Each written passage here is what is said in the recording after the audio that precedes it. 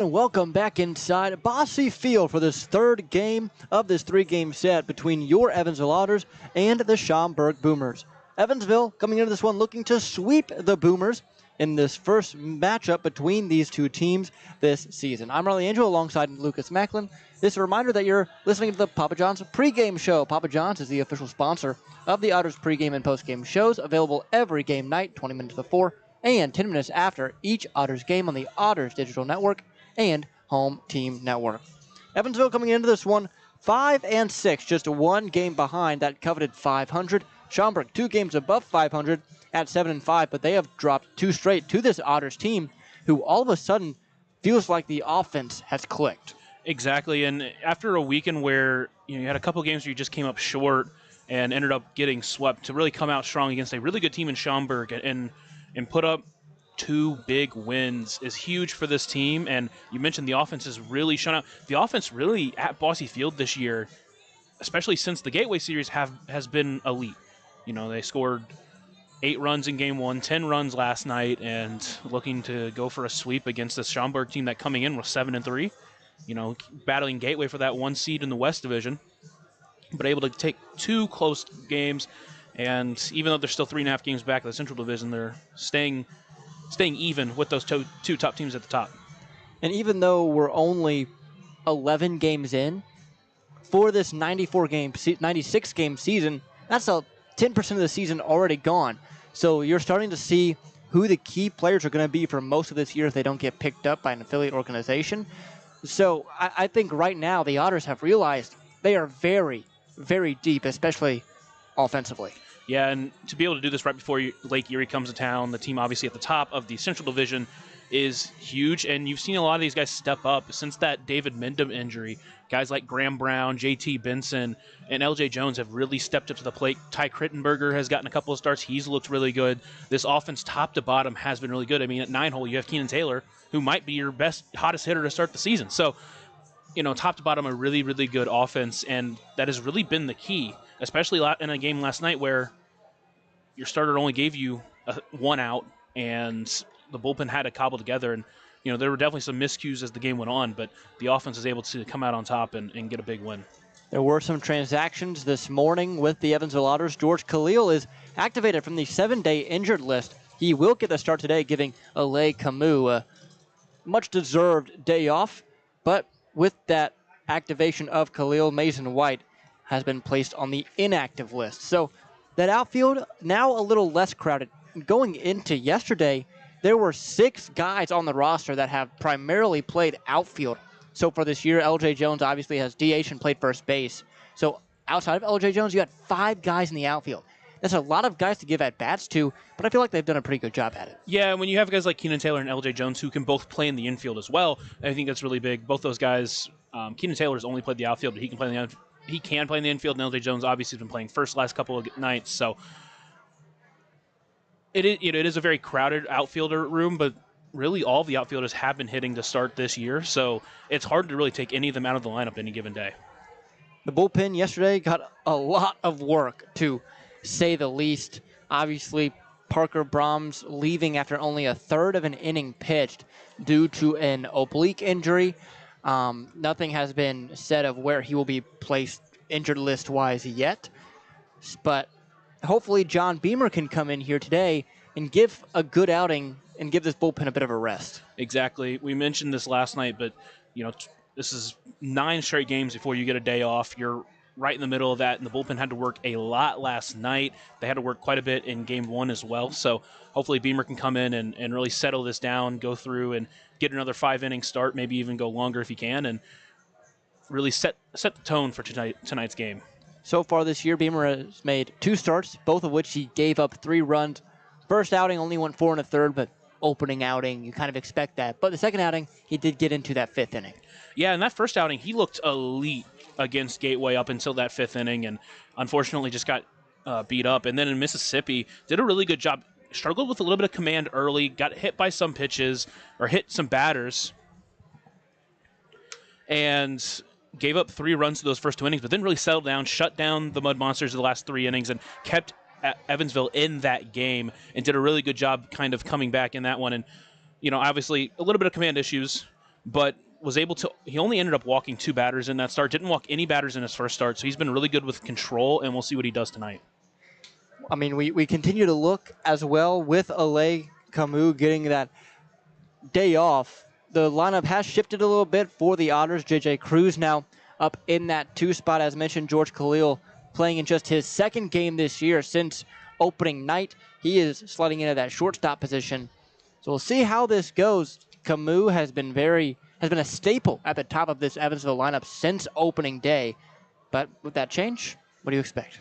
Well, George Khalil is going to give you really, really good defense. We've seen Camus do really good at shortstop, but Khalil is going to step in there and be just as good, if not better, at defense. And just overall, a guy last year played a little bit with the Otters, or actually he was back in 22 and 23. He was still able to, get a 313 OBP, hit 11 home runs. So he's a guy that can definitely do some work with the bat. But when you have so many good bats in this lineup, having him in there isn't, the end of the world. And giving Camus a day off, I think, is huge, especially, you mentioned it, 12 games in 13 days. You're going to have to be able to rest some of these guys and give them some time off. So giving Camus a break tonight, I think, is huge. Not just giving Khalil some at-bats, but giving Camus some time off to get back into the swing of things. When we come back here on the Papa John's pregame show, we'll go over the starting lineups and each starting pitcher. You're listening to the Otters Digital Network. Maintaining our independence becomes more and more vital as we age. Swerka and more can help you navigate this important journey by answering your questions and connecting you to free and unbiased community resources and support services. If you are seeking advice for yourself or a loved one, let Swerka be your first call. More information available at swerka.org or by calling 812-464-7800.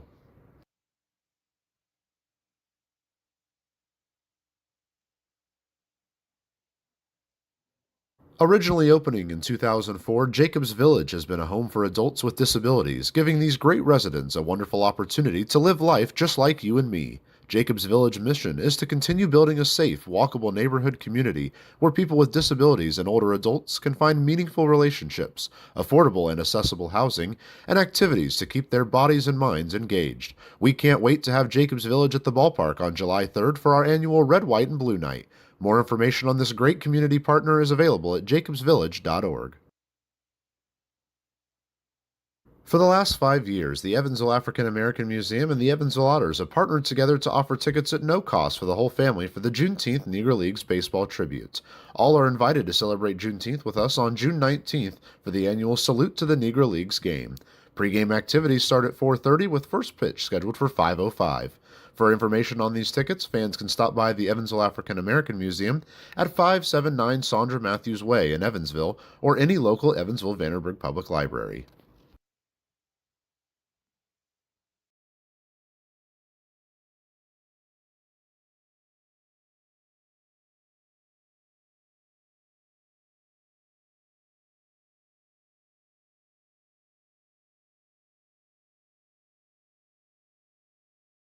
Catalyst Church Food Pantry is honored to be the nonprofit partner of Friday, May 23rd's Otters game. Catalyst Church invites the community, but also the churches from the tri-state to come and unite as one game, as one church, around one cause. Catalyst Church invites each person to bring at least one, if not more, non-perishable food item for their food pantry to continue helping the Evansville community. A great night of baseball is planned, and post-game fireworks are just part of the fun. More information can be found on Catalyst Church Evansville's Facebook page.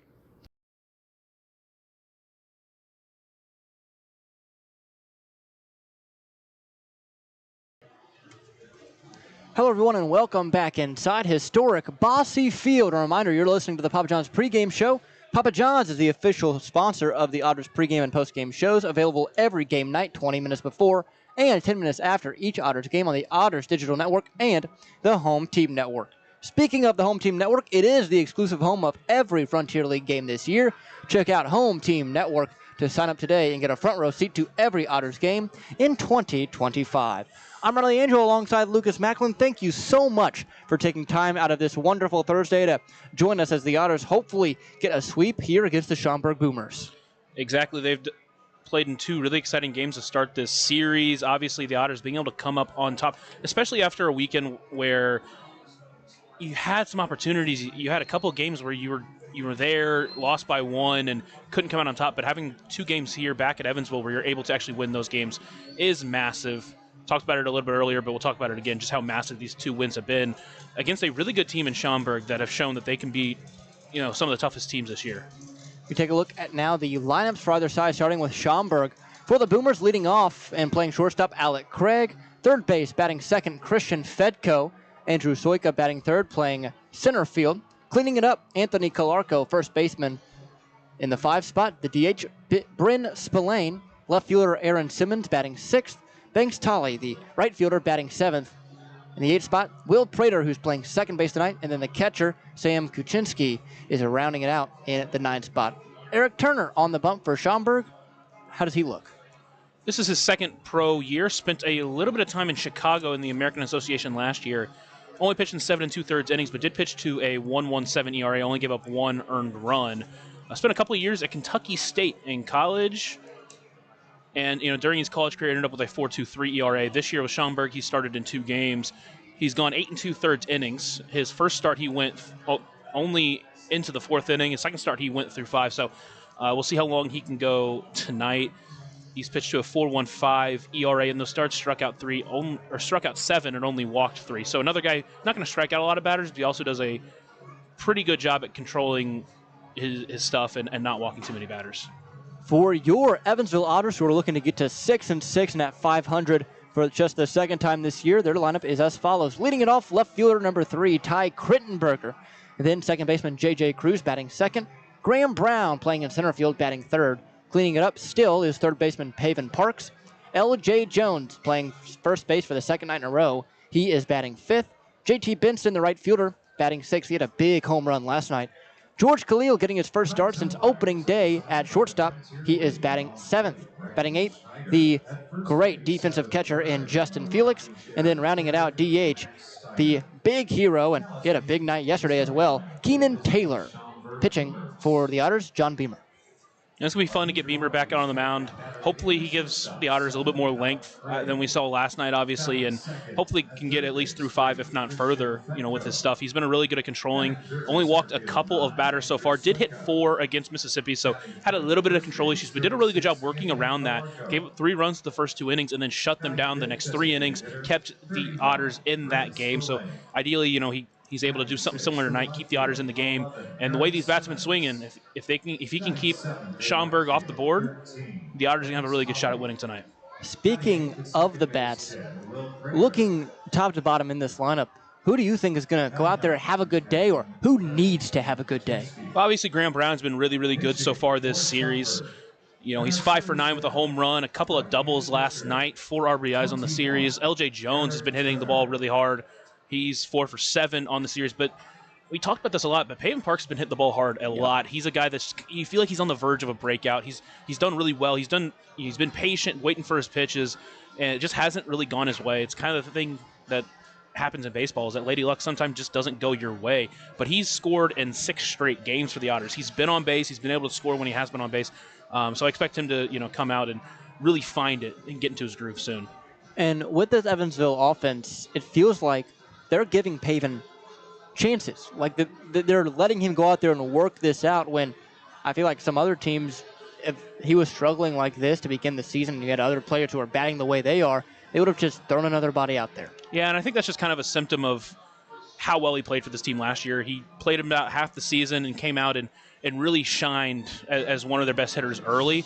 And so they know that he has his stuff. They've been able to see that he's been hitting the ball hard. And obviously, he dealt with a little bit of a wrist injury to begin the year, trying to warm up to pitching. So he's a guy that's, still trying to figure it out, still get it going, and eventually he will turn the corner. And like I said, it feels like it's really close.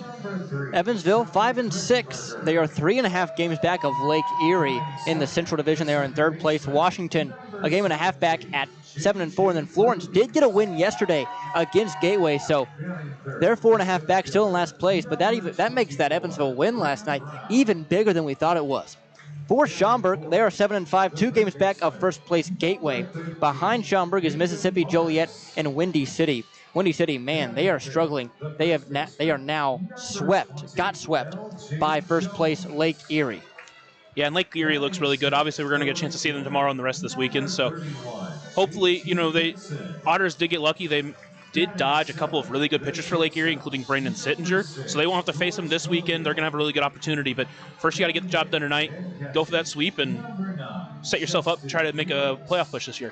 Hopefully a sweep upcoming here at historic Bosse Field. Your Otters versus the Boomers. After the national anthem, you're listening to the Otters Digital Network. Our series finale, right-handed pitcher, number 18, John Beamer.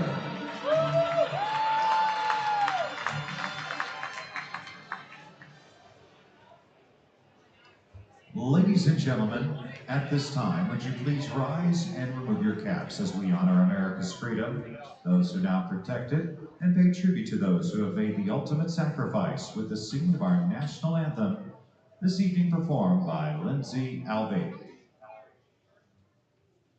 Oh, say, can you see by the dawn's early light what so proudly we hailed at the twilight's last gleaming, whose broad stripes and bright stars through the perilous fight, o'er the ramparts we watched were so gallantly streaming, and the rocket's red flare, the bombs bursting in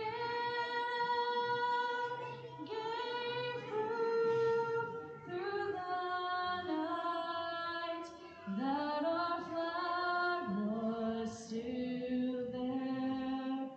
Oh, say does that star-spangled banner yet wave o'er the land of the free and the home of the brave.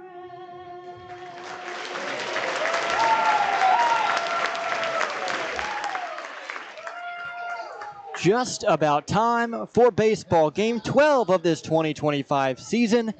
Evansville and Schaumburg about to do battle, but let's talk about a little more about John Beamer. He is now on the mound, about to begin his warm-up tosses to Justin Felix. Remember, that pitcher-catcher battery is sponsored by the Answer Auto Repair East. Find your battery needs at the Answer Auto Repair East, located at 2319 North Green River Road, or call at 812-475-9000.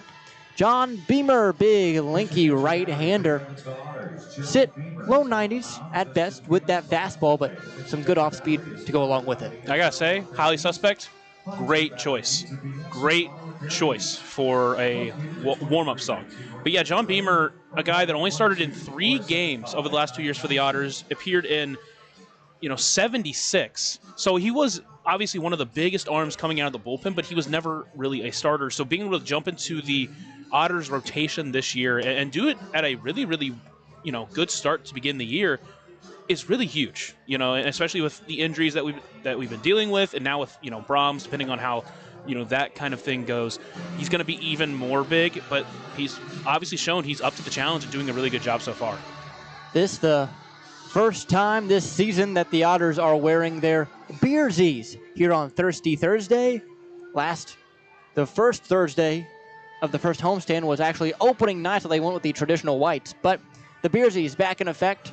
Bit of a new look this season for those specialty jerseys. Blue background jersey covered in cool or bush light with the traditional numbers and lettering being some beer with foam on top. So an interesting jersey here today. The Otters also with white pants as well. Here's Beamer to Alec Craig. First pitch of this one. In there for a strike at 91. Right on time at 6:35. Craig. A weirdly chilly day, windy here at the ballpark, so we'll see how that affects this game today. Craig has to get out of the way of that one, 1-1. And the clouds definitely don't help. An overcast day. Wind, just like last night, blowing out to right. Bit of a crosswind, though, from left to right field. Craig awaits the 1-1. Foul tipped that one, 1-2. 8 miles per hour, that wind. At least according to 14 News, so if that's your weather authority.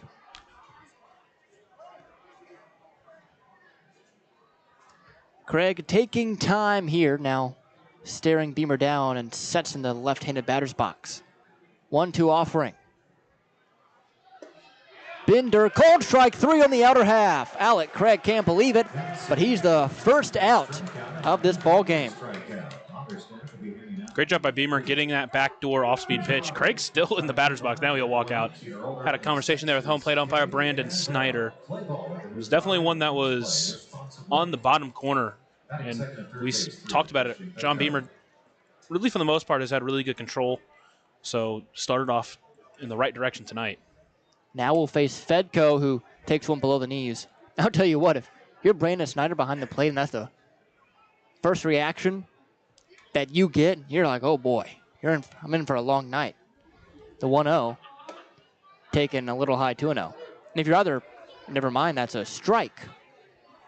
1-1. Yeah, just weirdly a late call there, but might have to be battling this for 3.5 hours, though. 1-1 pitch. Thought about it. Didn't go around. It's called a strike, 1-2. he likes taking his time with that call. I got to be honest. It's more of a wait and see, I guess. Yeah. Certainly annoying for us and definitely annoying for hitters, though. 1-2 pitch. That one left on the outer half, 2-2. Yeah, and this crew there's been a lot of talk so far, so see how both teams react tonight. 2-2 pitch. Low, 3-2. I will say, I think Evan Kerr was the best at least from the first two that we saw. Balls and strikes, and he got the strikeout there quickly. So did Steiner, though, last night. Max Steiner, who is now at third base, Kerr at first. Brandon Snyder behind the plate, calling the balls and strikes. The payoff pitch to Fedco. Swung on and missed, strike 3. Second straight German-American bank strikeout to begin the game for Beamer. Yeah, and the confidence in throwing that off-speed pitch on a 3-2 count. It's a really, really good sign for Beamer early in the start. He'll now face Andrew Soika, who had 2 hits yesterday, a homer and a single. The first pitch to him is taken outside for a ball, 1-0. That homer went 392 feet to right field last night. The 1-ball, no strike pitch to Soika. That one lost it. A little wild there for Beamer, 2-0. And Soika drew down a bunt in one of his at-bats last night and got on base. So Parks was playing a little bit more up against the first pitch, but now he's scooted back more. The 2-0. Swung on and missed. Looked like he was a hair out in front of that fastball, 2-1. I'll tell you what, Soika does not get cheated when he goes after a pitch. Beamer on the far first base side of the rubber. Kicks and fires. Swung on, line drive center field. In on it is Crittenberg. Never mind, that's Brown who makes a sliding catch for out number 3. So, no score. 1-2-3 go the Boomers. Here in this first inning, you're listening to the Otters Digital Network. Right now in Vanderburgh County, over 800 children are in the child welfare system waiting for someone to be their voice, and you could be that voice by becoming a court-appointed special advocate, a CASA volunteer. Donating just a few hours a month of your time can change a child's life forever. Vanderburgh County CASA invites you to join them. Stand up, speak out, be for the child, be a CASA. For more information, visit vandcasa.com. That's VAND-CASA.com. Ballet Indiana is made up of local ballet professionals, dedicated parents, and community members in order to provide unique and life-enriching experiences for hundreds of young dancers, while carrying out their mission to inspire a lifelong appreciation for dance for both our dancers and the Evansville community. More information on Ballet Indiana and information about their upcoming performances is available at balletindiana.org. So Beamer keeping the Boomers in check in that top half of the first. Now on the bump for Schaumburg, it's Eric Turner, the right-handed pitcher. Yeah, I mentioned in pregame show he's making his third start of the season. He went 5 1/3 innings in his last start, gave up a couple of runs, 3 hits, walked 1, struck out 4. Again, a guy who's not going to walk a ton of batters, so the Otters are going to have to do good to really make him work. And we'll see what he gives the Otters, or gives the Boomers here, after John Beamer went out there and looked really good. He'll face Ty Krittenberger, who's the Edward Jones leadoff batter of the game. The defense behind Turner is as follows: Aaron Simmons in left, Andrew Soika in center, Banks Tolley in right, Christian Fedko at third base, Alec Craig at second, Will Prater at second, Alec Craig at short, Anthony Clarko at first, and then Kuczynski is the catcher. That is Sam Kuczynski. So Ty Krittenberger to lead it off, 2 for 7 in his first 2 games. Both of those, though, were RBI doubles. Also has 3 walks to his name. The right-hander awaits the first pitch from Turner, and he takes one low. A ball, no strikes. 70s night along with Thirsty Thursday here at Bosse Field, so a bunch of different themes coming on. The 1-0. That one is in there for a strike, 1-1. Good thing about the 70s and Thirsty Thursday being together is beer was around in the 70s, so it's still on theme. Beer is eternal, except for during the Prohibition days. The 1-1. That one's taken in there for a strike, 1-2. Even in the Prohibition days, I mean, At least legally. Legally, it was not eternal then. Moonshiners, though, I think would say different. The 1-2 pitch now to Krittenberger. Checked his swing. Did he go around? He did not, says Evan Kerr. So count now evened at 2 apiece. So a nice crowd coming out tonight, and I think it'll get bigger as the night goes on, as people start to wander in. And I just saw a Chris Carpenter jersey. Oh, how about that? And I big fan of that guy. Talk about a deep pull from behind the closet. The 2-2. Swung on, foul tipped right back into the netting. I feel like you always see, there's always someone with an interesting jersey selection here at these Otters games. Yeah, I know. If my dad was here, I wish he would wear his Alan Craig jersey. Oh, Go yeah. with Alec Craig. Here's the 2-2 from Turner. Taken, called strike, 3.5. So Krittenberger goes down looking. That is one thing Krittenberger has kind of struggled with to begin this season.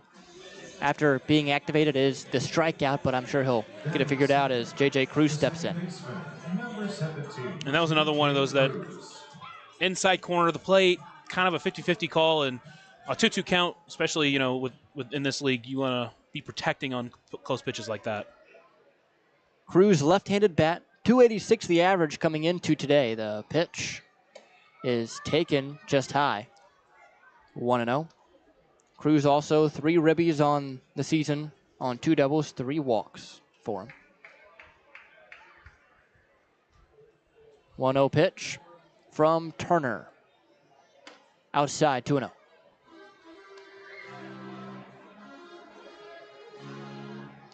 Nice hole down the third baseline. Fedko not playing near it. And Craig playing way up the middle at short. 2-0 to Cruz.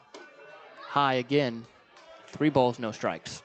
J.J. Cruz moves up to second today with Alay Kamo getting the day off, and good start for him, battling, trying to get on in front of those big bats behind him. See if Cruz has the green light, which early in this one, I doubt. The 3-0 pitch. Taking all the way and makes his way to first base. So a 4-pitch walk right after a strikeout looking. Brings up Graham Brown. And that's something the Otters have just done so well this year, is battling and extending those at-bats and drawing walks. So even a guy like this who has been typically really good with his control, still going to be tough on him and make him work. Evansville, as a team, has drawn the 4th most walks in the Frontier League this year. Only behind Lake Erie, Schaumburg, and Quebec. So pretty good company. Graham Brown, red hot, stands in. The first pitch to him. Swung on line, drive left field. That's going to get down for a base hit and scoot all the way to the wall. Rounding second, heading for third is J.J. Cruz. He'll head there, and it's a one-out stand-up double for Graham Brown. Otters in business. And when you're hot, you don't have to wait on a pitch. You take a hack at the first pitch you like, and that's what he did. And he did a great job pulling it down the line on a pitch that was up and in. Did a great job turning on that one. Well, the stage is set now for the struggling Pavin Parks. We've mentioned it a bunch over this series so far. Hitting the ball hard, just not finding a hole. It's batting .200 on the year. Just 7 hits and about 50 at-bats. When he gets on, he's dangerous. 3 stolen bases as well for him. See what he does here with the corners drawn in. First pitch to him. Swung on and missed. 0-1. Fedko and Calarco playing with their toes on the grass. Craig playing way up the middle, so the middle infield is in double play depth. The 0-1 taken outside, 1-1.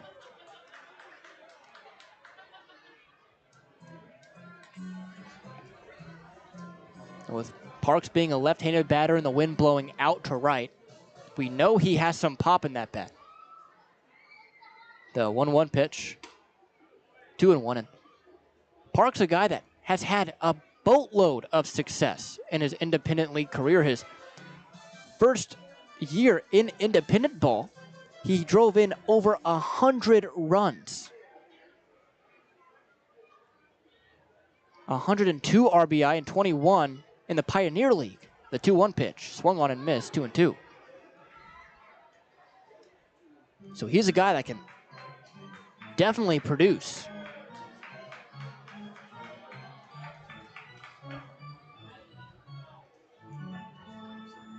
Brown standing on second, Cruz 90 feet away at third.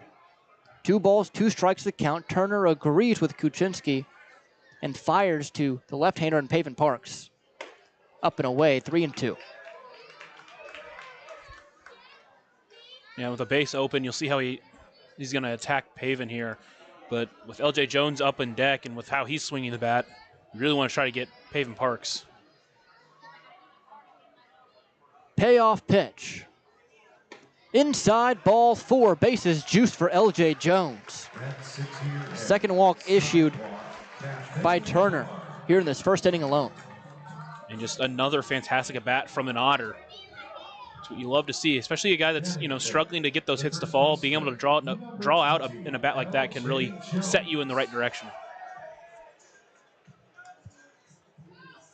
Jones with a boatload of singles yesterday. He had 3 of them. 1 RBI. The first pitch is taken on the inner half for a strike. 0-1. Yeah, and he upped his on-base percentage by almost 50 points with his effort last night. The 0-1 pitch. Nice front door bender, but it missed low. A ball and strike. Still just 1 away here in this bottom half of the first. No score yet. The 1-1 to Jones. Swung on and missed on the high cheddar, 1-2. Down way up and in at 88. Jones will take his time here to get back in the box. On deck would be J.T. Benson. 1 ball, 2 strikes, 1 out. And the pitch to Jones. Swung on line, drive left field, breaking into Simmons. He'll make the grab.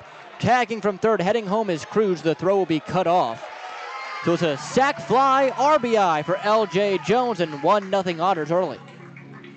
Did a great job getting to that pitch. That was an off-speed pitch that stayed a little bit too high for him, and obviously didn't get the ball to fall, but hit it deep enough to score that runner from third. Here's J.T. Benson, 2-run dinger last night. One of his 2 homers on the year. 6 ribbies total. Yeah, he was the guy to finally hit the first home run for the Otters, and you mentioned it, I feel like maybe that's finally breaking the seal, and really has.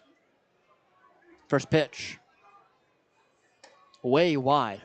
1-0. That one yanked to the glove side from Turner. Crowd, as you mentioned, starting to fill in nicely down both lines. 1 ball, no strikes, 2 outs. Here it is. From Turner to Benson. Swung on, popped him up behind the plate. Kuczynski can't find it and will let it fall overhead. That's the first one of the night. An overhead foul ball brought to you by Heads Construction. Choose the best. Never regret it. We should keep a tally. 1 ball, 1 strike, 2 outs. Here it is. High and tight, 2-1. And with how late he calls those balls and strikes, it's always kind of on the edge of your seat. Oh, is it going to be a strike? Is it going to be a ball? Especially those ones that are close. I mean, you could see it in Benson's expression there, immediately looking back to him, waiting to see what he does. The 2-1 now from Turner. Outside, 3-1. So Turner, who hadn't had a lot of control issues to begin the year, starting to lose the strike zone a little bit here in this first inning against the Otters. And I think part of that is just because of how well the Otters are hitting. He's trying to, throw it in there too perfectly. And again, the Otters have done such a good job also working out these at-bats and making that pitcher work. It's just kind of been a perfect success. 3-1, taken high, ball 4. So that sets the stage for George Khalil. 3 walks in this first inning, issued by Turner. George Khalil, the Australian shortstop, stands in right side, has just played in 1 game this year, all the way back on opening night, if you can remember that far. He did go hitless. So looking to break through big time here in this first inning for Evansville. First pitch to him. Taken on the inner half for a strike. 0-1.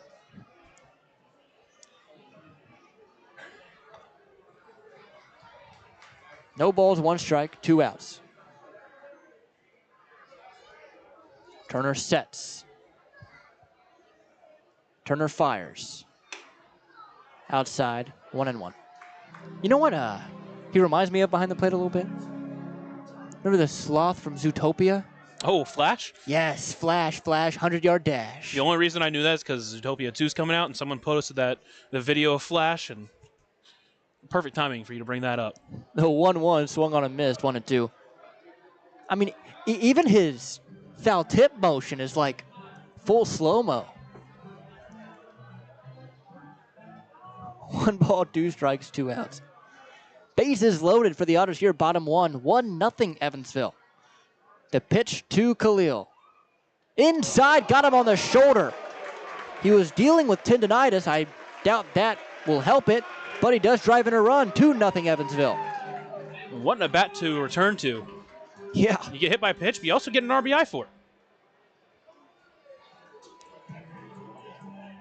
Yeah, that RBI, I bet, softens the blow a little bit on a fastball that got you up and in.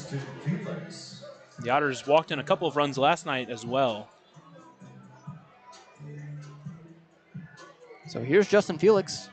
Brand new bat for him, it looks like. Look at that baby blue barrel. Black handle for him. First pitch to that new bat is taken outside, 1-0.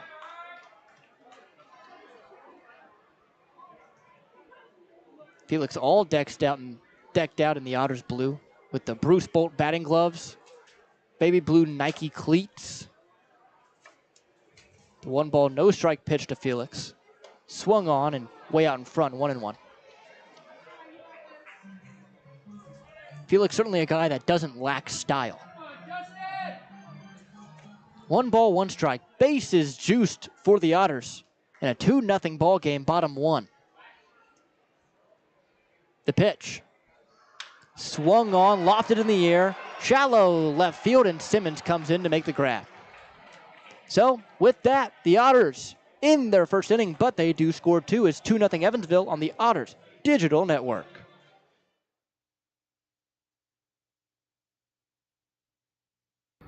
Maintaining our independence becomes more and more vital as we age. Swerka and more can help you navigate this important journey by answering your questions and connecting you to free and unbiased community resources and support services. If you are seeking advice for yourself or a loved one, let Swerka be your first call. More information available at swerka.org or by calling 812-464-7800.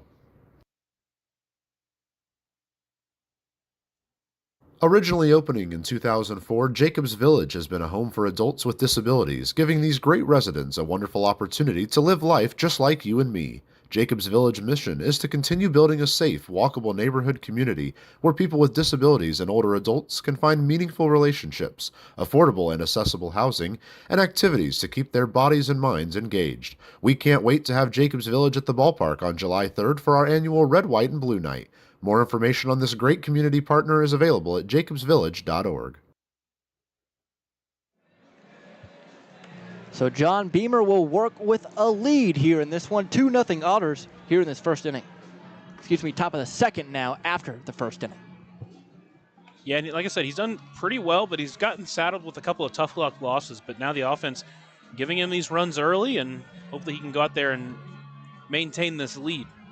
He was able to send down the first three for Schaumburg in order. 2 strikeouts and a forced flyout from Andrew Soika. So now he will face Anthony Calarco, Bryn Spillane, and Aaron Simmons. Leading off for the Schaumburg Boomers, batting for Calarco, left-handed bat, Anthony .817 his OPS, 14 runs driven in. At one point, that was tops in the Frontier League, but it has been beaten. He is now tied for first on his team with 14 ribbies. As batting behind him, Bryn Spillane, he also has 14. The first pitch to the towering left-hander is taken on the inner half for a strike, 0-1.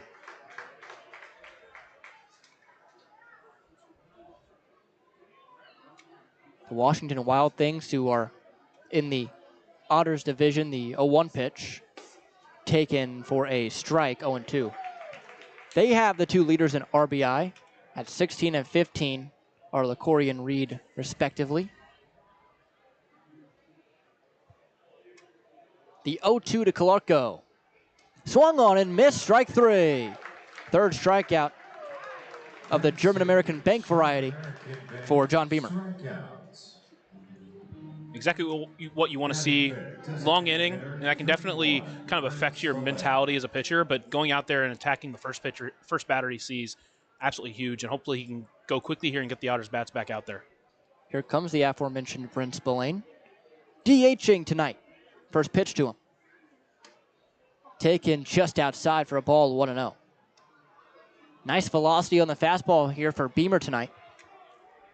Has topped out so far at 92. That one at 91. The 1-0 pitch. That one bends into the strike zone. 1-1.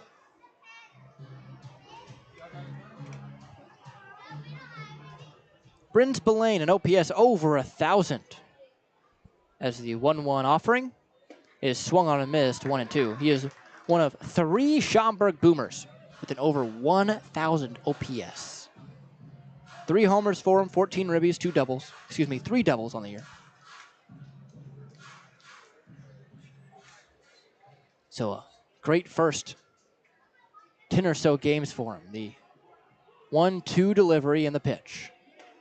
Thought about it, called strike 3 anyway. Another strikeout for John Beamer, his 4th. German-American Bank strikeouts. Now left fielder Aaron Simmons.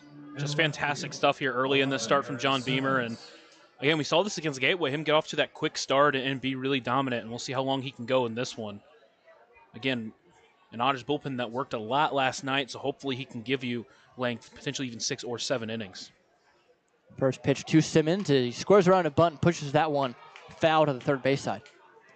Simmons is one of these guys, whenever the Boomers take the field for batting practice, or really when the Otters are out taking batting practice, he is just outside of that third base dugout doing his stretching with a resistance band.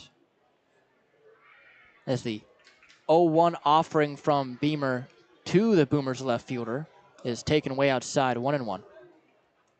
We were about to put the tarp on the first game of this series, and just out there talking to our head groundskeeper, our general manager actually, Bryson Moore, while doing his stretching routine, the 1-1 pitch.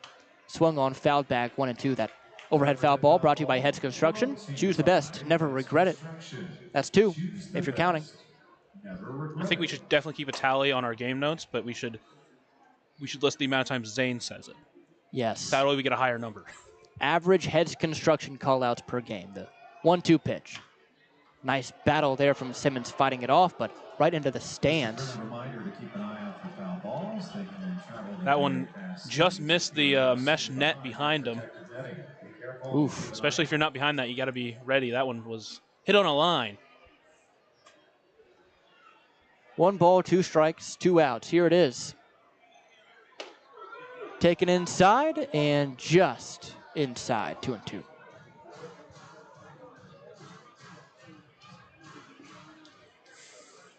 Deuces across the board. Top 2, 2-2, 2 out. The pitch to Aaron Simmons. Just a hair outside, 3-2.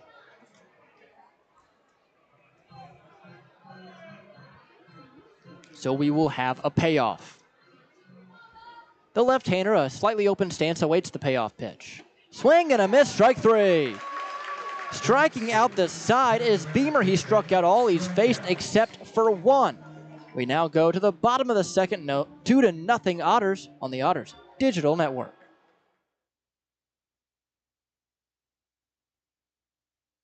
For the last 5 years, the Evansville African American Museum and the Evansville Otters have partnered together to offer tickets at no cost for the whole family for the Juneteenth Negro Leagues Baseball Tribute.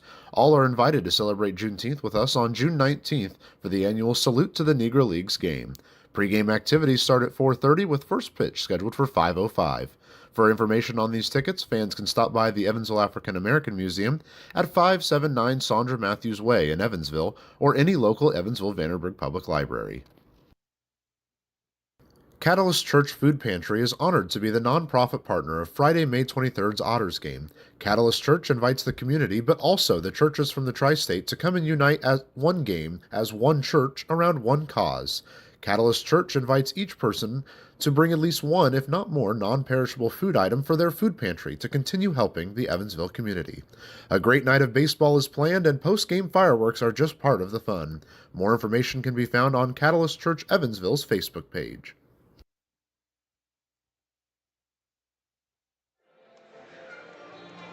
Bottom of the second, Schaumburg 0, Evansville 2 here at historic Bosse Field. In this third game of this 3-game set between the Boomers and the Otters, Evansville taking the first 2 in dramatic fashion. Another nice comeback yesterday with a 4-run 7th inning leading to a 10-9 win, and then a big walk-off winner hit by this guy, Keenan Taylor, the first game of this series. And that was the first time Eric Turner had been tagged in the first inning in a start this year, so Otters doing a good job getting to him early. And again, that pitch count way up early here, and ideally you're able to get him out of the game quicker. Keenan Taylor, right-handed bat, stands in. .333 the batting average.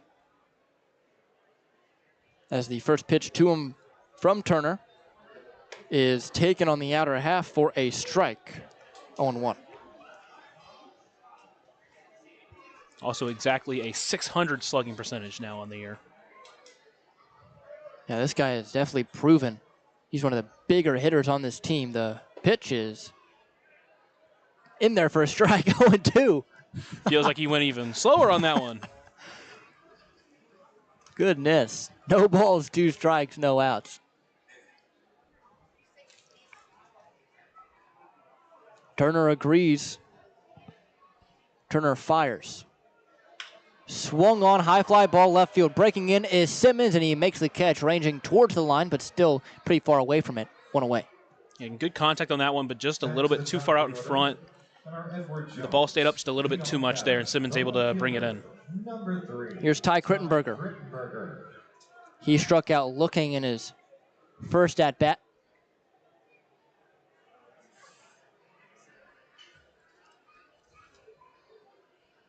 Haven't seen it yet, but Crittenberger, a guy that does have a bit of pop in that bat. The first pitch is outside 1-0. Definitely see it in batting practice. One of the loudest noises off the bat comes from this guy. The 1-0 to Crittenberger.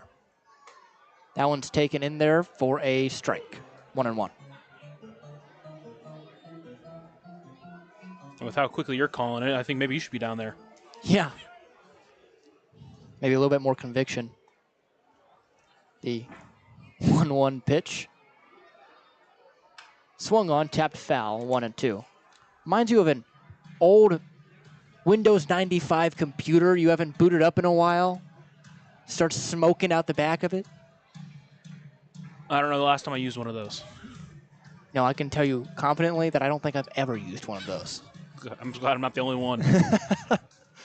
That's already 40 pitches for Eric Turner. We mentioned it last night. The Otters did a really good job running up that pitch count early, and they're doing it once again here.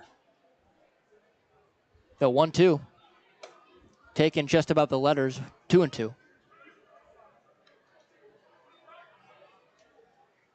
The wind has now completely died.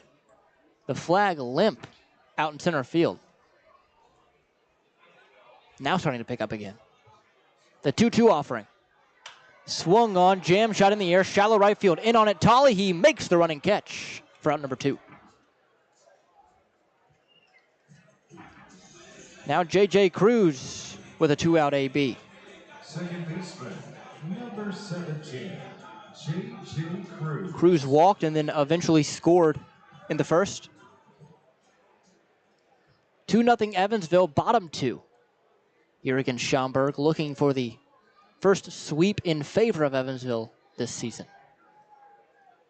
Infield and outfield straight up. First pitch from Turner. Outside, 1-0.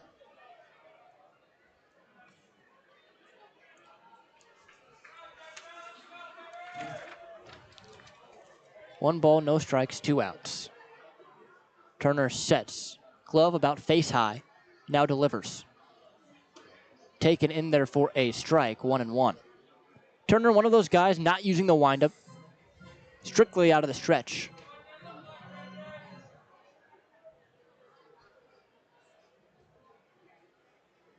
One ball, 1 strike, 2 outs. Here it is. Swung on, fouled right back into the netting. 1-2.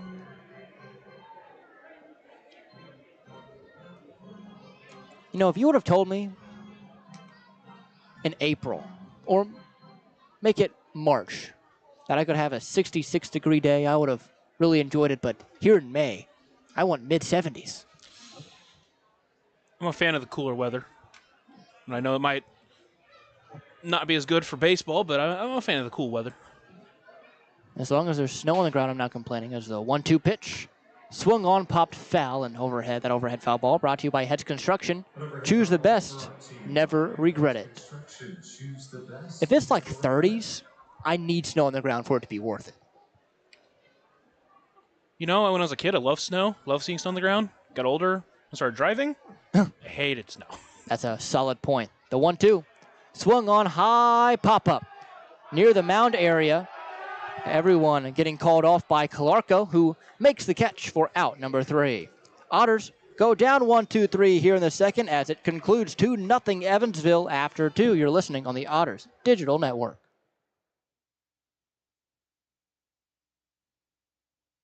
Right now in Vanderburgh County, over 800 children are in the child welfare system waiting for someone to be their voice, and you could be that voice by becoming a court-appointed special advocate, a CASA volunteer.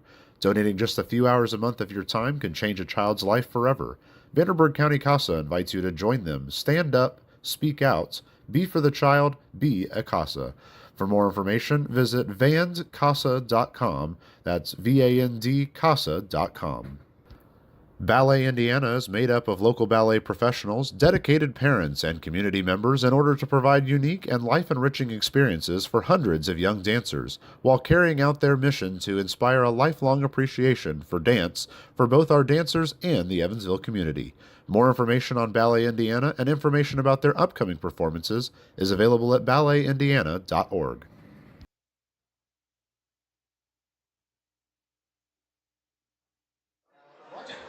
Oh. Back here at historic Bossy Field, the Tin Fish promotion happening right now down the third baseline. Quite entertaining, if you ask me. Yeah, it's a lot of fun. The one they did last year, it was like you had 3 fishes each. You had 2 teams, 3 fishes for each, and you threw it. Really easy game. I mean, obviously young kids were playing it, so they wouldn't always get it.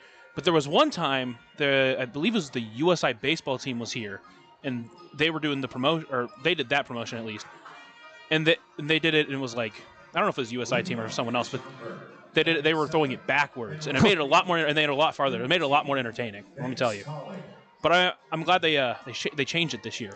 They got a fishing rod out there now. It's not a lot of time to sit back and enjoy the promotions here at Bossy Field for us, but whenever you get to have a peek, it's always fun. Here's Banks Tolley. First pitch to him is in there for a strike, 0-1. He hit a homer in the first game of this series, a 2-run blast in the second inning. That was part of a 2-hit day for him. The 0-1. Thought about it, did not go around. A ball and a strike. Batali, a guy who has played very limited amount of games so far, as the 1-1 pitch is swung on, chopped high to Pavin, but no play as it's foul, 1-2.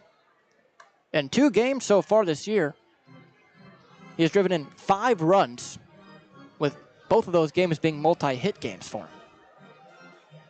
Just someone taking the most advantage of their opportunities. Kind of saw it with Keenan Taylor for us, taking advantage of those at-bats early in the season and making a name for himself. And Banks Tolley trying to do the same here for Schaumburg.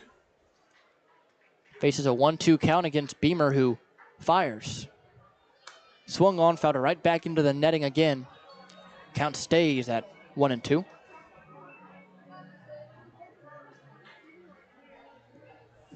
And he hit 26 home runs for Appalachian State in his final year in college, so definitely a lot of pop in that bat.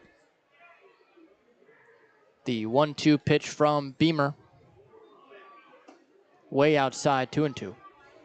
Even though they're using metal bats, I mean, anything over 20 in a 45-game season is wildly impressive. It's the 2-2 pitch. Swung on and missed way behind on that heater. Another strikeout for John Beamer. That's 6 German-American Bank strikeouts for him. Now Will Prater. At second base, 10, Will Prater. Prater, one of 2 players on this Schaumburg team, both of which are batting 8 and 9 in the lineup today, as the first pitch to him is outside, ball 1. Hitting below the Mendoza line. Prater at 179. Kuczynski, who is next, at 143. $179. The 1-0. Up and away, 2-0. Has driven in a run, though. Has Prater. Playing second base tonight. The left-hander awaits the 2-0 offering from Beamer. Swung on and missed, 2-1. Backdoor breaker.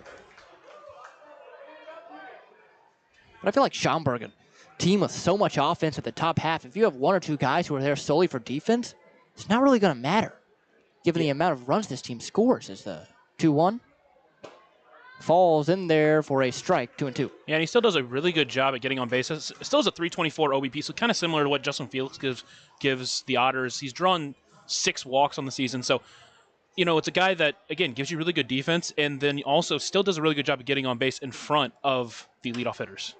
Grounds 1 to Khalil, who fields with 1 glove, throws with the other hand for out, number 2.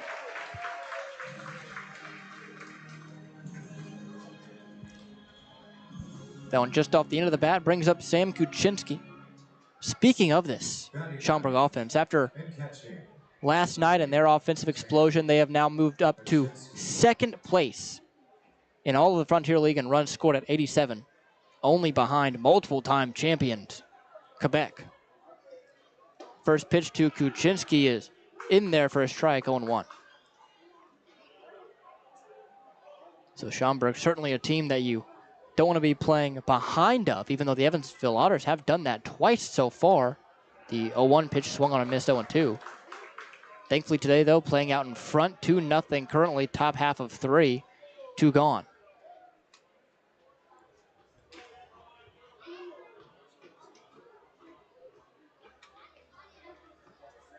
Kuczynski stepping in on the right side.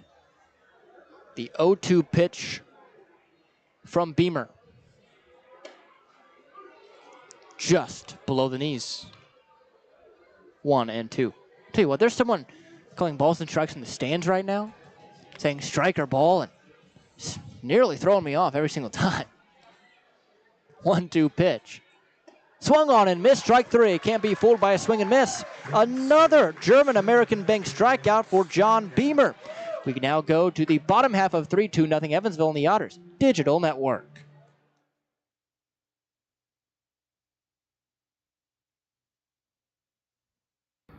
Maintaining our independence becomes more and more vital as we age. Swerka and more can help you navigate this important journey by answering your questions and connecting you to free and unbiased community resources and support services.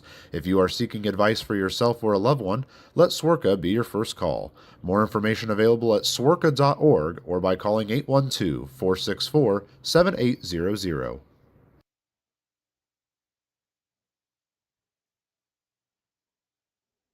Originally opening in 2004, Jacobs Village has been a home for adults with disabilities, giving these great residents a wonderful opportunity to live life just like you and me. Jacobs Village mission is to continue building a safe, walkable neighborhood community where people with disabilities and older adults can find meaningful relationships, affordable and accessible housing, and activities to keep their bodies and minds engaged. We can't wait to have Jacobs Village at the ballpark on July 3rd for our annual Red, White, and Blue Night.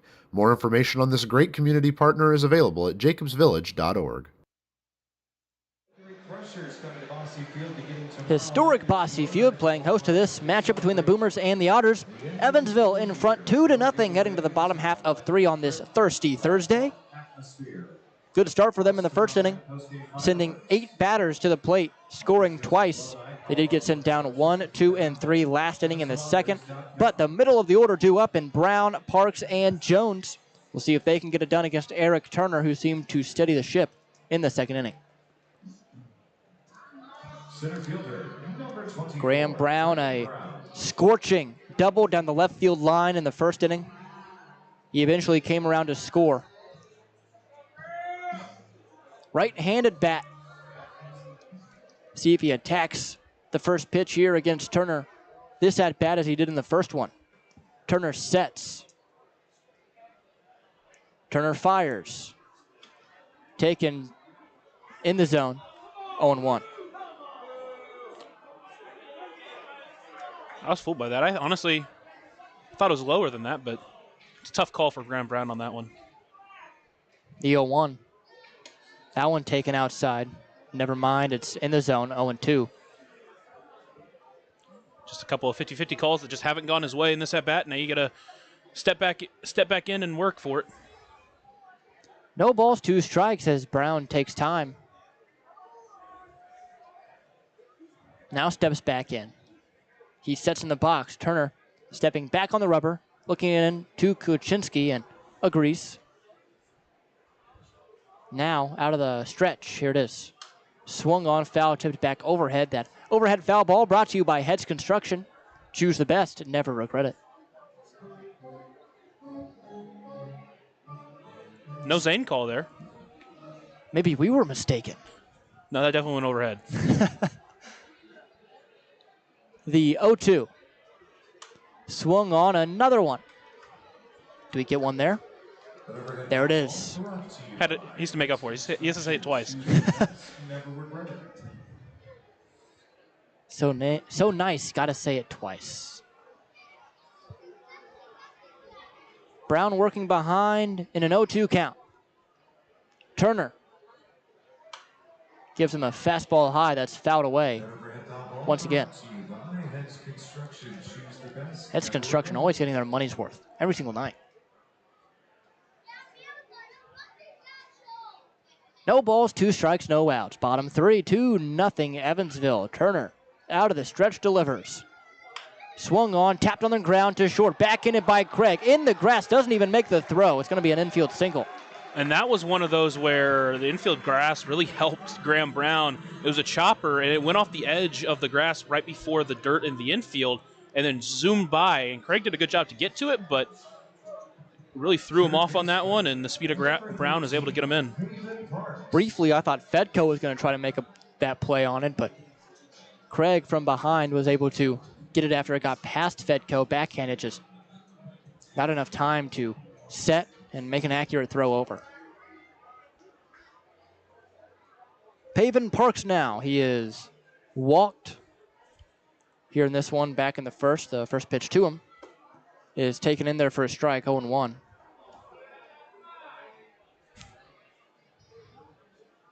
Parks at a 200 average, but the on-base has been steadily climbing.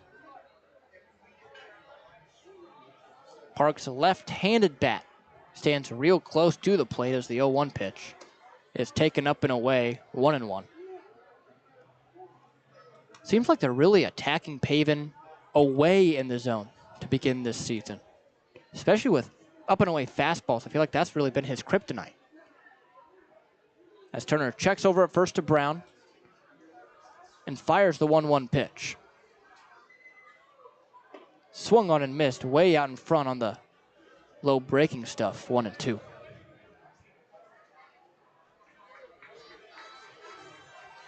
L.J. Jones stands on deck. He had a sac fly in that 2-run first.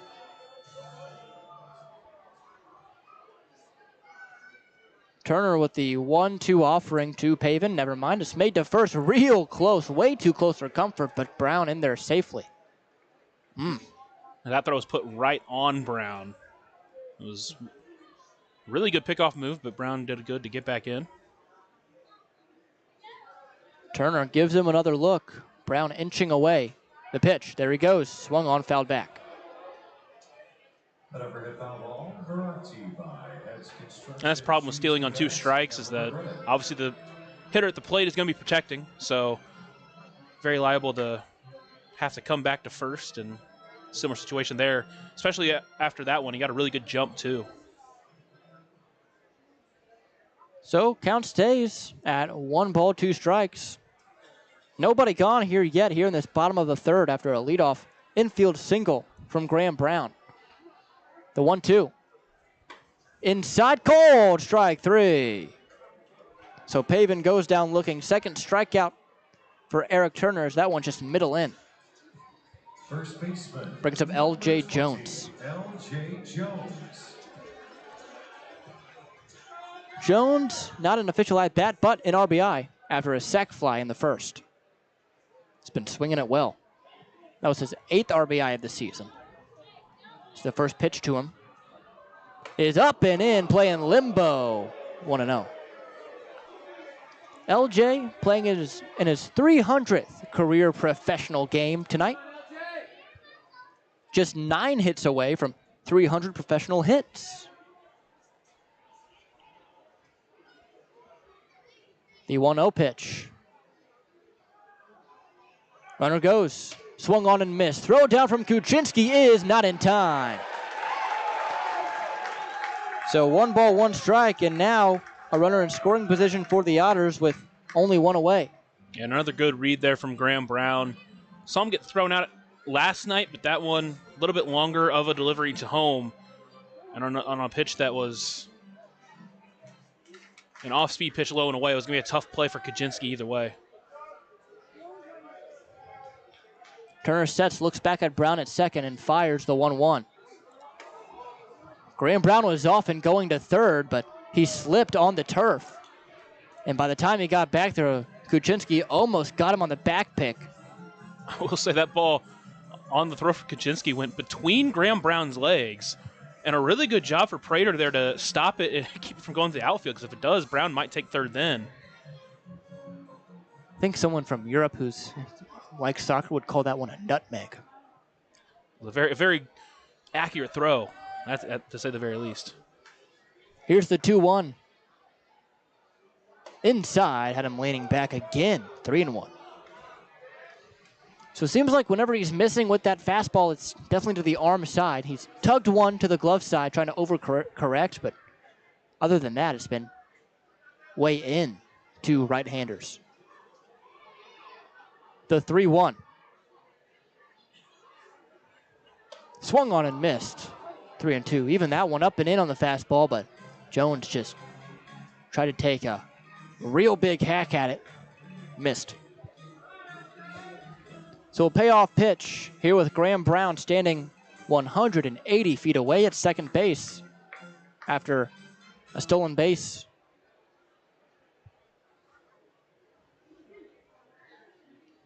Jones sets in the right-handed box. Awaits the payoff pitch. Here it is. Inside, ball 4. So that fastball really losing its control in that at-bat. Another walk issued by Turner. That is his 4th walk, 5th free pass if you count the hit by pitch against George Khalil. And it brings up JT Benson. And that really has been the big thing there, is the Otters being patient and really extending those at-bats. Another fantastic at-bat from an Otter. And now you just move the torch along here to JT Benson. The pitch. Swung on, popped him up. Shallow right field. It'll stay on the infield, though. Prater calling everyone off and makes the catch for the second out. The crowd is trying to help their best, trying to call off the infielders. Although that one was an infield fly rule, so it didn't really matter whether it was caught or not. So here's George Khalil. Hit by a pitch that drove in a run in the first, so whatever bruise he has tomorrow morning, at least he has an RBI to put on his stat sheet. Boy, what a crowd tonight here at Bosse Field. As the first pitch to Khalil is taken in there for a strike, 0-1. Always a wonderful crowd on a thirsty Thursday. But tonight it seems like a little bit more than a usual one. It's the 0-1 pitch to Khalil from Turner. Bender front doored him, just missed, I guess. 1-1. Have to be a little bit patient on whether you call it a strike or a ball. Tell you what, patience is not my strong suit either. And that's not good for you tonight. The 1-1. That one way outside. 2-1.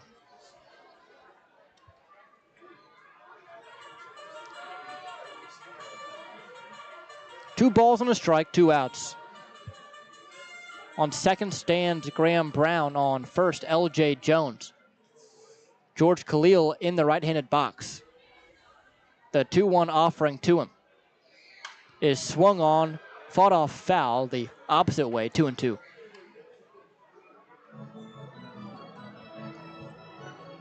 Evansville would really love to get this one and send a message by sweeping Schaumburg with Lake Erie coming in on the weekend. Be a huge first sweep of the season for Evansville. As the 2-2 pitch is outside, 3-2. Especially after that Mississippi series where kind of felt like they were in a bit of a rut. Yeah, just couldn't close out those games and get that big hit. It's been the exact opposite here back in Bosse. Payoff pitch, 2 outs, 2 on for Evansville. Bottom half of 3-2 Otters. The pitch. Swung on, little nubber, shallow right field. Back on it is Prater. In on it is Tolley, but Prater the one that makes the grab for out number 3. So we go to the 4th. Still 2-0 Otters on the Otters Digital Network. For the last 5 years, the Evansville African American Museum and the Evansville Otters have partnered together to offer tickets at no cost for the whole family for the Juneteenth Negro Leagues Baseball Tribute. All are invited to celebrate Juneteenth with us on June 19th for the annual Salute to the Negro Leagues game. Pre-game activities start at 4:30 with first pitch scheduled for 5:05. For information on these tickets, fans can stop by the Evansville African American Museum at 579 Sandra Matthews Way in Evansville or any local Evansville Vanderburgh Public Library. Catalyst Church Food Pantry is honored to be the nonprofit partner of Friday, May 23rd's Otters game. Catalyst Church invites the community, but also the churches from the tri-state to come and unite as one game, as one church, around one cause. Catalyst Church invites each person to bring at least one, if not more, non-perishable food item for their food pantry to continue helping the Evansville community. A great night of baseball is planned, and post-game fireworks are just part of the fun. More information can be found on Catalyst Church Evansville's Facebook page. Right now, in Vanderburgh County, over 800 children are in the child welfare system waiting for someone to be their voice, and you could be that voice by becoming a court-appointed special advocate, a CASA volunteer. Donating just a few hours a month of your time can change a child's life forever. Vanderburgh County CASA invites you to join them. Stand up, speak out, be for the child, be a CASA. For more information, visit vandcasa.com. That's VANDCASA.com. John Beamer back out on the mound for another inning of work as he looks to continue his excellence on the mound. Faced 9 batters, struck out 7 of them. It's been 9 up, 9 down. Let's give him a big round of applause. Bosse Field now recognizing the 300 games for L.J. Jones.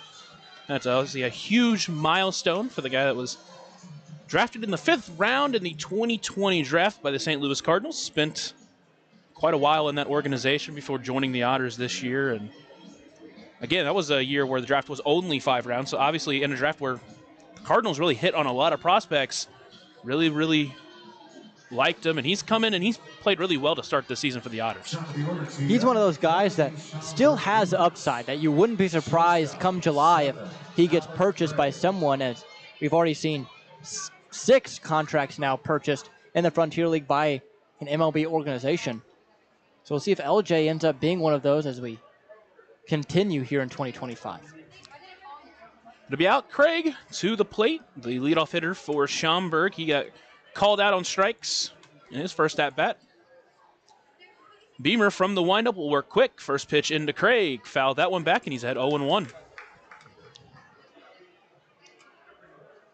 Beamer tonight, now 45 pitches. 15 of those have been balls. He'll come set the 0-1 count into Craig. That one is taken high. Count moves to 1-1. Yeah, that's one you really want if you're Beamer. That's to say it lightly.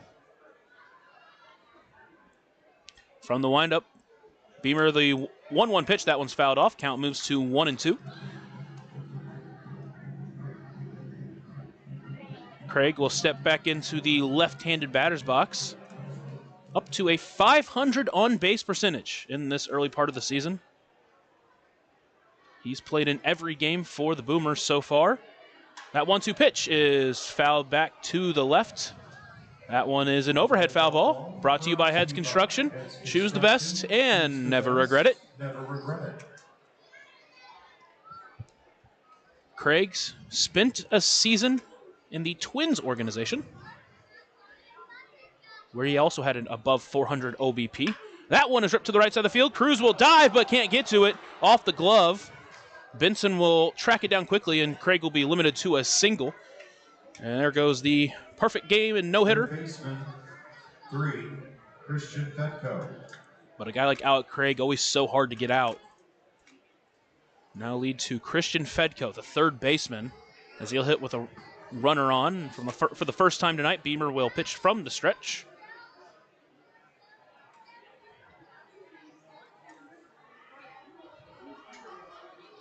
First pitch into Fedko, and that one is taken just inside. Count moves to 1-0. That one kind of very similar to a pitch that was called a ball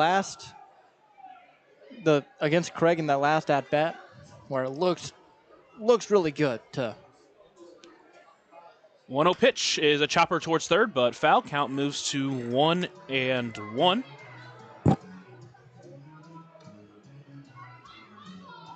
Fedko still looking for his first hit of the series. He's walked a couple of times, but other than that, the Otters have done a really good job keeping him in check. Came into the series sizzling. Still with a 370 average. That one goes outside. Count moves to 2-1. He has an above 500 OBP as well. Just a couple of really tough guys to get out at the top of this Boomers lineup. 2-1 pitch now into Fedko is a foul ball. Count moves to 2-2. Fedko with 17 hits on this young season and 46 at-bats. Does have a home run. He's walked 8 times, only struck out twice. One of those coming in this series. Quick check on Craig. Gets away from LJ Jones. He can't get to the balls. He's stuck behind Craig. Craig will round second. He's going to head to third now. As Jones will pick it up and get it back in. But not before Craig is able to get to third on the throwing error. And a really unfortunate mistake. The runner on third and no one away for Christian Fedko. Yeah, that's really unfortunate there. Just trying to pick him off over at first, and with as much foul territory as there is here at Bosse Field, if one gets away from LJ Jones at first, it's really going to be tough for him. So now Beamer has some trouble to work out of. 2-2 count here to the third baseman, Fedko. He'll deliver. That one's inside. Fedko's going to try to say it hit him, but I don't think home plate umpire Brandon Snyder said it did. So yeah, he's going to have to get his leg protection back on and get back into the batter's box. So I don't think that hit him. I think he was just trying to draw it out. Full count now to Christian Fedko with a runner on third. Pitch in. That one's taken low. And so now a walk for Beamer, his first of the game. And there'll be runners on corners for the center fielder, Soika. We kind of saw this in his first game this year where he sent down the first 9, well, the first 12, and then all of a sudden that 5th inning got beat up a ton. Hopefully that doesn't happen here in this 4th, but it has happened before. Beamer will look in, deliver the first pitch to the hard-hitting center fielder.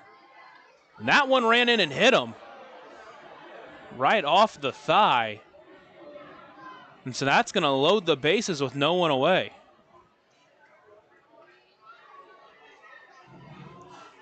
That's not a good reaction, especially from someone who you want to be your star center fielder in Soika like the Boomers want him to be.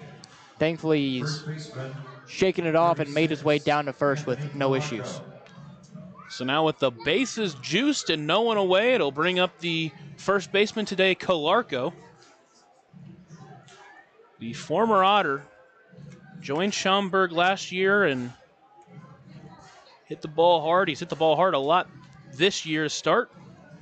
The Otters, though, doing a really good job against him so far.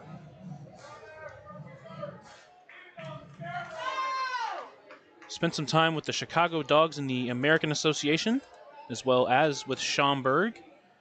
I'd say with Schaumburg last year had a .298 batting average with 9 home runs. And now the 6'4" first baseman will step into the left-handed batter's box. First pitch into him is taken inside, and Beamer's behind 1-0.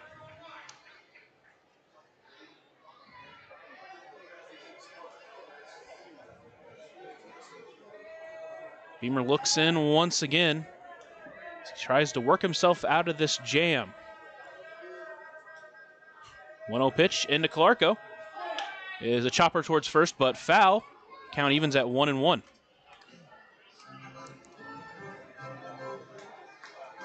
Calarco spent 4 years with Northwestern before joining Ole Miss for his final collegiate season.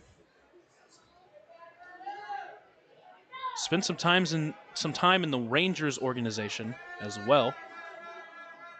Now the 1-1 pitch into Calarco is taken in there for strike 2. Beamer ahead of him 1-2.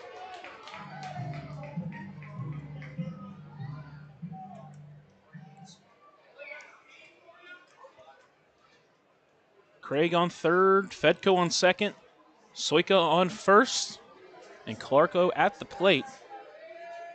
The 1-2 pitch into him. Chopper towards first. LJ Jones will get to it. He'll throw it to second, get one there. Throw back over to first is wide of Beamer.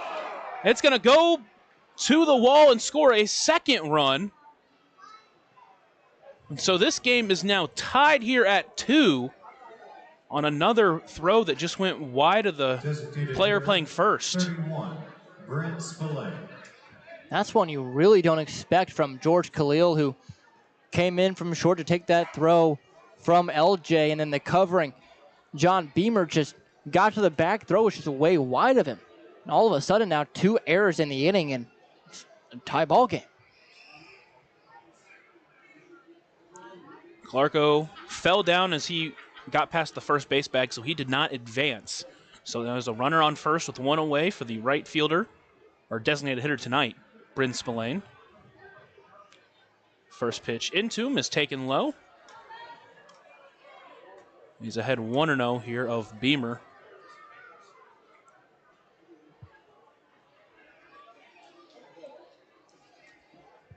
We're here in the top of the second inning as the Boomers have just tied this game 2-2. Next pitch, Chopper. It's going to get by Khalil and get to the outfield. So another base hit puts runners on first and second with only 1 away, and will lead to the left fielder Aaron Simmons. 11, Aaron Simmons. Simmons struck out in his first at-bat.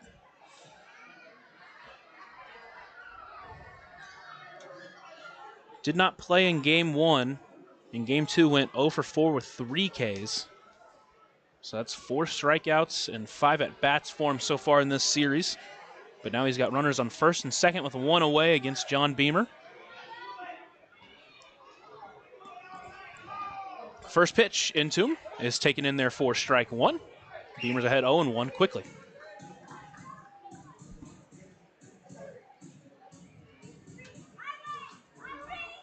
Simmons will step back into the left-handed batter's box. Beamer will look in and come set, and he'll deliver the 0-1 pitch into Simmons. And that one is lifted high into right field. Benson will run back to the track, to the wall, and that one is gone. So Simmons, with his first hit of the series, is a 3-run home run, and he'll put the Boomers up now by 3 with a 5-2 scoreline. Just another home run for the Boomers where they could tell off the bat. A pitch that was left center. An off-speed pitch, stayed too high, 102 off the bat, a projected 412 feet. Yeah, I mean, this team, they can put runs up in a hurry, especially when you give them 2 freebies like you did in this inning with the 2 errors. So now Beamer back in the windup. Deliver the first pitch in as that one is taken in there for strike 1. And you wonder if with Beamer, if he can just stay in the windup, he can deliver. Next pitch, pulled the string on him, is quickly ahead 0-2 now of the right fielder Banks Tolley. Yeah, we saw it yesterday with Schaumburg starter Dwayne Matos, where it seemed like he was a different guy out of the stretch than the windup. 0-2 pitch, swing and a miss for a strike 3. So a 3-pitch strikeout there for John Beamer. And now there's 2 away for Will Prater. And you can tell he just looks much better out of the windup. So hopefully he can get out of this inning clean and potentially stay in there for the Otters. And now the first pitch into the second baseman, Prater, is taken in there for a first pitch strike, as he's ahead of Prater 0-1.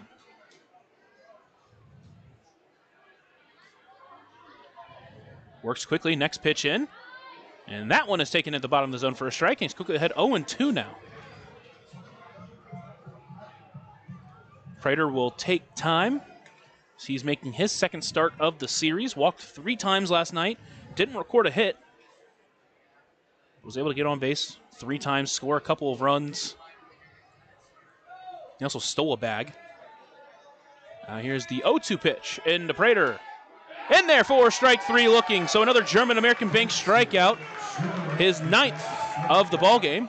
But he does give up 5. The Otters trail 5-2 as we head to the bottom of the 4th inning. You're listening to the Otters Digital Network. Ballet Indiana is made up of local ballet professionals, dedicated parents, and community members in order to provide unique and life-enriching experiences for hundreds of young dancers, while carrying out their mission to inspire a lifelong appreciation for dance for both our dancers and the Evansville community. More information on Ballet Indiana and information about their upcoming performances is available at balletindiana.org. Maintaining our independence becomes more and more vital as we age. Swerka and More can help you navigate this important journey by answering your questions and connecting you to free and unbiased community resources and support services. If you are seeking advice for yourself or a loved one, let Swerka be your first call. More information available at swerka.org or by calling 812-464-7800.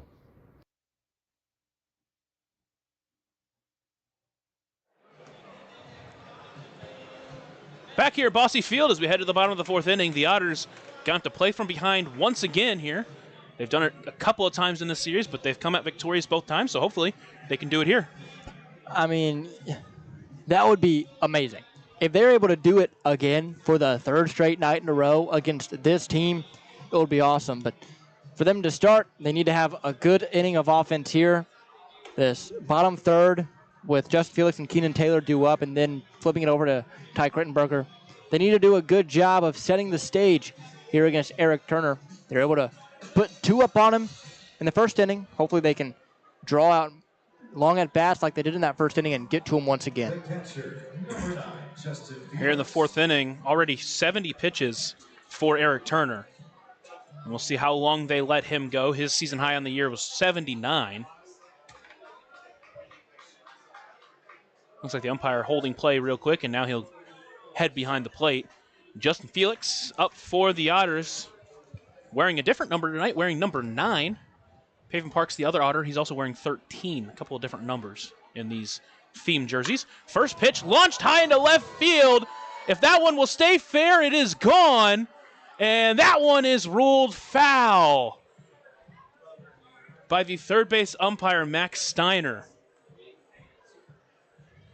Justin Felix jumped on the first pitch, but unfortunately hooked it just foul, and so it's just a loud strike number 1. And now steps into the box. Next pitch in. That one is ripped to left field, but foul. And now he's behind 0-2, so he'll have to battle. He's got to readjust this speed. I mean, on that first pitch fastball down and in, he was way early on it, hooking it well foul, but pretty dang far. See if he can readjust here, but 2 good swings from him. You like to see it after, he struck out a lot to begin this season. He's done a good job here in this at-bat of, staying dialed and putting some good swings on the baseball. He'll step back into the right-handed batter's box as he took time to reset. Turner will come set from the stretch and deliver the 0-2 pitch. Swung on a miss for strike 3, pulled the string on him, got him out in front. So now there's 1 away for the 9-hole hitter, Keenan Taylor. Designated hitter, number 12. Taylor starting as the DH tonight. Mentioned his absurd slugging percentage of .600 to start the year. Went 1 for 3 last night, but walked twice. First pitch in to the DH is taken inside. Almost got him. He's ahead of 1-0. Upped his OBP to .444 last night. So he looks to try to jumpstart this Otters offense. 1-0 pitch into the right-handed hitting Taylor is taken in there for strike 1. Count moves to 1-1. Otters trail 5-2 here in the bottom of the 4th inning. It's Keenan Taylor with a 1-1 count. Next pitch is lifted into left field. Simmons will have to get on his horse to come in to get it, and he will bring it in for out number 2. So now with 2 quick outs, That'll bring up the leadoff hitter, Leadoff batter of the Ty game Crittenberger. in left field. Tell you what, Aaron Simmons over there in left field has made some pretty good running plays and on these shallow fly balls that I don't know if every left fielder in the Frontier League makes, that's for sure. He's had some really good reads out there. So now Crittenberger steps into the right-handed batter's box. First pitch in from Eric Turner. Squares around the bunt, pulls it back. It is called a ball. Count moves to 1-0. Crittenberger got his first start of the season on Tuesday and started 2 for 7 with 3 walks, a couple of doubles, a 500 OBP coming into today. That pitch stays outside, and he's ahead 2-0 here. So he looks to try to get a 2-out rally started for the Otters, keep this inning alive. Boomers scored 5 in the top half of the inning to put them up. Next pitch, chopper. That's going to get past the pitcher. Throw from the shortstop, not in time. Is out. Craig couldn't get it there, and it's beat out by Crittenberger. That's one of those breaks that really feels nice if you're Evansville down 3 against a good team like this. They've had a bunch of those kind of go their way so far in this series, and I think that's really what's helped them break through these past 2 games is they're getting breaks that they didn't get to begin the year. So a 2-out infield single for Ty Crittenberger will lead to J.J. Cruz with a runner on, as there's a quick conversation between the catcher Kuczynski and Eric Turner, as he'll try to get them out of this inning. The Otters trying to just go on another 2-out rally. Cruz comes to the plate, 3 for 8 on the series, a couple of RBIs, a strikeout, a walk, scored a couple of runs, a 364 OBP to start this season. As he is batting in the 2-hole tonight. Turner will come set. He'll deliver the first pitch. That one is fouled back overhead. Overhead foul ball brought to you by Heads Construction. Choose the best and never regret it. So count 0-1 to J.J. Cruz.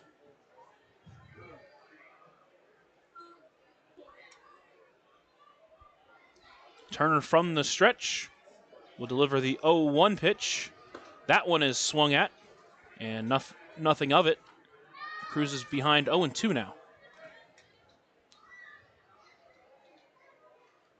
Ty Crittenberger over at first. Can definitely steal a bag. Stole 20 back with Western Kentucky in his second to last college career. 0-2 pitch into Cruz. Checks his swing on a high pitch. They'll peel, but no swing. And now he's behind 1-2.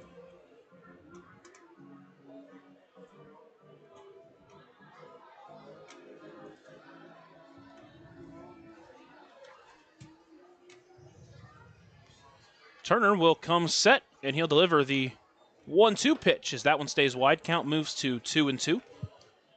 This one now looking a little bigger than we might have thought. Joliet up 3-0 against Washington in the 6th, and Florence over Gateway again. That one in the top of the 8th. Quick check over at first. Good play by Calarco to keep that one from getting by. Mentioned that Crittenberger is a stolen base threat. He also stole 7 bags in his final season when he played for Kentucky. From the stretch, 2-2 pitch. Crittenberger takes off, pitches high, throw to second. Will not be in time, a little bit wide. So a stolen base, an epic stolen base brought to you by Epic Insurance. Will now put a runner in scoring position with a full count to the second baseman, J.J. Cruz. It's good to see them get 2 stolen bases here in the last 2 innings in this game after getting caught twice yesterday. Hopefully Cruz can take advantage. 3-2 count into the second baseman. 2 away with a runner on second now for the Otters. Payoff pitch is swung at in the dirt. A quick throw to first will put him out. And so the Otters threaten, but they don't score any runs. They trail 5-2 as we head to this 5th inning. You're listening to the Otters Digital Network.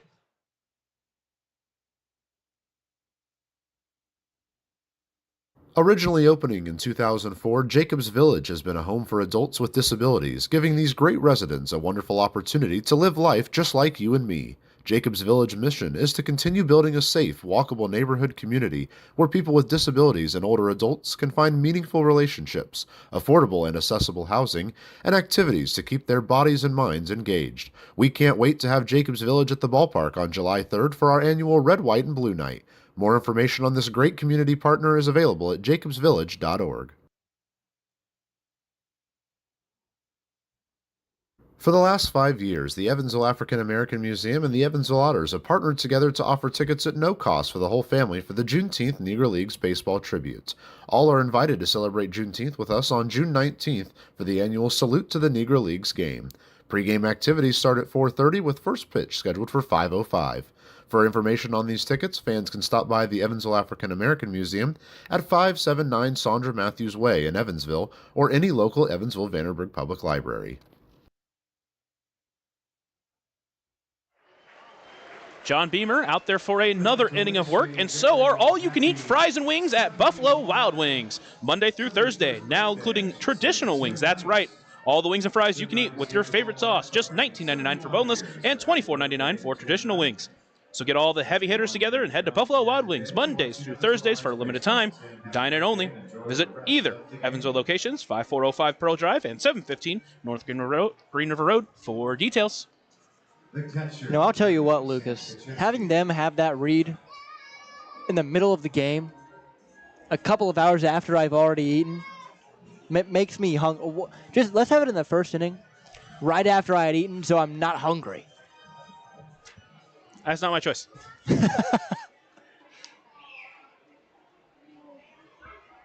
Beamer back on the mound once again as he gave up 5 runs in that last inning. First pitch is taken in there for strike 1. Gave up 5 runs. All of them ended up being earned. He's walked 1, struck out 9 so far. That next pitch is fouled off. And he's quickly ahead of Kuczynski, the catcher, 0-2. Kuczynski struck out his first time up.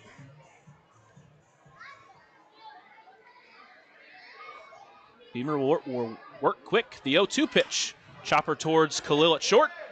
Long throw to first is in time for out number 1. So Beamer with a quick out number 1. That's a good sign.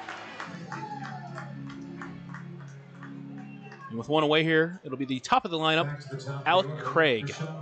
Shortstop, 7, Alec Craig.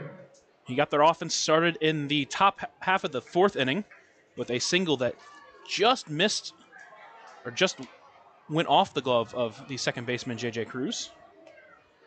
He steps back into the left-handed batter's box. Looks to improve on that 1-for-2 day. First pitch in from Beamer is taken for a first pitch strike. Behind 0-1.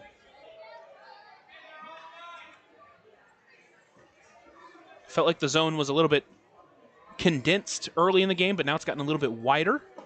That next pitch catches the bottom part of the zone, and Craig is quickly behind 0-2 now. And that's what's really going to frustrate players if the zone changes, if it fluctuates every couple of innings. Beamer with ahead 0-2 of Craig will deliver from the windup. He'll call quick time. And obviously, umpires are still human. They're going to make human mistakes, and that's why the ABS system has been tested so much. So here comes the 0-2 pitch into Craig. He takes that one outside. Count moves to 1-2. Beamer out there for his 5th inning of work. Gave up 5 last inning, but when he's pitching from the windup, he looks like he is almost untouchable. He'll deliver the 1-2 pitch into the shortstop. That one stays inside. Count moves to 2-2. Alec Craig, a veteran of the Schaumburg Boomers, looks to try to get this inning started for them. That one runs inside and gets him. So another hit by pitch for Beamer. It's the second of the game, his 6th in his last 2 starts. We'll put a fast runner over at first with one away, and we'll bring up Christian Fedko. If there's anyone in this lineup you don't want to hit, it's probably Alec because of his speed and the fact that that now sets up Fedko, Soika, and Kolarko possibly to do some damage with a runner on base. Alec Craig, in his 6 years of independent baseball, has stolen 138 bags. Only been caught 27 times. So Beamer now from the windup will deliver the first pitch. Craig doesn't take off. That one stays outside, and Beamer is behind 1-0 of the third baseman, Fedko. Fedko drew a walk in his his second appearance, rather. Still doesn't have a hit yet on this weekend. Next pitch is taken just inside. Count moves to 2-0.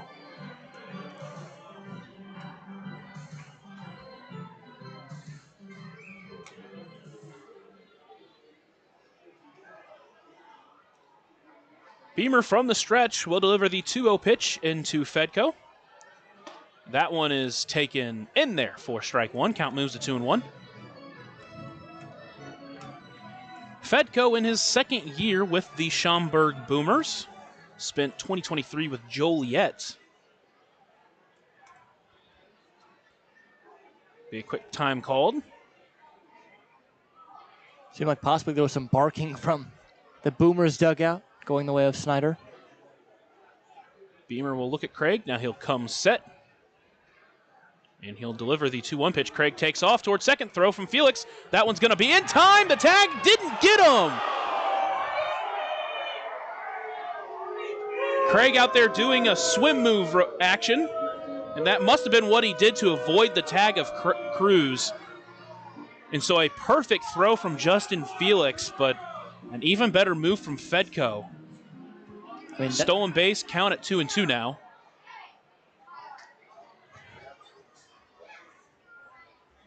And it looked like there was a swim move action on the replay. Yeah, he's just swimmed over the tag. So a tough break now. 2-2 pitch into Fedko is lifted into the air. It'll be Krittenberger coming in on it. Didn't look like he got it off at first, but he'll bring it in now. So that's brought in, and with two away, and that runner still at second, it'll be the center fielder, Andrew Soika. Center fielder 9, Andrew Soika. Soika last night hit a home run in the 7th inning that then made it 9-6.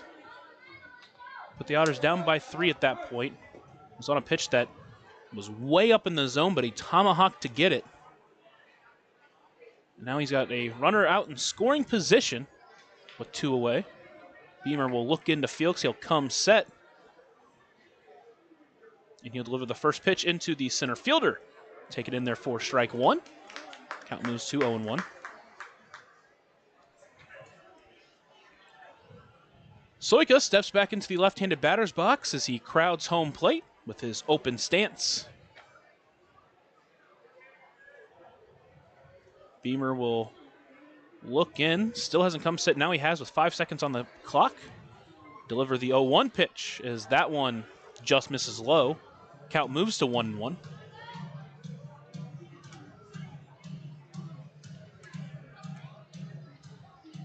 Soika's home run was his 3rd on the season, in his 2nd season with the Boomers. Count at 1-1 from the stretch. Beamer delivers. That one just misses. Count moves to 2-1.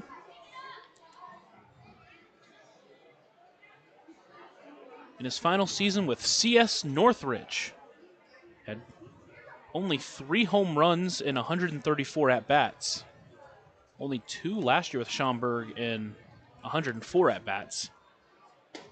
That one is taken in there for strike 2. Count moves to 2-2, but already has 3 here in this early season.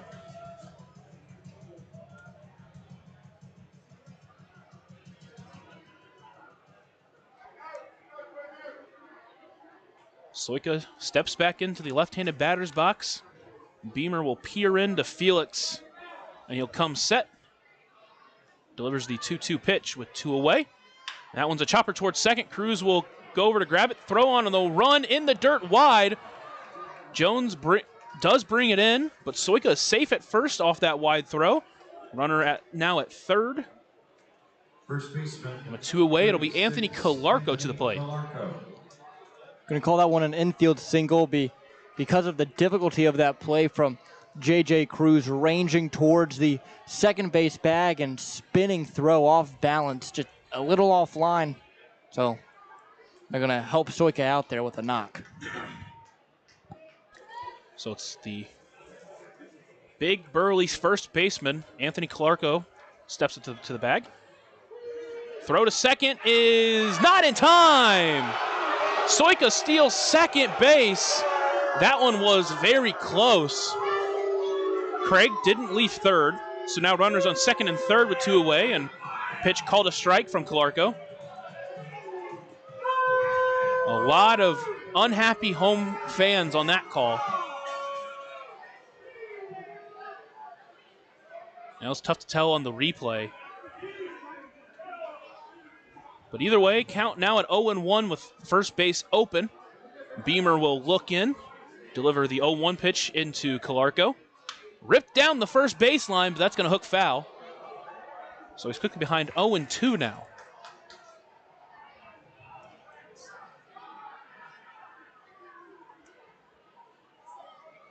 Calarco 0 for 2 on the day, does have an RBI, also struck out in his first appearance.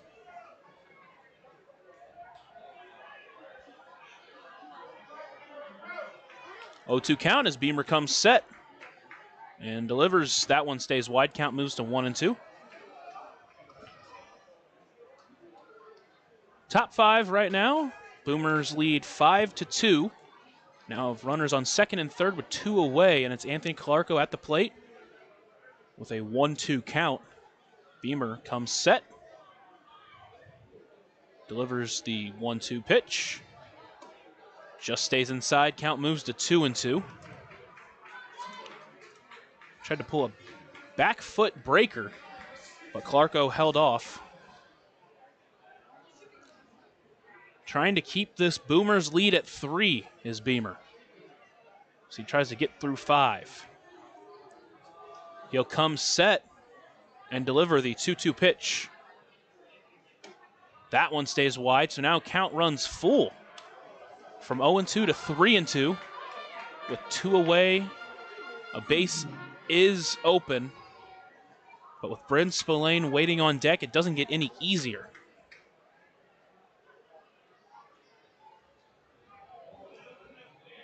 Beamer comes set once again, delivers the full count pitch. That one is ripped into right field. Benson on his way back to the track, to the wall, and that one will be gone as well.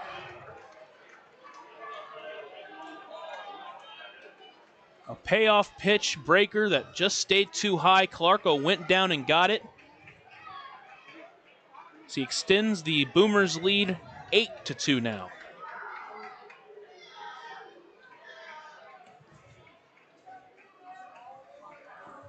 Calarco's third hit on the weekend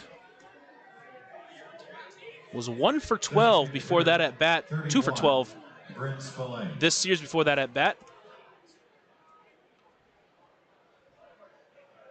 And the Otters will need to make a big comeback now. Bryn Spillane steps into the batter's box. First pitch into him is taken for a strike. Count moves to 0-1. You hate to point back to that stolen base call at second. That was right before that homer, but it's hard not to. Next pitch for Beamer is taken in for a strike, and he's quickly ahead of Spillane here, 0-2. Especially as close as it was, and obviously how definitive it was. That second at bat, just a tough break. It's also a tough one because there was a base open. Yeah. He didn't have to leave that one right over the middle. I don't think it was on purpose by any means, but 0-2 pitch into the DH tonight. Spillane swung on a miss for strike 3. A German-American Bank strikeout ends the inning. It's the 10th on the night for John Beamer, but the Boomers do score 3 as we head to the bottom of the 5th inning. You're listening to the Otters Digital Network. Catalyst Church Food Pantry is honored to be the nonprofit partner of Friday, May 23rd's Otters game. Catalyst Church invites the community, but also the churches from the tri-state to come and unite as one game, as one church, around one cause. Catalyst Church invites each person to bring at least one, if not more, non-perishable food item for their food pantry to continue helping the Evansville community. A great night of baseball is planned, and post-game fireworks are just part of the fun. More information can be found on Catalyst Church Evansville's Facebook page. Right now in Vanderburgh County, over 800 children are in the child welfare system waiting for someone to be their voice, and you could be that voice by becoming a court-appointed special advocate, a CASA volunteer. Donating just a few hours a month of your time can change a child's life forever. Vanderburgh County CASA invites you to join them. Stand up, speak out, be for the child, be a CASA. For more information, visit vandcasa.com. That's VAND-CASA.com. The Otters need runs, and they need them quickly. It'll be the heart of the lineup. Graham Brown, Paving Parks, L.J. Jones. To be Eric Turner here in this fifth inning. The Otters got on the board early. We're really getting into Turner, but he's really settled in since then. Yeah, I mean, Evansville, obviously, two-spot in that first inning, hasn't been able to do much. Turner's worked his way into a rhythm. Hopefully, this third time through now, with this middle of the order, they start to pour it on, kind of like they did last night, that third time through the order. But we'll see. It'll all start with Graham Brown, who's been swinging the hottest bat on this team. You step into the right-handed batter's box.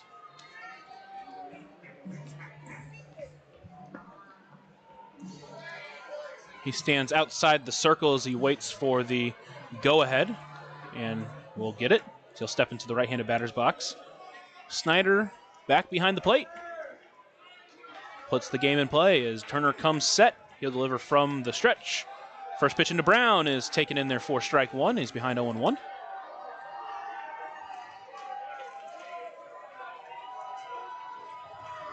That was Turner's 86th pitch on the night. A new season high for him. That next pitch, outside, swinging. Brown comes up with nothing. He's behind 0-2 now. Bottom of the fifth inning, Otters trail 8-2.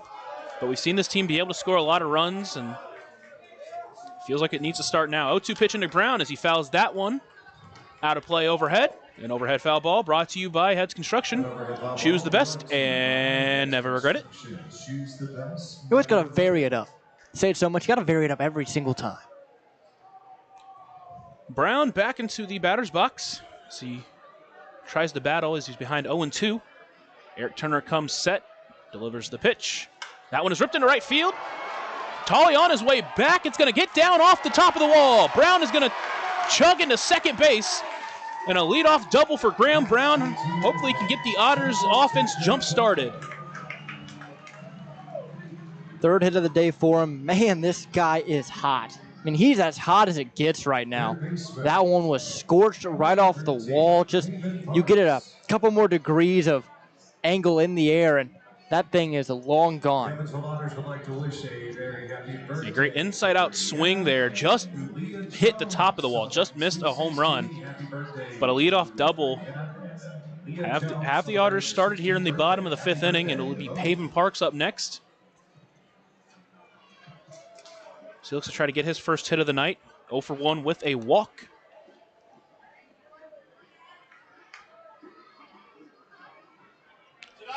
Turner will come set and deliver the first pitch into Parks. That one stays outside. Count moves to 1-0.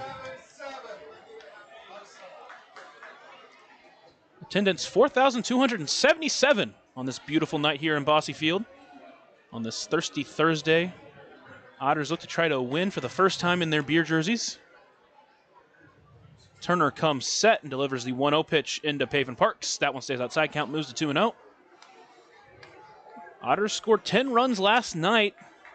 Shown that they can score runs. They scored 5 in the second inning, so they've shown they can score in bunches as well. And you mentioned as Eric Turner nearing 90 pitches on the night. Third time through the lineup, you wonder if this is the time where they start to attack him. Next pitch taken outside. Count moves to 3-0. Looks like we will get some action in the Boomers bullpen over there. Also with Evansville, it looks as if it's Yohan Gonzalez loosening. 3-0 pitch into Parks is taken in there for a strike. Count moves to 3-1.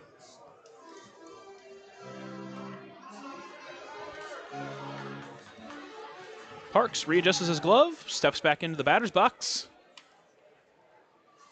Shortstop out Craig playing right behind Graham Brown near second base bag. That one's taken in there for strike 2 as Pavin Parks thought it was ball 4. I mean, it's hard, especially on a pitch like that where it's inside to a guy that stands so close to the plate.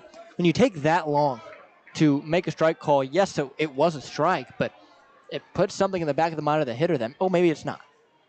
Payoff pitch into Parks. That one's lifted high in the air into center field. Soika will try to track it. He will get under it.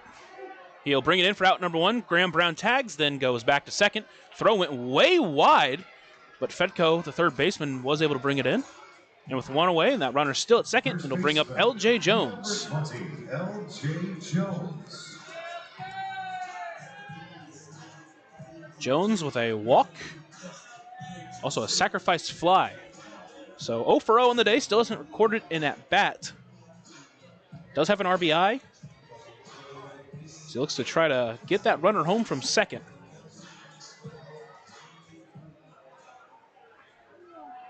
You feel like, obviously with a lot of batters, but L.J. Jones is really starting to hit his stride here as we are in the last week of May. First pitch into him is a swinging strike. He's behind 0-1. Pulled the string on that one. 77-mile-per-hour bender just outside the zone. Got L.J. Jones out in front. He'll step into the batter's box. Try to battle here from behind 0-1.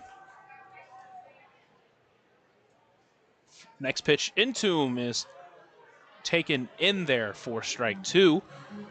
That's a tough one. And now Jones will take time. And again, it's so frustrating as a hitter when you're up there and you get something on the inner half that's all you think is off the plate, and it takes about a quarter century for it to be called. Count 0-2 as Jones will have to battle now. He'll deliver the 0-2 pitch. That one stays out and wide. Good stop by the catcher Kuczynski to keep it in front of him. Count moves to 1-2.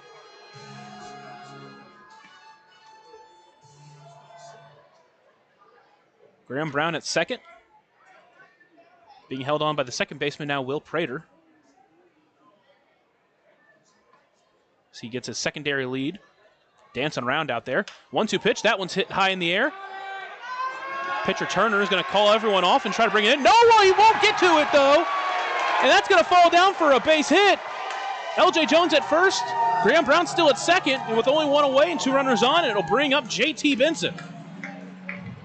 You know, I think the crowd's going to give themselves credit there, but, I mean, Turner was camped under it. It looked like he had it all the way, and then last second just darts forward as if he heard someone, either Fedko or Calarco, who were converging from the corners to call him off. It's the second time we've seen that today where Turner initially is calling it off. First time Calarco came in, eventually called him off and got it. That time, he ran out of the way like someone had called him off, and no one was there to catch it. And you do wonder maybe if he was just hearing the crowd and thought it was coming from one of his teammates. But either way, everybody's safe. Runners on first and second for Benson. First pitch swinger. That one's a nubber to the right side. It's going to be in foul territory, and it's going to stay foul. That was the exact opposite usually what you see on bunts. They were trying to weight it back into fair territory, which, I don't know, probably would have been a mistake because with Benson's speed, I think he would have beat it out. But either way, it's an 0-1 count with 1 away. Runners on first and second. Benson back into the right-handed batter's box. It's Graham Brown on second after his leadoff double. L.J. Jones at first after his single. 0-1 pitch, and Benson is taken high. Count moves to 1-1. This is a situation here where you have to take advantage. You're down 6. This is a spot where you need to come up with a big hit after you were just gifted an out. 1-1 pitch into the right fielder, Benson. That one's taken outside. Count moves to 2-1. Benson, the 2-run home run last night that tied the ball game in the 7th inning. And that came after, mentioned about giving free chances. That one came after Craig overran a foul ball, and he didn't bring it in. And now a 2-1 count into Benson. And that one swung on a miss. Count moves to 2-2. The Otters would go on to score one more run in that inning, and it came in a similar situation where it was a pop-up by J.J. Cruz, and then no one came to catch it.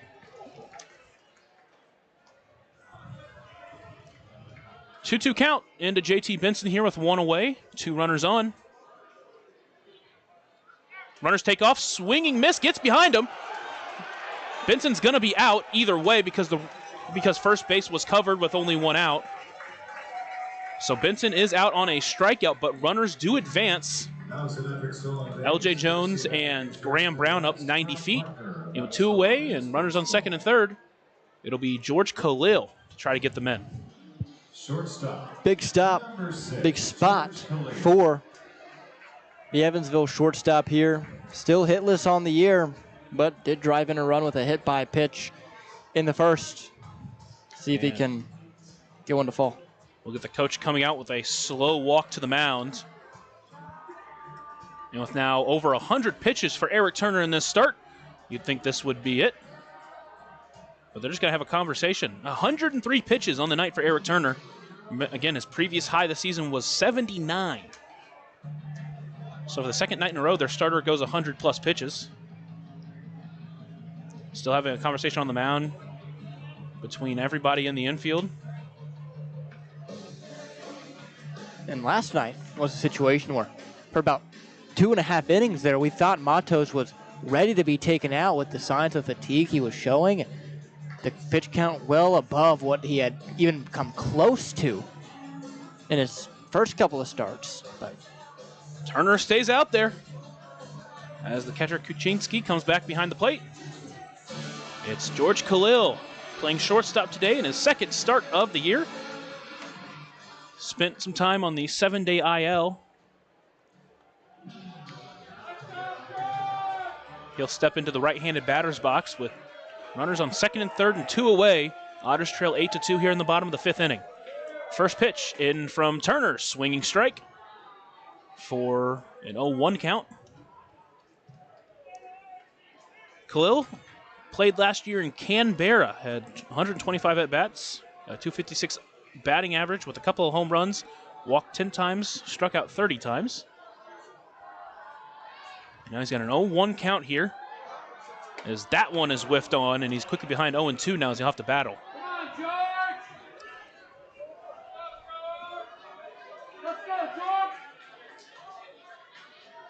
The Boomers scored 5 in the top half of the 4th inning and then 3 in the top half of this inning. A couple of 3-run home runs for them right now is the difference. Turner comes set, delivers the 0-2 pitch into Khalil. Swing and a miss for strike 3, blew it by him. So the Otters threaten with 2 runners on, but can't get either of them in. They still trail 8-2 as we head to the 6th inning. You're listening to the Otters Digital Network. Ballet Indiana is made up of local ballet professionals, dedicated parents, and community members in order to provide unique and life-enriching experiences for hundreds of young dancers, while carrying out their mission to inspire a lifelong appreciation for dance for both our dancers and the Evansville community. More information on Ballet Indiana and information about their upcoming performances is available at balletindiana.org.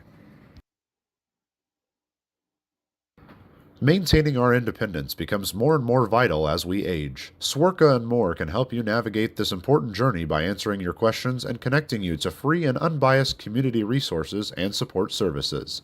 If you are seeking advice for yourself or a loved one, let Swerka be your first call. More information available at swerka.org or by calling 812-464-7800. Yohan Gonzalez is the new pitcher for the Otters here. Justin Felix being his catcher. That's the pitcher-catcher battery. And it's sponsored by the Answer Auto Repair East. Find your battery needs at the Answer Auto Repair East, located at 2319 North Green River Road, or call at 812-475-9000. Yohan Gonzalez in for another appearance for the Otters. It'll be his 6th appearance on the year. He's gone 6 1/3 innings, giving up 4 runs, 3 of them coming in his first appearance. Walked 5, struck out 7. In his last appearance went 2 strong. Didn't give up a hit, walked 3, but did strike out 4. And that came on Tuesday against this Boomer squad. He's had a couple of really good 2-inning appearances, including one in Mississippi where he went 6 up, 6 down, as the Otters hoping to get potentially a couple innings from him here today. Yeah, right now the Otters just need someone to come in there and get some quick outs, get the offense back up, and I think Yohan's the right guy to call upon to do that, given what he's done so far this season and how effective he has been through multiple innings. So I would not be surprised at all to see him here in the 6th and the 7th if he's as effective as we've seen him. Beamer's day is finished. He only allowed 11 runners to reach, but 8 of them came in to score. Finishes his night with 5 hits, 8 runs given up, walked 1, but did strike out 10. The first pitch into Simmons is taken for a ball. It's behind 1-0.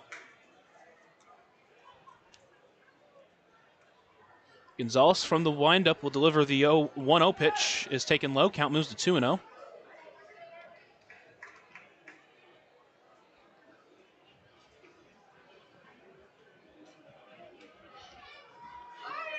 Next pitch into the left-handed hitting Simmons is taken inside, and that actually nicked him on the knee.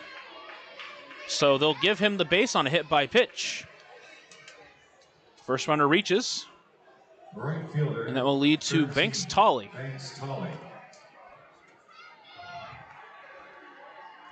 Yohan Gonzalez in his first year as an Evansville Otter. The 27-year-old spent a couple of seasons in the minor leagues with the Padres organization. Spent 2 years with their high A ball club the last 2 years. Next pitch in. That one's taken for a strike. He's ahead of Tolley, 0-1. Appeared in 34 games. Got 1 save. Pitched to a 4.13 ERA. That pitch stays high. Count moves to 1-1.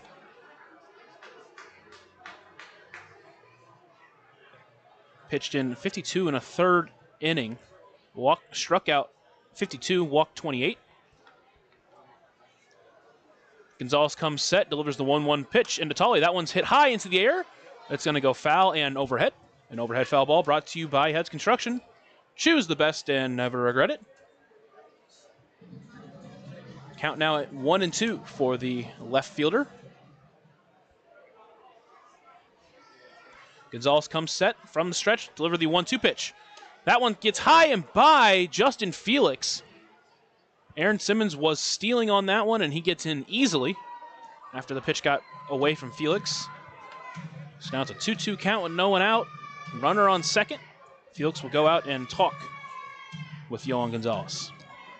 We've seen when Yohan does have trouble, it's when he struggles to command that fastball. That one he just yanked way high, going at 90 miles an hour.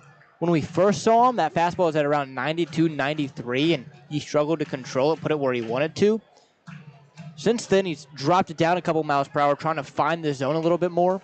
Hopefully, he's able to dial that in here in this outing. 2-2 count to Banks Tolley. Will Prater on deck. Gonzalez will look in to Felix. He'll come set and deliver the 2-2 pitch. That one catches the corner for strike 3. A German-American Banks strikeout. Gets the first out of the inning and will lead to the second baseman, Will Prater. You can tell these Schaumburg batters right now are about as frustrated as you can get. They're just, every time something like that goes against them, they're just hanging heads. It's frustrating for them right now. Really is. Gonzalez will come set from the stretch until the first pitch. That one's lifted into the air. It'll be George Khalil who will take it just past the infield and bring it in for out number 2. And with 2 outs now, it'll bring up the 9-hole hitter, the catcher, Sam Kuczynski. Catcher, 30, Sam Kaczynski. Kaczynski 0 for 2 on the day with a strikeout. He'll step into the right-handed batter's box. It's Aaron Simmons on second with 2 outs. Gonzalez will look in and he'll come set and deliver the first pitch into the catcher. That one catches the inside part of the plate for strike 1. He's ahead 0-1.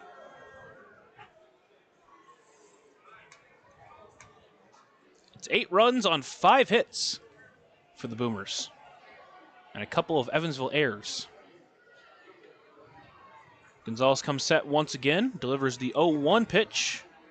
That one is taken just high. Count moves to 1-1.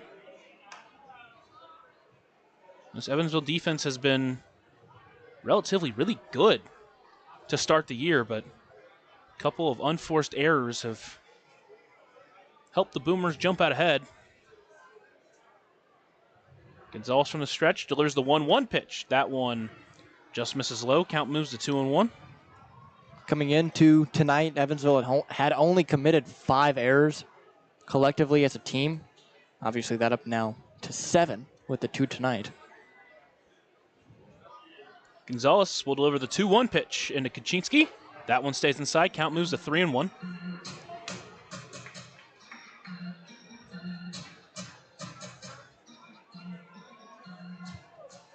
The Otters with 2 runs on 5 hits of their own. Now Gonzalez comes set. Deliver the 3-1 pitch into Kaczynski. That one catches the zone. Count moves to 3-2. Oh, man. Poor Kaczynski. He just bent over after that one. He was just a huge exhale. You could see it in his body language. Not a fan. 3-2 count, 2 away. Runner on second here as the Otters trail 8-2 in the top of the 6th inning. Gonzalez comes set, delivers the payoff pitch. That one is taken for strike 3. Looking, another German-American bank strikeout. The Boomers threaten, get a runner on second, but don't score him. The Otters still trail 8-2 as we head to the bottom of the 6th. You're listening to the Otters Digital Network. Originally opening in 2004, Jacobs Village has been a home for adults with disabilities, giving these great residents a wonderful opportunity to live life just like you and me. Jacobs Village mission is to continue building a safe, walkable neighborhood community where people with disabilities and older adults can find meaningful relationships, affordable and accessible housing, and activities to keep their bodies and minds engaged. We can't wait to have Jacobs Village at the ballpark on July 3rd for our annual Red, White, and Blue Night. More information on this great community partner is available at jacobsvillage.org. For the last 5 years, the Evansville African American Museum and the Evansville Otters have partnered together to offer tickets at no cost for the whole family for the Juneteenth Negro Leagues Baseball Tribute. All are invited to celebrate Juneteenth with us on June 19th for the annual Salute to the Negro Leagues game. Pre-game activities start at 4:30 with first pitch scheduled for 5:05. For information on these tickets, fans can stop by the Evansville African American Museum at 579 Sandra Matthews Way in Evansville or any local Evansville Vanderburgh Public Library.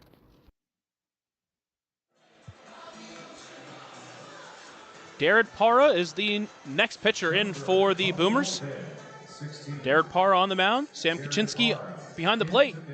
This pitcher and catcher battery is sponsored by the Answer Auto Repair East. Find your battery needs at the Answer Auto Repair East, located at 2319 North Green River Road, or call 812-475-9000. Parra making his 4th appearance on the mound for the Boomers. He's pitched in 4 innings. He's given up 9 runs, 8 of them being earned, 9 hits, 4 walks, 2 strikeouts. So this is a guy that the Otters can get to. We'll see if they can do that. He's pitched to a 18 ERA early in this season. As Felix will step to the plate. Just missed a home run in his last at-bat. A ball that easily got out, but it just went foul. First pitch in to Felix is taken outside for ball 1. He's ahead 1-0. 0 for 2 in the day for Justin Felix. Struck out. Also hit the ball hard in his first at-bat, but just couldn't get it to fall. Parra will deliver the 1-0 pitch from the windup. That one just catches the zone. Count moves to 1-1.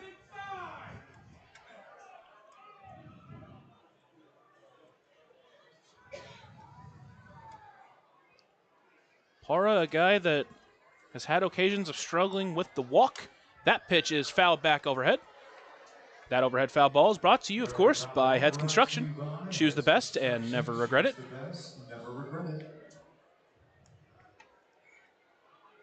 Parra spent 5 years in the minor leagues between the Rangers and Guardians organizations. His last year with the Guardians in single A ball pitched to a 3.93 ERA in 19 appearances, 34 innings pitched. That pitch stays outside. Count moves to 2-2.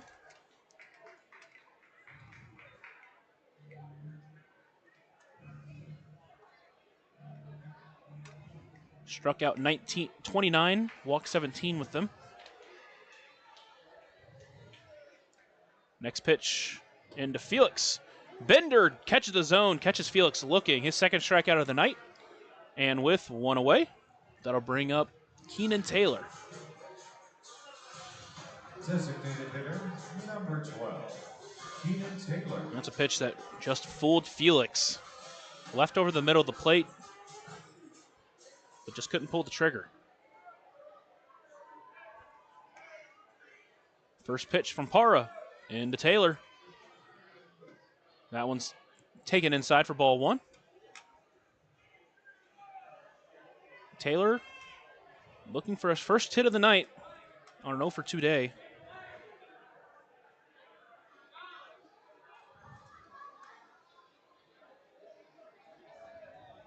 Next pitch in from Parra. Checked his swing. Did he go? He did. Says first base umpire Evan Kerr. Count moves to 1-1.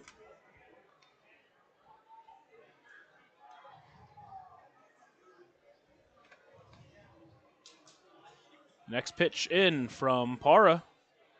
It's taken in the dirt. Count moves to 2-1. Turner finished his night with 5 hits, 2 runs given up, walked 4, struck out 6. Gave up a couple runs in that first inning and then settled in, shut down this Otters offense. And has been so hot here at Bosse Field. 2-1 pitch into Keenan Taylor's taken outside. Count moves to 3-1. It would be nice here if Taylor could get on base, reset everything, especially against a guy like Parra, who, as you mentioned, in the past has struggled with the walk. Parra here in his first season of independent ball. 3-1 pitch into Taylor. It's taken a next pitch for a strike. Count moves to 3-2. You just got to sit and wait as he makes the call. I mean, Keenan Taylor was on his way to first because usually when an umpire doesn't say anything, it's a ball. But with Snyder, you kind of have to wait a little bit. And that time it was a ball. Counts full into Keenan Taylor. 1 away here in the bottom of the 6th inning. 3-2 pitch. Another bender taken for strike 3. The second time he's fooled an Otter hitter on that one. Now with 2 away, it'll be the leadoff hitter, Ty Krittenberger. Number 3, Ty Krittenberger. That's a tough one for the Otters. Should have been ball 4 on the 3-1 pitch. Instead, it's a strikeout looking. And now with 2 away, Ty Krittenberger will look to try to extend this one. First pitch into Krittenberger is taken inside for ball 1.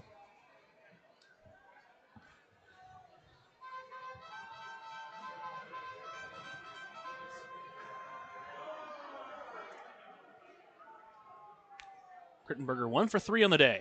That pitch is fouled up and overhead. Count moves to 1-1. That overhead foul ball brought to you by Heads Construction. Choose the best. Never regret it.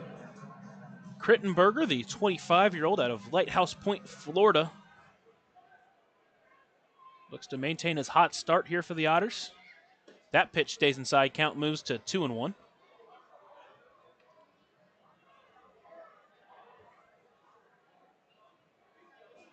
He's already drawn 3 walks in his first 3 games as an Otter. 2-1 pitch into Krittenberger. Bender freezes Krittenberger, but it's called a ball. Count moves to 3-1.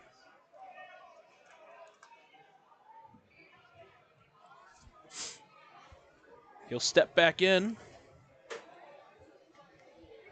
3-1 pitch in from Parra.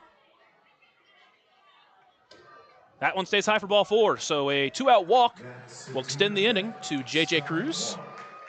Of course, it's a Deerhead Sidewalk Cafe and Bar. Now Cruz will look to extend the inning once again. Cruz is 0 for 2 in the day, drew a walk in the first inning and came around to score. So he looks to try to pass the torch on to Graham Brown, who's awaiting in deck, who's currently 3 for 3 on the day. First pitch into Cruz, swinging at a pitch inside. Count moves to 0-1. Parra was signed by the Rangers back when he was 19 years old in 2019.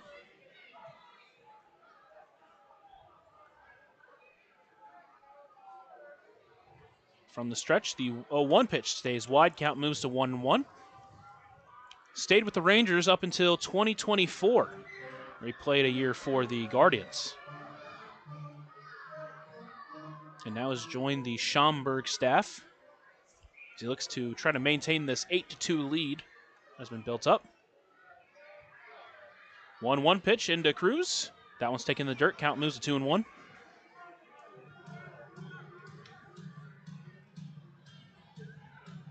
J.J. Cruz in his second year with the Otters. Looks to try to maintain his hot start at the plate. 2-1 pitch into him. Fouled that one off. Count moves to 2-2.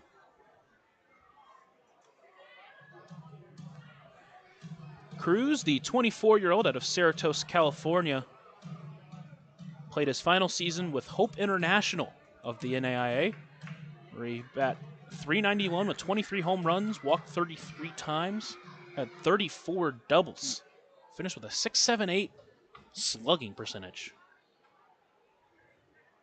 Now the 2-2 pitch in from the pitcher Parra. Hit down the third baseline. It'll be brought up by Fedko. Long throw to first. In the dirt, and it gets by Calarco. Runners are going to advance. They're going to send home. And he's going to score. Krittenberger will. And a break for the Otters as they put a run on the board. It's now 8-3. There we go. Just one at a time. Got to keep digging in. And thankfully, Fedko gives the Otters an extra life there after what had been a tough inning for Evansville. All of a sudden, you get one back on the board and just an inch closer. But the way we've seen this team play the past 2 days, they can turn that inch into a marathon length.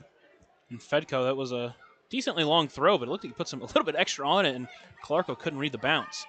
Now it's Graham Brown as he, first pitch, he fouls that one back. He's behind 0-1. Brown, 3 for 3 on the day, doubled his last at-bat, just missed a home run as the hottest hitter in an Otters uniform currently steps to the plate.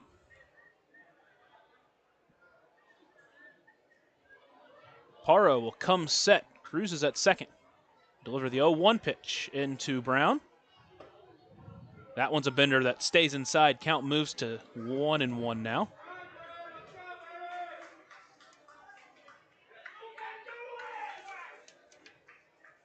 Graham Brown, the 3-year veteran out of Coastal Carolina. 1-1 pitch. That one stays low. Count moves to 2-1. Now 8 for 12 on the series with a home run, 3 doubles.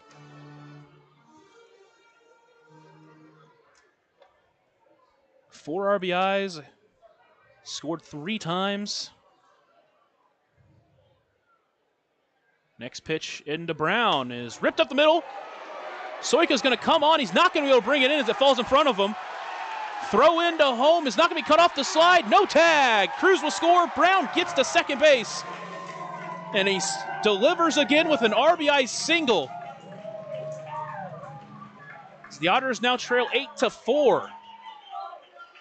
Man, does someone have a fire extinguisher? Because we might have to get it to that guy. This dude just hit a sinking line drive to center field on a ball that was 4 feet above the zone. It's just ridiculous how hot this guy is. Just keeps finding a way to get the job done. Went up to get a 92 miles per hour fastball, as you mentioned, way above the zone.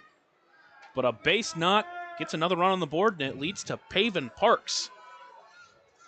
First pitch into him, ripped to the first baseline. It's down and fair.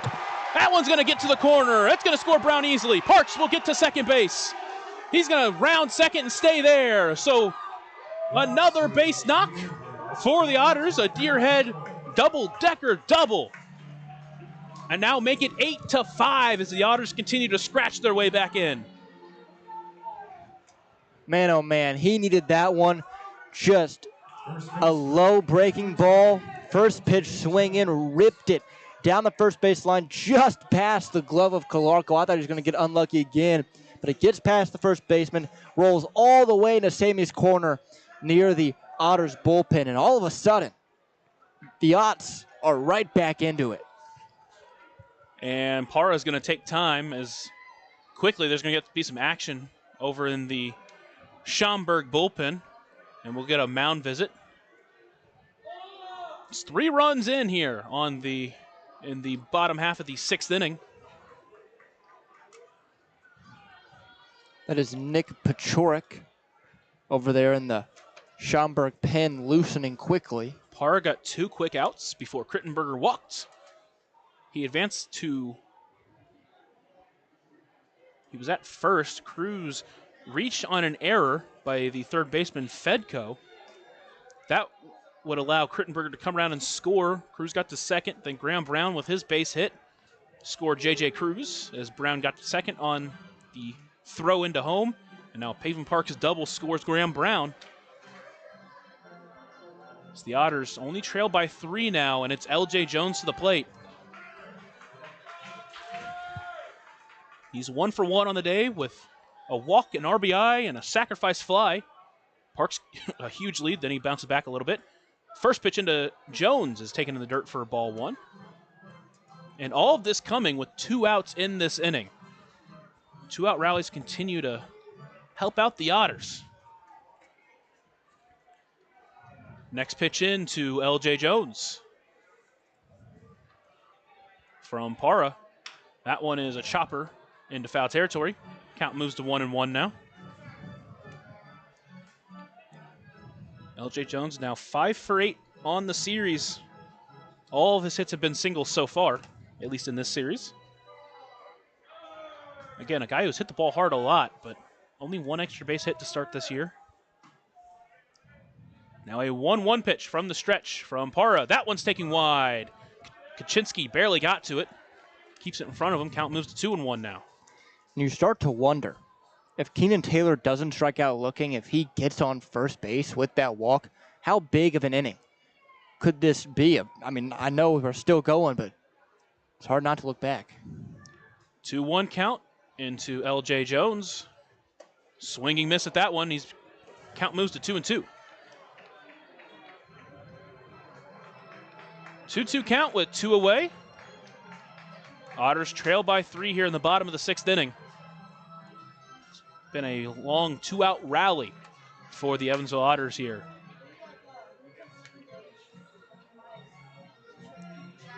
L.J. Jones takes his time. Now he'll step back into the batter's box as he looks to get his 2nd hit on the day. Parra will come set. He'll deliver the 2-2 count in Jones. That one's taking the dirt. Count runs full. So now here with a base open, J.T. Benson on deck.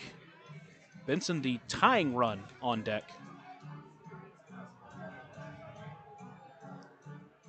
Get quick time as they reset the pitch clock. Ball got away in the bullpen. This time it was on a throw back from the catcher, it looked like. Huh. How many times have we seen that this series? Yeah, it's happened quite a bit. payoff pitch into LJ Jones. Takes that one in there for strike 3 looking. So a 50-50 call goes the way of the Boomers, but the Otters do get 3 across. They trail 8-5 as we head to the 7th inning. You're listening to the Otters Digital Network. Catalyst Church Food Pantry is honored to be the nonprofit partner of Friday, May 23rd's Otters game. Catalyst Church invites the community, but also the churches from the tri-state to come and unite as one game, as one church, around one cause. Catalyst Church invites each person to bring at least one, if not more, non-perishable food item for their food pantry to continue helping the Evansville community. A great night of baseball is planned, and post-game fireworks are just part of the fun. More information can be found on Catalyst Church Evansville's Facebook page. Right now in Vanderburgh County, over 800 children are in the child welfare system waiting for someone to be their voice, and you could be that voice by becoming a court-appointed special advocate, a CASA volunteer. Donating just a few hours a month of your time can change a child's life forever. Vanderburgh County CASA invites you to join them. Stand up, speak out, be for the child, be a CASA. For more information, visit vandcasa.com. That's VAND-CASA.com. Ballet Indiana is made up of local ballet professionals, dedicated parents, and community members in order to provide unique and life-enriching experiences for hundreds of young dancers, while carrying out their mission to inspire a lifelong appreciation for dance for both our dancers and the Evansville community. More information on Ballet Indiana and information about their upcoming performances is available at balletindiana.org. Back here at historic Bosse Field, the Otters scraping away at that lead after a 3-run sixth. It's 8-5 in favor of Schaumburg right now. Yohan Gonzalez still in the ball game. We'll see how he does after he threw a pretty good first frame of work. Struck out 2, did hit 1 batter, but did not allow that batter to score. He will face the top of the Schaumburg order in Craig, Fedko, and Soika. Alec Craig, who will lead it off here in this 7th, is 1 for 2, got hit by a pitch, singled back in the 4th. Came around to score on that one eventually. And now the Otters continue to scratch back, and now all of a sudden they're in this ball game, and you want one of your best relievers to go out there and shut down the Boomers once again. Craig, a left-handed batter. There is still action in the Schaumburg pen, so be aware of that once we get to the bottom half of the 7th, hopefully quickly. I mean, this game full of ups and downs, as has this whole series. This whole series has just been full of emotional roller coasters. Let's hope the Otters can come out on top once again. First pitch to Craig. Taken in there for a strike, 0-1. And you really love to see when Yohan gets ahead of batters, because whenever he's ahead, he is so tough to hit when you're behind in the count on Yohan Gonzalez. Gonzalez sets, and out of the stretch, he'll deliver. Here it is. That one on the inner half just didn't quite catch the corner. 1 ball, 1 strike. Yohan, one of those guys that is working exclusively out of the stretch position, as do a lot of middle relievers nowadays. Same with the late inning guys. The 1-1 pitch is a bender that is on the top shelf for a strike, 1-2. See Craig automatically go motioning that he thought that one was high. Time called. And honestly, it might have been, considering he is stands at 5'9", so his zone is a little bit lower than other batters. A ball and 2 strikes. Beautiful night at Bosse Field. Here it is from Gonzalez. Swung on and missed, strike 3. Blew it by him with the high heat. Second time Craig has struck out tonight, and you don't say that very often. 3 total for Gonzalez. Just the Hoosier Lottery strikeout batter of the game. He struck out twice. Again, you mentioned it. Craig does not strike out a lot. Now Fedko will stand in. He's walked, but is 0 for 2. The pitch. In there, that is not in there, 1-0. Fedko still hitless in this series. You would have asked me coming into this week if Fedco wouldn't collect a hit up to this point, I would have called you crazy. The 1-0. Swung on, high fly ball, right center field. Benson under it. Makes the catch medium deep for out number 2. 2 quick outs for Yohan Gonzalez here. That is a very good start, reminiscent to what he did back in Mississippi. And it wasn't with a lot of strikeouts when he did with Mississippi. It was just getting weak contact. Already 3 strikeouts for him here in this one, but Soika now will stand in on the left-handed side, wide open stance, upper torso, facing almost directly at Gonzalez on the mound. The first pitch is just missing high, 1-0. That one popped out of the mitt of Felix. Bat Boy retrieves it. Gonzalez gets a new pearl out there. Sets and fires the 1-0.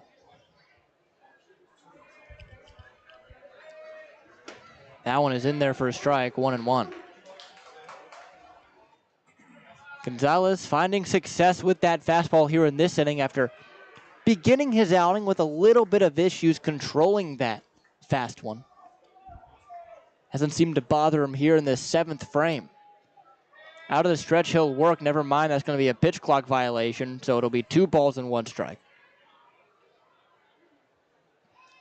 We've seen that, I think, 3 times this week already? yeah, and especially when there's no one on, it can really catch up with you since you have 5 less seconds than when you do have runners on. The 2-1. Inside, that one is going to hit Soika the second time he's been plunked tonight. So he will reach first base. First baseman, 36, Anthony Calarco. So here's Anthony Calarco. Calarco responsible with a 3-run blast back in the 5th to put Schaumburg up 8-2 at that point. Now it's just 8-3. 8-5. But still a guy you don't necessarily want to face in a situation like this where you need a quick out. Keep the score exactly where it is. And the first pitch to the former Otter and Calarco. Way up and away. 1 ball, no strikes. And Soika over at first. We'll see with now 2 away if they're going to send him or if they'll just let Calarco hit. They have stolen twice on Felix tonight. The 1-0. That's going to be left outside and a little bit high. 2 balls, no strikes. Soika does have 4 stolen bases on the year now, as he already swiped a bag back in the 5th. The 2-0, there he goes. That one's high. Throw down from Felix is in time. They got Soika that one. So now we go to the bottom half of 7. Gonzalez works 2 scoreless frames, 8-5 on the Otters Digital Network. You know what time it is? It's time. Maintaining our independence becomes more and more vital as we age. Swerka and more can help you navigate this important journey by answering your questions and connecting you to free and unbiased community resources and support services. If you are seeking advice for yourself or a loved one, let Swerka be your first call. More information available at swerka.org or by calling 812-464-7800.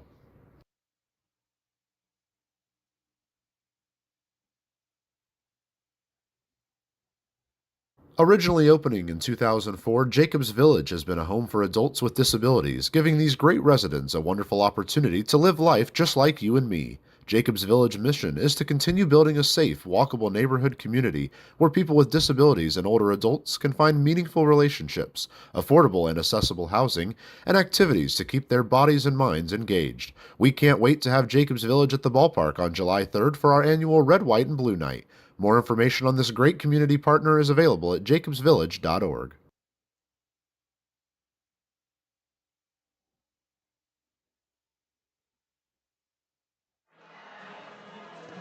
New pitcher in, it is Nick Pachorik for the Schaumburg Boomers squad. He comes in for Darid Para, who pitched just 1 inning, struck out 2, but gave up 3 runs on his way out. in that 6th inning. We'll see how his peer in Pachorik does here in this one. Schaumburg is a former 7th-round pick of the New York Yankees. Played a couple of seasons at Northwestern, then spent 4 seasons with the Yankees in their organization. His final season was in 2023. Took a year off before joining Schaumburg this year. Leading off for the Evansville Otters. He's only appeared in 1 game. He pitched 2 innings, gave up a run, struck out 1, walked 1. See what he does here is he'll face Benson, Khalil, and then Felix. So part of the lineup that pitchers have had success against tonight. No hits between those 3. The pitch. Taken down and away. 1-0. During his career with New York, he was a guy that had a lot of high strikeout numbers, also a lot of high walk numbers. So a guy that electric stuff, but can have trouble controlling it. The 1-0. Just misses. 2-0. Seems like a lot of these relievers that come into independent ball are kind of that way. Really good stuff if they were in an affiliate organization, but a lot of times trouble finding the zone consistently. The 2-0. That one swung on and chopped well foul, 2-1.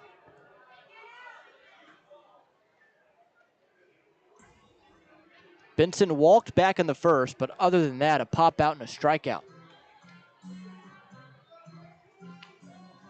I'll say he hasn't had a lot of seasons with a lot of innings pitched.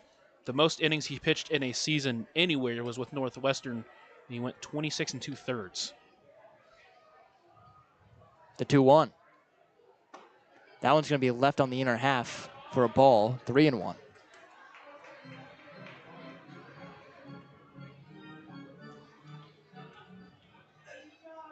Three balls, 1 strike, no outs. 3-run deficit is what the Otters face.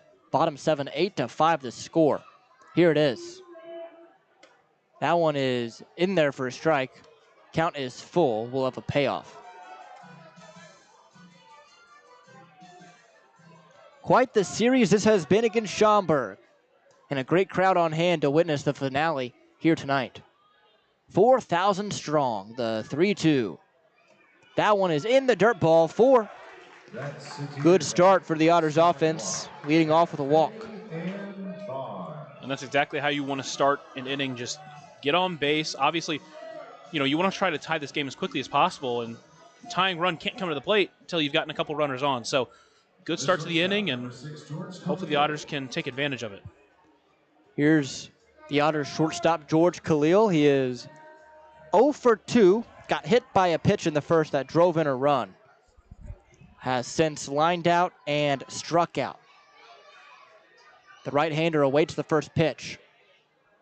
And here it is from Pachorik. That's going to be on the inner half for a strike. 0-1.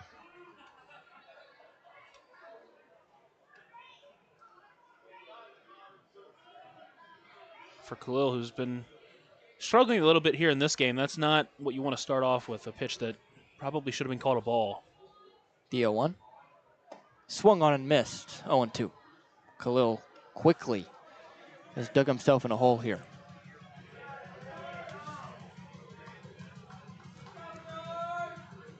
Justin Felix does stand on deck. After him would be Keenan Taylor. Pachorik, the 0-2, coming to the plate. Swung on and missed, strike 3. That one getting up at 94 miles an hour.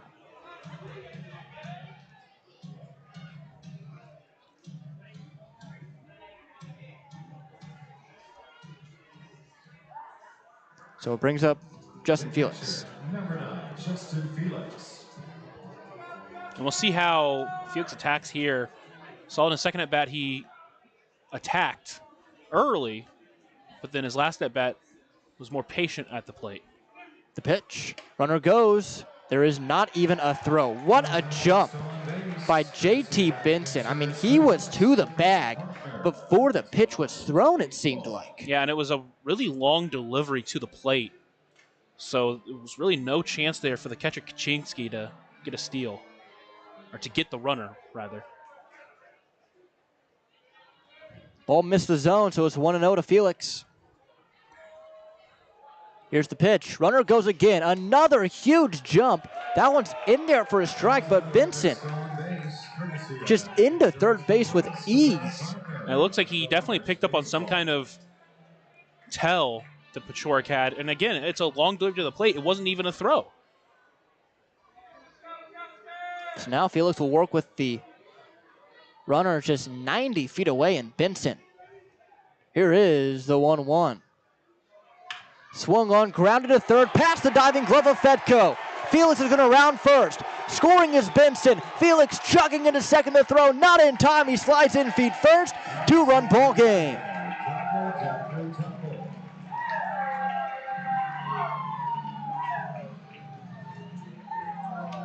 Huge RBI double there for Justin Felix. Exactly what you want to see. And again, the work that your bottom part of your lineup is putting on.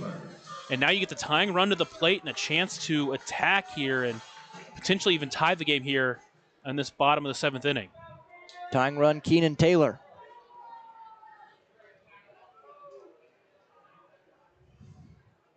Taylor 0 for today. The first pitch to him is taken outside for a strike. 0-1. You always got to be a little bit more patient. Just got to wait.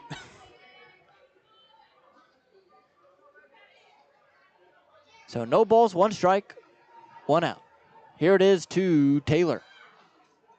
Swung on, fouled right back off Kaczynski's mask and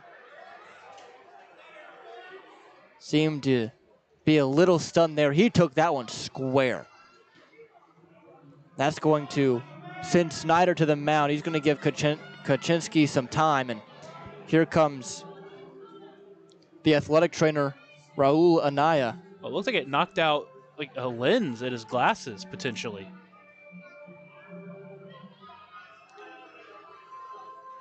Someone taking it square directly back. Now Taylor's going to have to fight here to stay alive in this at-bat and keep moving the torch. So no balls and 2 strikes. Kaczynski given all the time in the world as is necessary after a shot like that. But Taylor now steps in, and Snyder back behind the plate at his position. Pitch clock is on, and we're on to play. Here's the 0-2 to Taylor. Swung on, grounded sharply to Fedko, but well foul. So it's going to stay at no balls and 2 strikes. Paciorek trying to work out of this one.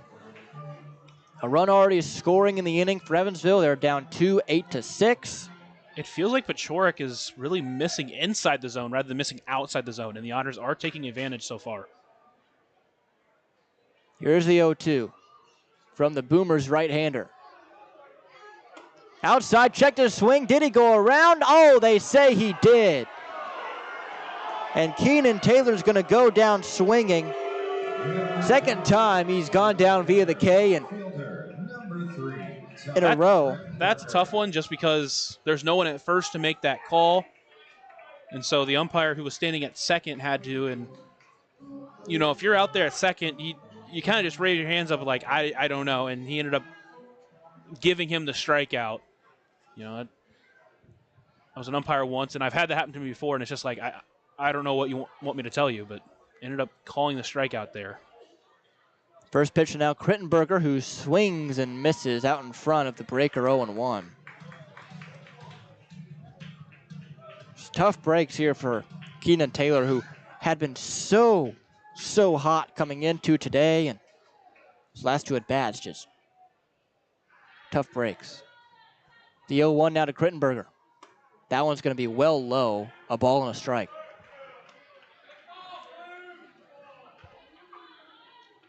So 1 ball, 1 strike, 2 outs as Paciorek will ask for a new baseball. Standing on second base, Justin Felix. He had an RBI double earlier in this inning to score J.T. Benson. It's 8-6. Evansville has out-hit Schaumburg 8-5, but they trail by 2 thanks to 2 Evansville errors. The 1-1. That one bends into the strike zone, 1-2. Otters looking to win their third straight ball game, fifth straight here at Bosse Field. They have some work to do. The 1-2 now to Ty Krittenberger. Runner goes. That one's swung on and missed for strike 3.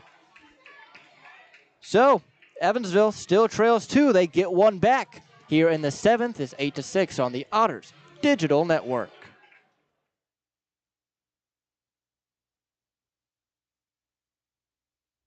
For the last 5 years, the Evansville African American Museum and the Evansville Otters have partnered together to offer tickets at no cost for the whole family for the Juneteenth Negro Leagues Baseball Tribute.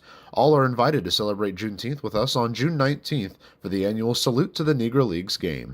Pre-game activities start at 4:30 with first pitch scheduled for 5:05. For information on these tickets, fans can stop by the Evansville African American Museum at 579 Sandra Matthews Way in Evansville or any local Evansville-Vanderburgh Public Library. Catalyst Church Food Pantry is honored to be the nonprofit partner of Friday, May 23rd's Otters game. Catalyst Church invites the community, but also the churches from the tri-state to come and unite as one game, as one church, around one cause. Catalyst Church invites each person to bring at least one, if not more, non-perishable food item for their food pantry to continue helping the Evansville community. A great night of baseball is planned, and post-game fireworks are just part of the fun. More information can be found on Catalyst Church Evansville's Facebook page. Nick McAuliffe will make his Otters debut here tonight in a pretty big spot against Schaumburg. McAuliffe was acquired just a couple of days ago, and he will make his first pitches in this Otters uniform. This is also his professional debut, so we'll see how he does. Yes, he spent 2 seasons in college at East Stroudsburg.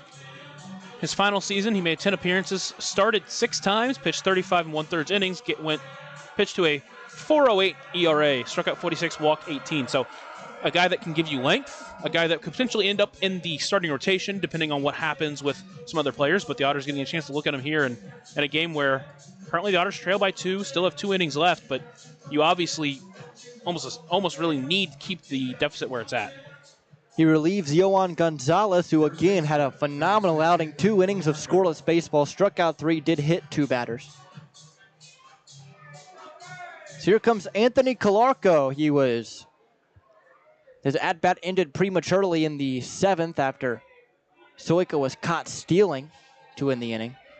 First pitch from McAuliffe to Calarco is in there for a strike, 0-1.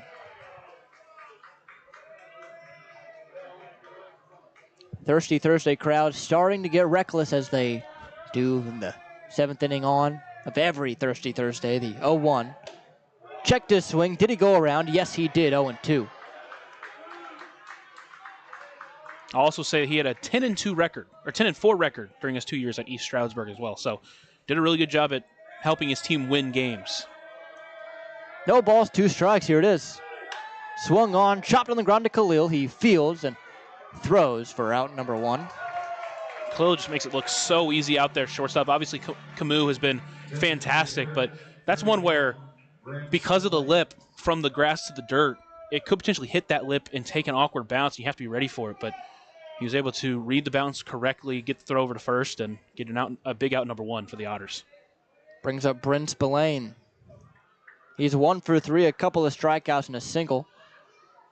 Came around to score after that single in the 4th. The first pitch is going to be in there for a strike, 0-1.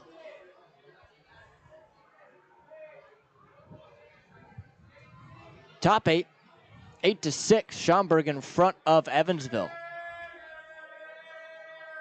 The 0-1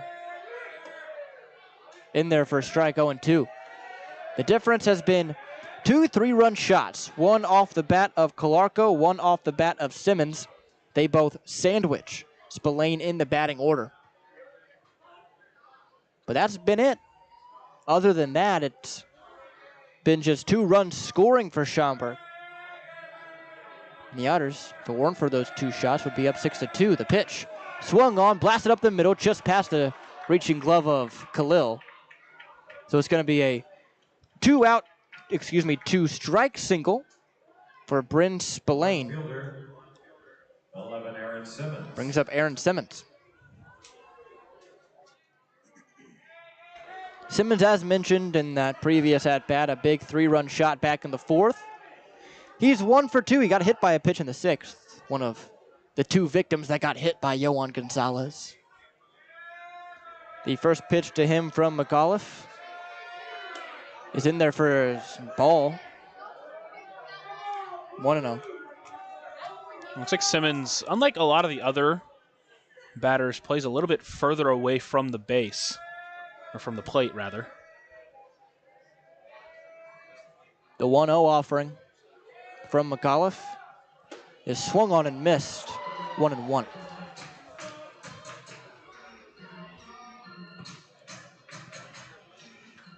Another game in which it feels like Evansville is oh so close.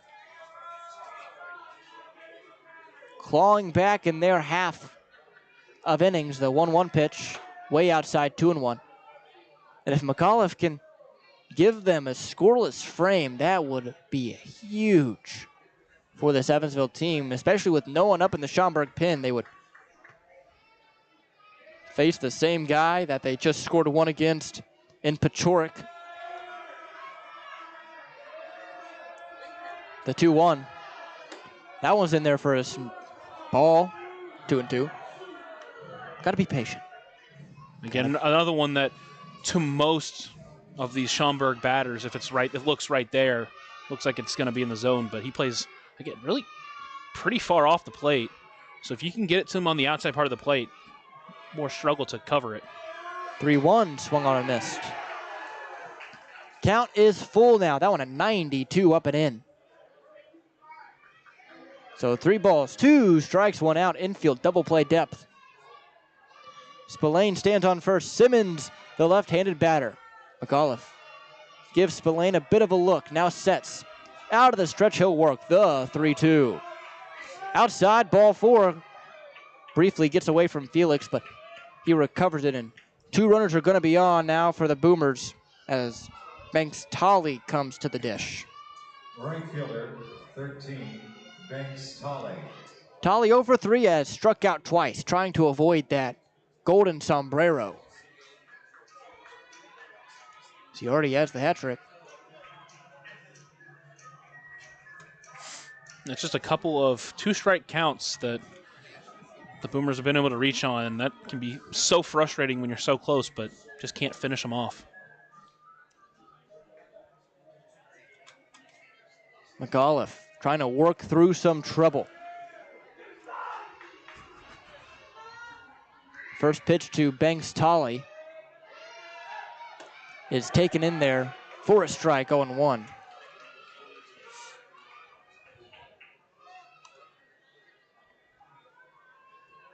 So no balls, 1 strike, 1 out. Standing on first is Simmons, on second Spillane. Evansville trying to creep their way back to 500 at 6-6 with a win tonight. They trail currently. The 0-1 from McAuliffe. Here it is. Taken in there for a strike. 0-2. I looked down, I thought it was a ball. I got pump faked on that one. I feel like all of us have gotten pump faked at least once or twice tonight at some point. You said it was a strike. I had to look back up and go, oh, okay. Now, it wasn't that it shouldn't be. It's just I felt like that one took longer than usual. McAuliffe works ahead 0-2. Tolley trying to battle back. McAuliffe fires the 2-strike pitch. Bounced it. Nice block by Felix, keeping it in front of him. 1-2 now. We'll see what he does here. He's gotten the last 2 Boomers hitters to 2-strike counts, but hadn't been able to finish them off. So see how he attacks Tolley here with 2 strikes.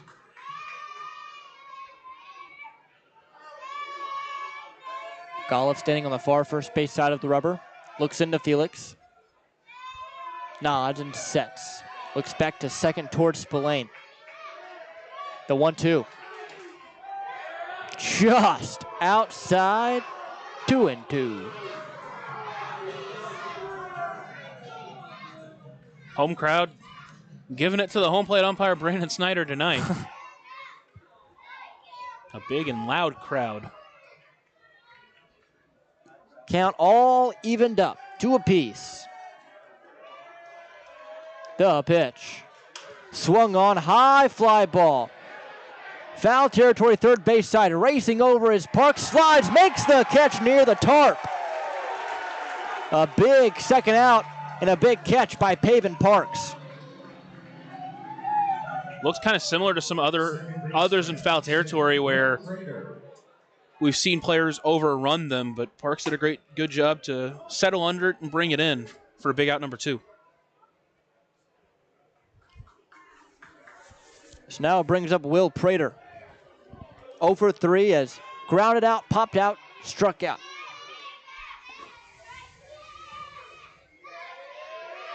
McAuliffe sets and will deliver the first pitch here to the Boomers' second baseman. Takes it for a strike, 0-1.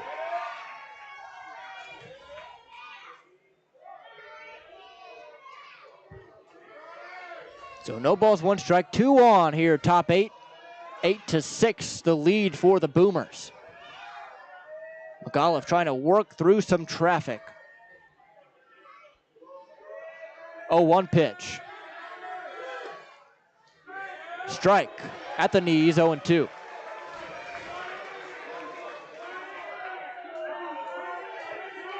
Time called by Prater at the plate. Seems to be talking to himself a bit as he walks around. This home crowd is letting themselves be heard here tonight. No balls, 2 strikes, 2 outs.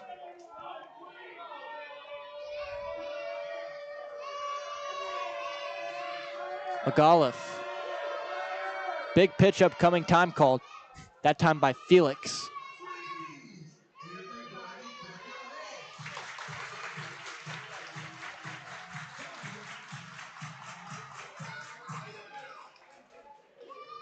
So no balls, 2 strikes still.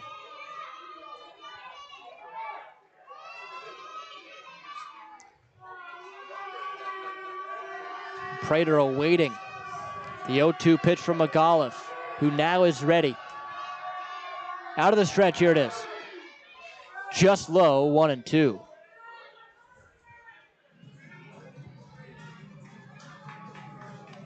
Long at bat here. At least it feels that way.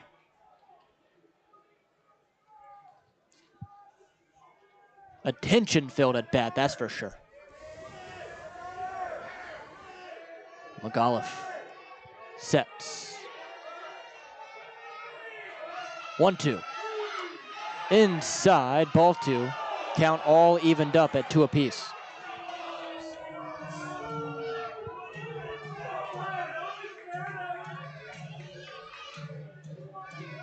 So 2 balls, 2 strikes, 2 outs. It's always fun to have these big and loud crowds, Yeah, especially if they're your home crowd. it's the only way it's acceptable. The 2-2. Swung on, grounded up the middle. Played by Cruz. He bobbles it, gets behind him, and everybody's safe. A third error by the Evansville defense.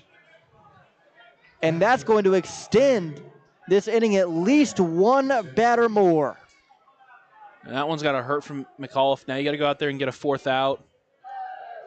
Looked like Cruz just looked up too early, didn't look it in before, tried to make the play before he had the ball, and it didn't work out for him. And now, like I said, McAuliffe's got to go back out there and reset himself and come get this guy. Here's Kaczynski. He's 0 for 3. The pitch. Swung on and missed. High cheddar, 0-1. We saw Three Rivers last week kind of get in this situation. A lot of errors committed. That one ultimately cost them that game. McAuliffe trying to avoid that. Because if you get to the bottom of this inning and the score stays the same, you have a shot. The 0-1. In there for a strike, 0-2.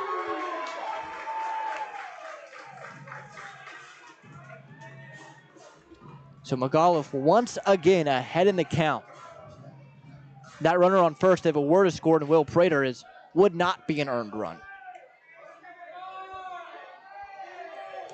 Kaczynski awaits. McAuliffe sets, gives it to him, the 0-2. Outside, ball one. And it was good to see McAuliffe go right at him, get those 2 quick strikes, and once again, another 2-strike count. See how he attacks him here. Went off speed, could potentially go up and in now.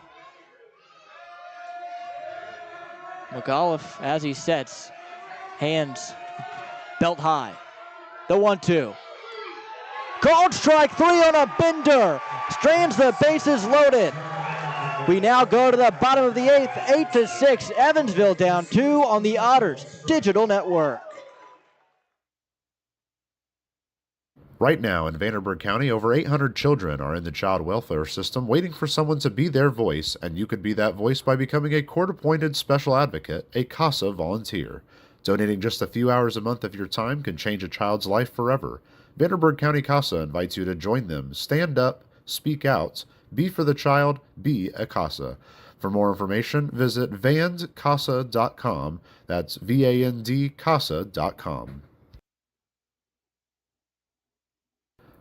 Ballet Indiana is made up of local ballet professionals, dedicated parents, and community members in order to provide unique and life-enriching experiences for hundreds of young dancers, while carrying out their mission to inspire a lifelong appreciation for dance for both our dancers and the Evansville community. More information on Ballet Indiana and information about their upcoming performances is available at balletindiana.org.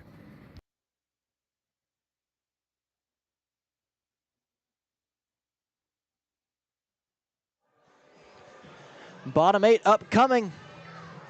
8-6 the lead for Schaumburg. They stroll out Nick Pachorik once again. He will face the middle of this order in J.J. Cruz, Graham Brown, and then Paven Parks. All 3 of which reached in that 3-run 6th inning. And these are exactly the bats you want up in this moment, in this comeback start, because obviously, these 3 guys have done really well so far this year. And especially Graham Brown, who obviously, is 4 for 4 on the day. I mean, couldn't have drawn it up any better if you're Andy McCauley. You could, I guess. You could be up right now, but in this situation, couldn't have drawn it up any better.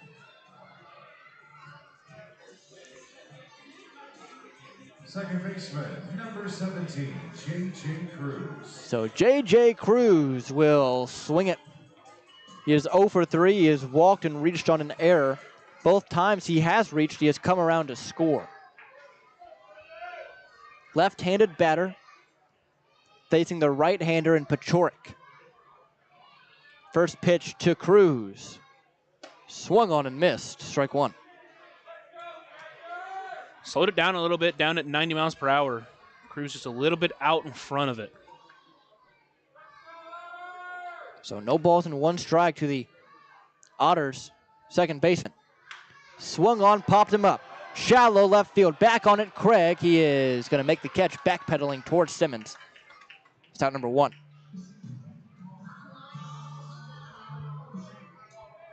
Center fielder. So here's Graham Brown. 24, Graham Brown. 4 for 4, a pair of doubles, a pair of singles. He also has an RBI and 2 stolen bases.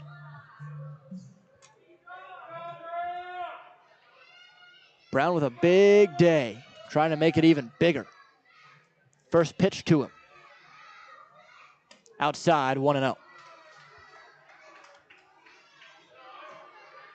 Paven Parks standing on deck. If Brown were to reach, every batter after that would represent the tying run. The pitch. Low. 2-0. There is loosening in the Otters pin, along with loosening in the Boomers pin.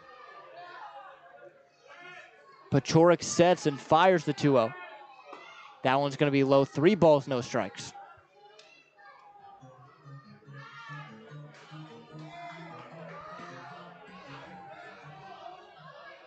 So 3-0. Brown awaits it.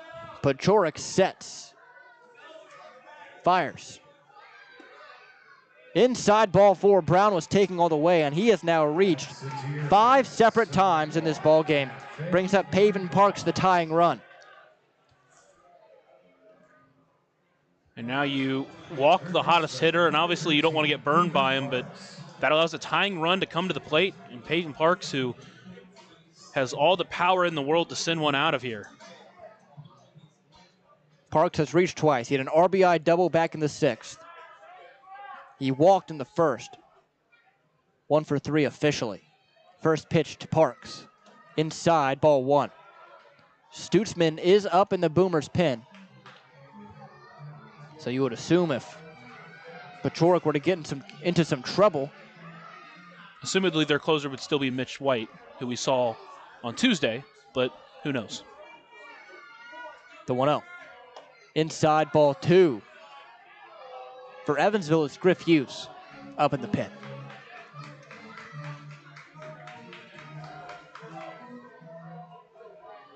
So 2 balls, no strikes to the dangerous Pavin Parks. Just 1 away here, bottom 8, 8-6 the score, Schaumburg in front. The pitch. Taking all the way, that one called a strike, 2-1. And that's in a spot that can't really do anything with it. Parks obviously didn't think it was a strike either way, and it was, well, I mean, just be frank, it was low. So 2-1, never mind, made over to first, but back easily is Brown. But again, like I said, it's a pitch that's hard to do anything with, on some sinking action to it, and if you go after it, more than likely you're just going to pound it into the ground. 2 balls, 1 strike, 1 out. Here it is. Runner goes inside, gets away from the catcher, so not even a throw. Graham Brown now in scoring position. 3 balls, 1 strike. Yeah, I'm not really sure how Parks got out of the way of that one. That was coming right at him and somehow managed to avoid it. You think he's swinging away here? On a 3-1 count for sure, if there's a pitch in there. Again, being the tying runner, if it's in your zone, you like it. Got to give a hack at it.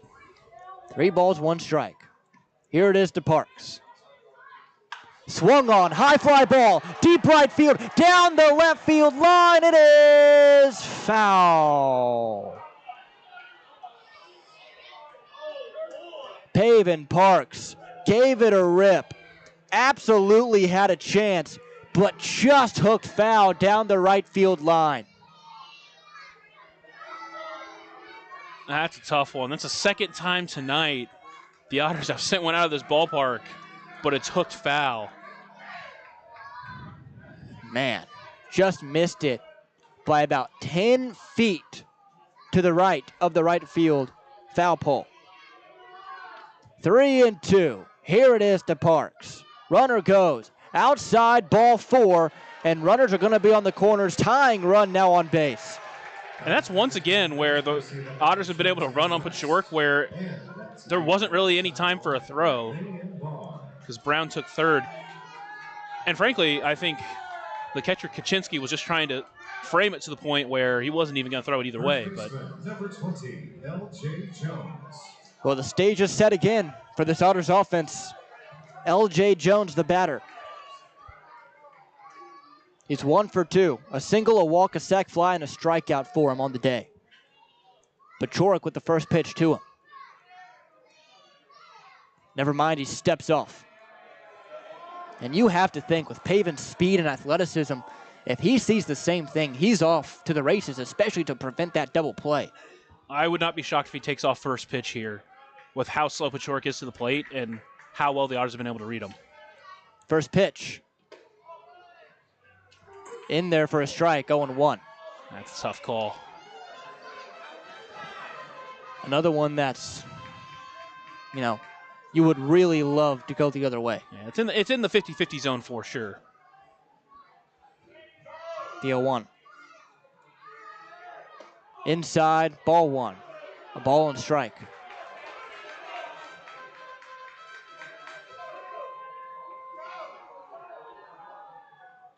And again, if you're Pavin Parks, you cannot be thrown out. If you are going to steal, you have to get there because you are the tying run. 1-1. Swung on line drive left field. Coming in on it, Simmons. He is going to make the grab. Here comes Graham Brown. He will score standing. Second sack fly for L.J. Jones. Second RBI as well. Graham Brown chatting up the catcher a little bit there.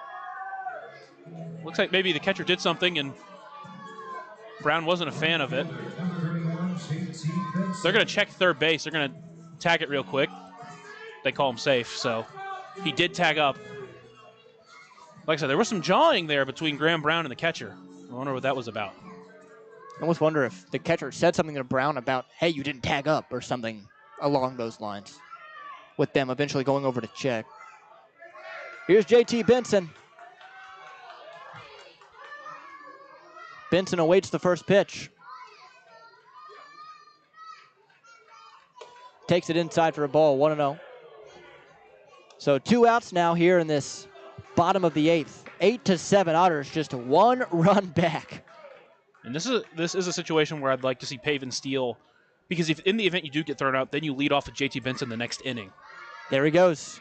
Pitches in there for a strike. Throw down is not going to be in time. He's safe. Stays on the bag with the hand after an awkward slide, but a stolen base nonetheless. Tying run now in scoring position. Yeah, Paven's a guy who slides feet first, and I think that's to his disadvantage most of the time. And right there, I think he made it closer than it needed to be, but gets in there safely, does a good job staying on the bag. So a ball and a strike to Benson. Pachorik sets. Now fires. Never mind, throw back to second is not made, but he did give Parks a big look back there. Yeah, Parks is trying to get a huge secondary lead because if Benson can get a base hit, he wants to be scoring. 1-1 now. The pitch to Benson. Misses inside, 2-1. George Khalil is standing on deck. With Lake-Como and the dugout there, potentially could go with him if he gets to that point anyway. The 2-1. Swung on and missed, 2-2. Pulled the string on him on that one. 2 balls, 2 strikes, 2 outs. Tying run at second base. Pachorik the pitcher, Benson the batter. The 2-2 from Pachorik. Runner goes, swung on, foul tipped right back at the plate. Do it again. I know, again, Parks is almost definitely seeing something with Pachorik, and he is slow to the plate, but not a fan of running to steal third here because you cannot make out number 3 at third. You're already in scoring position. You're already almost guaranteed to score, but then again, potentially, I guess a wild pitch could score you for at third. We'll do the 2-2 again. 2 gone in the 8th. Here it is from Pachorik to Benson. Cold strike 3, looking on a ball that is 5 feet on the inner half. 8-7 the score. We go to the 9th on the Otters Digital Network.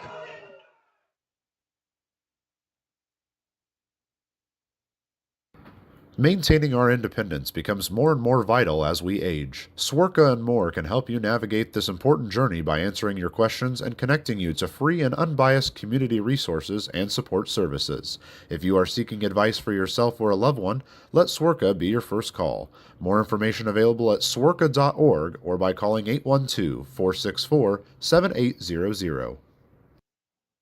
Originally opening in 2004, Jacobs Village has been a home for adults with disabilities, giving these great residents a wonderful opportunity to live life just like you and me. Jacobs Village mission is to continue building a safe, walkable neighborhood community where people with disabilities and older adults can find meaningful relationships, affordable and accessible housing, and activities to keep their bodies and minds engaged. We can't wait to have Jacobs Village at the ballpark on July 3rd for our annual Red, White, and Blue Night. More information on this great community partner is available at jacobsvillage.org. Back here in Evansville, Griff Hughes to pitch on the mound for Evansville here in this top half of the 9th. rough way to end the Evansville's half of the eighth, but Hughes looking to come in here and keep the score where it is to give the Otters a chance in the ninth inning. And Griff Hughes has been absolutely he's been fantastic out of the bullpen, and now he's coming up to face 3 of the next 4 batters will be lefties. So it's been the most trusted reliever out of the bullpen, and rightfully so. The only runs he's given up came in that extra inning frame against 3 Rivers. So see how he does here in a fairly high-stress situation. Hughes, a guy that big left-hander. See how he does. He will face 1, 2, and 3. He's also 2-1.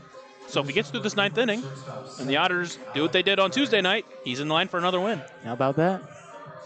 That'll put him in the top of the league in wins as a reliever.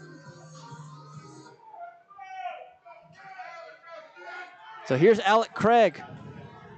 1 for 3. 2 strikeouts, a single, a hit by pitch.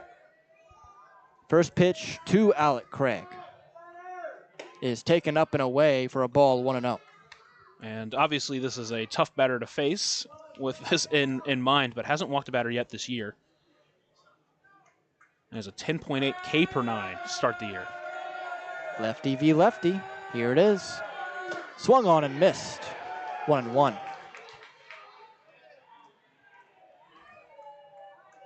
What a series this has been against Schaumburg.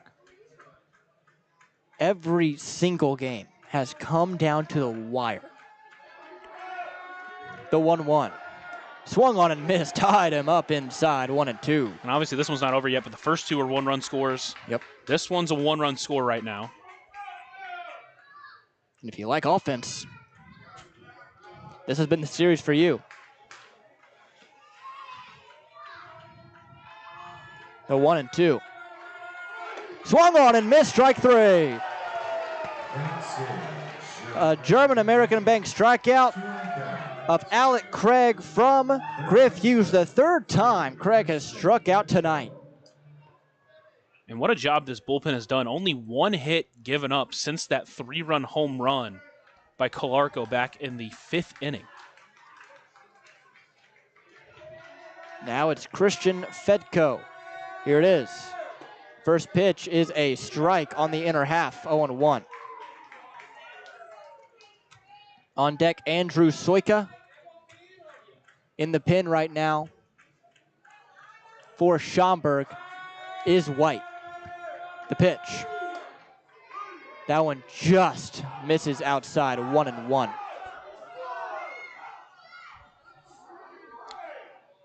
And it's bottom half of the ninth, Keenan Taylor will be due up 3rd. So it'll be a good opportunity to meet up with him once again. The 1-1. Inside, 2-1.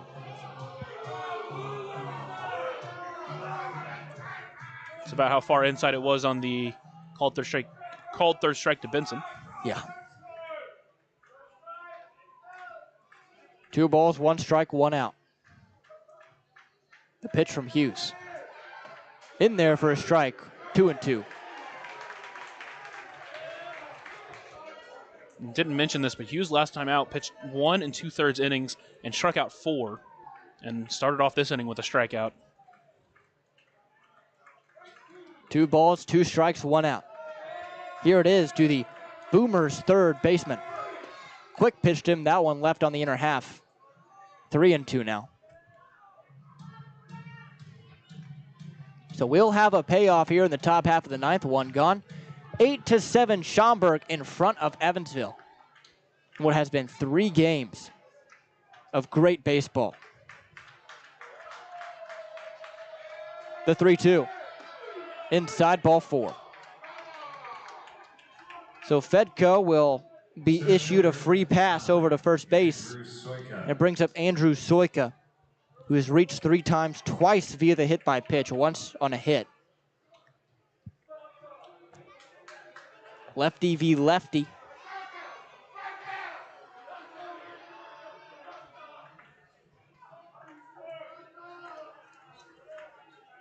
See what Soika does here. Infield double play depth. Here's the pitch. Thought about it. It was a strike anyway. 0-1. Outfield playing him to Poole. Brown out in center near the edge of the ivy. On the right side into right center. Krittenberger way off the left field line. The 0-1. That one's left outside, 1-1.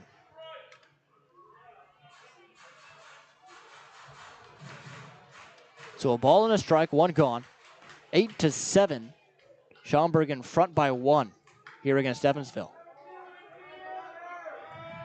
The 1-1 pitch. Swung on and missed, 1-2. On deck is Anthony Calarco.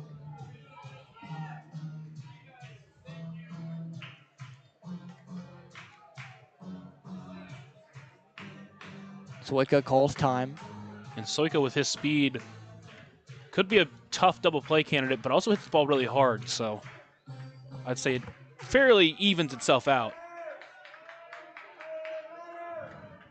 1 ball, 2 strikes. Here it is from Hughes. Left outside, now 2-2.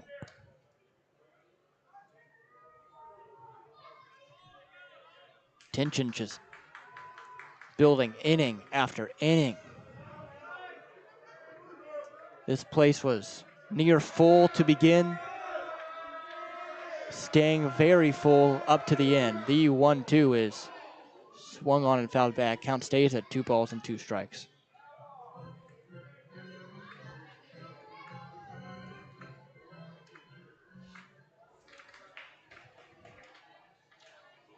Two and two. Hughes sets.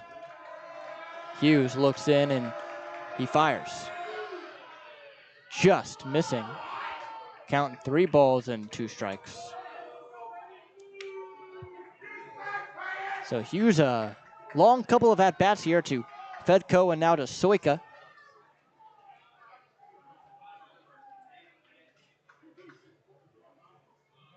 Trying to avoid walking a second straight. The pitch. Cold strike 3, up and away.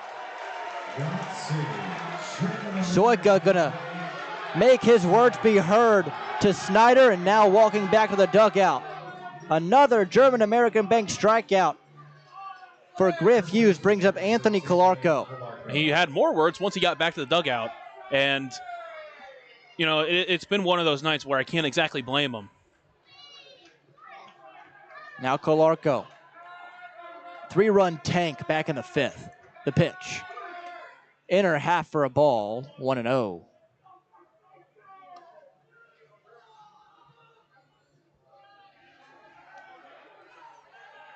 Calarco, big, towering left-handed batter.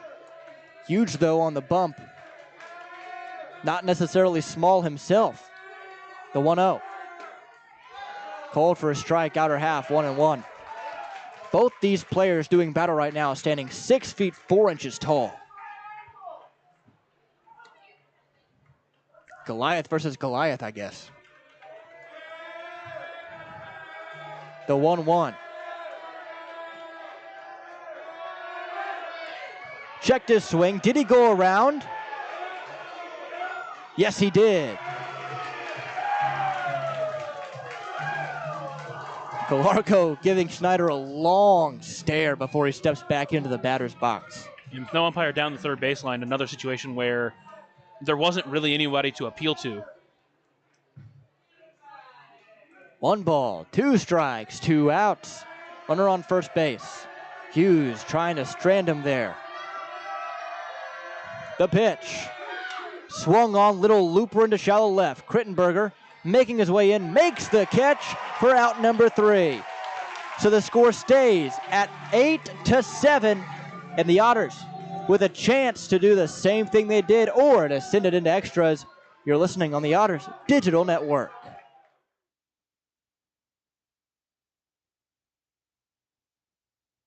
For the last 5 years, the Evansville African American Museum and the Evansville Otters have partnered together to offer tickets at no cost for the whole family for the Juneteenth Negro Leagues Baseball Tribute. All are invited to celebrate Juneteenth with us on June 19th for the annual Salute to the Negro Leagues game. Pre-game activities start at 4:30 with first pitch scheduled for 5:05. For information on these tickets, fans can stop by the Evansville African American Museum at 579 Sandra Matthews Way in Evansville or any local Evansville Vanderburgh Public Library. Catalyst Church Food Pantry is honored to be the nonprofit partner of Friday, May 23rd's Otters game. Catalyst Church invites the community, but also the churches from the tri-state to come and unite as one game, as one church, around one cause. Catalyst Church invites each person to bring at least one, if not more, non-perishable food item for their food pantry to continue helping the Evansville community. A great night of baseball is planned, and post-game fireworks are just part of the fun. More information can be found on Catalyst Church Evansville's Facebook page.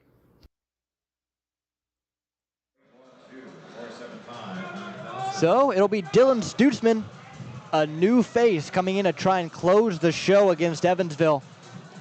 Kyle Fitzgerald also replacing Anthony Calarco over at first to play that position.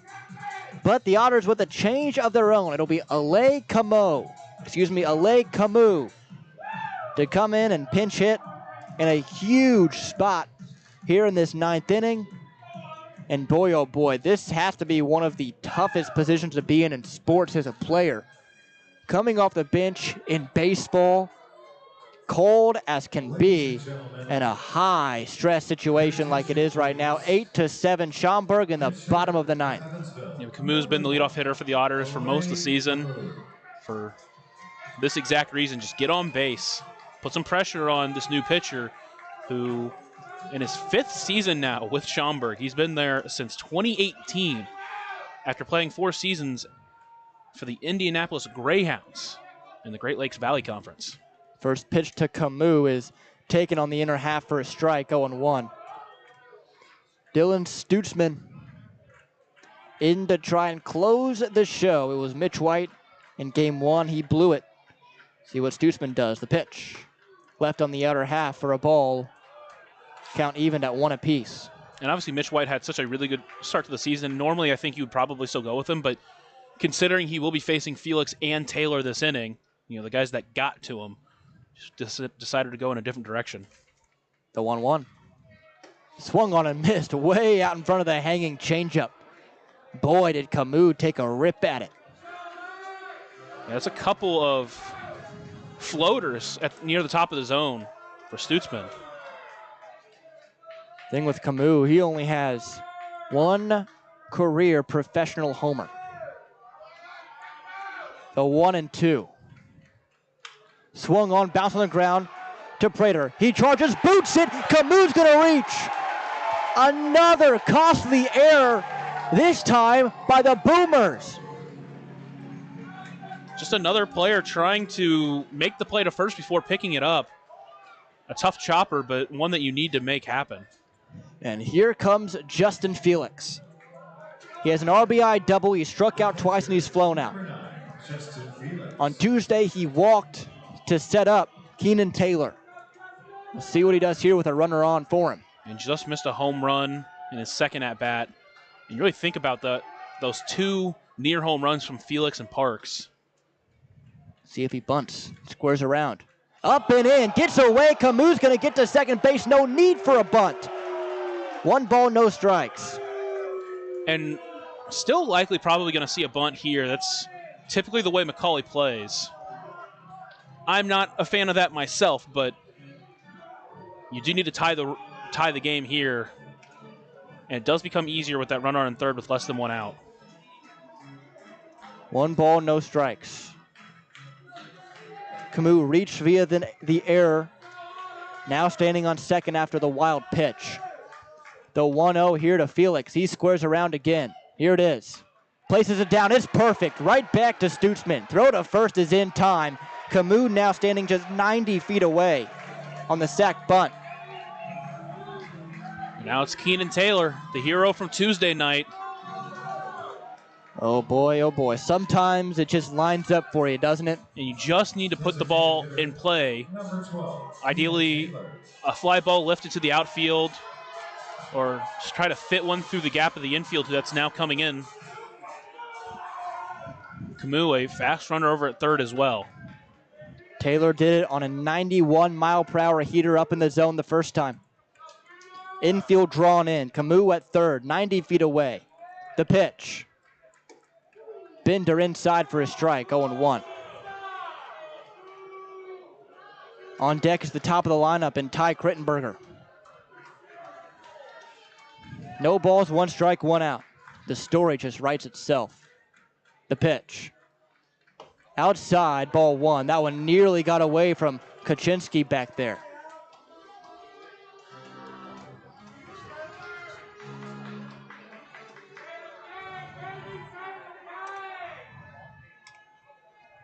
Stutzman sets. Out of the stretch he'll work. Infield in, the 1-1. Swung on, popped it up. That's going to go to right field. Tolley is under it. He's going to make the catch. Here comes the runner in Camus. The throw in is not in time. Safe. Tie ball game.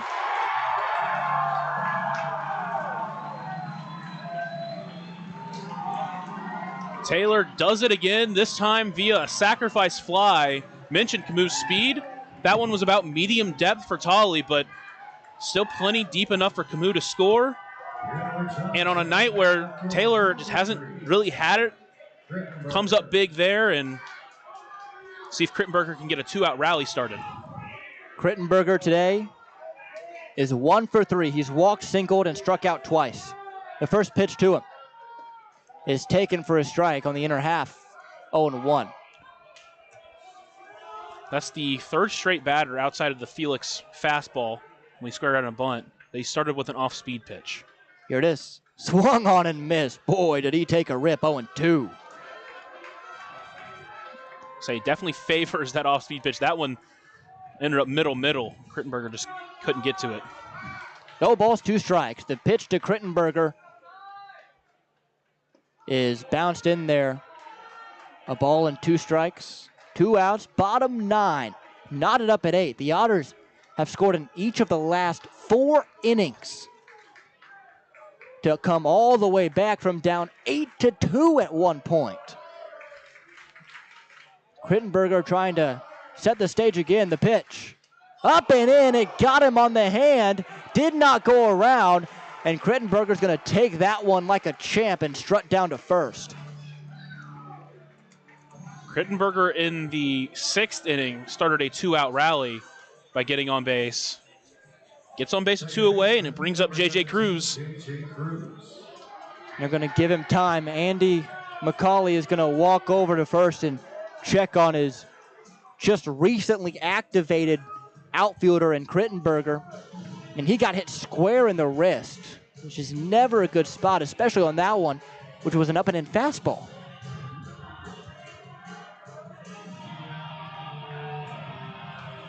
To the plate will be J.J. Cruz. When we get to that point, looks like Krittenberger will be all right. Krittenberger does represent the winning run. He's a ways away, but he is there. Another situation where just wouldn't be shocked to see him take off. Cruz the batter. Stutzman looks in, sets, hands belt high. Pickoff throw is not in time. Back with a dive was Krittenberger. Krittenberger was getting a pretty decent lead over there. See if he maybe gets even a little bit bigger of a lead. Now Stutzman already used one of his 2 throwovers. They're playing Cruz all the way to the pull side on the infield. The pitch. Swung on, popped him up. Foul territory, third base side. That's going to get overhead. That overhead foul ball brought to you by Heads Construction. Choose the best. Never regret it. That was our first one in a while. Yes, it was. Almost forgot those existed. They always loom, don't they? So no balls, 1 strike. Krittenberger, big lead at first. The 0-1. There he goes. Way outside. Ball gets away. And now the winning run in scoring position. unforced mistakes here from Stutzman. That one, Krittenberger was taking off, then it stopped about halfway before the ball got by the catcher, Kaczynski. So ended up advancing because of that wild pitch once again. And it looked like almost like they were trying a pitch out, but Kaczynski wasn't ready for it, so maybe it just got away from him. Cruz, the 1-1. Taken on the inner half, just missed the zone. 2 balls, 1 strike.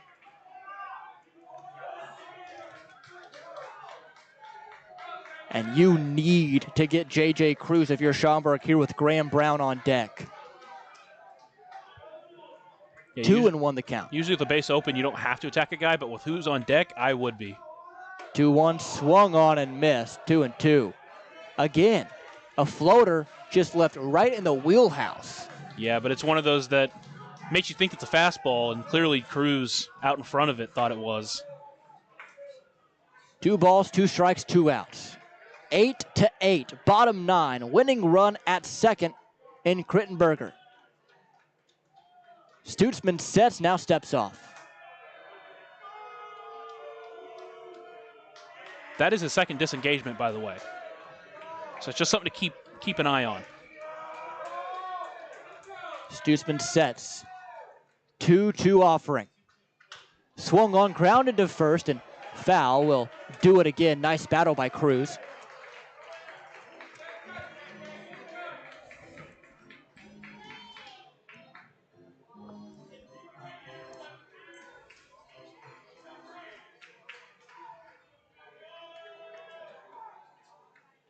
Cruz has come up in some big spots so far this year.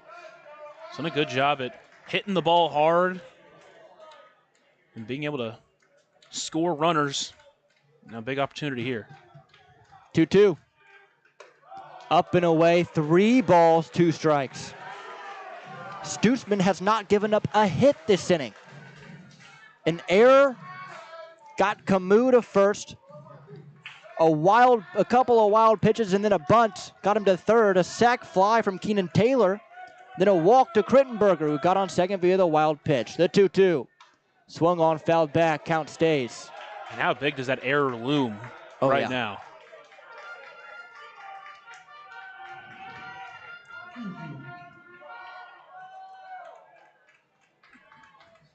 Three balls, 2 strikes, 2 outs. Bottom of the 9th. Tie game. Winning run on second. The pitch. Swung on and missed, strike 3. Stutzman gets out of it.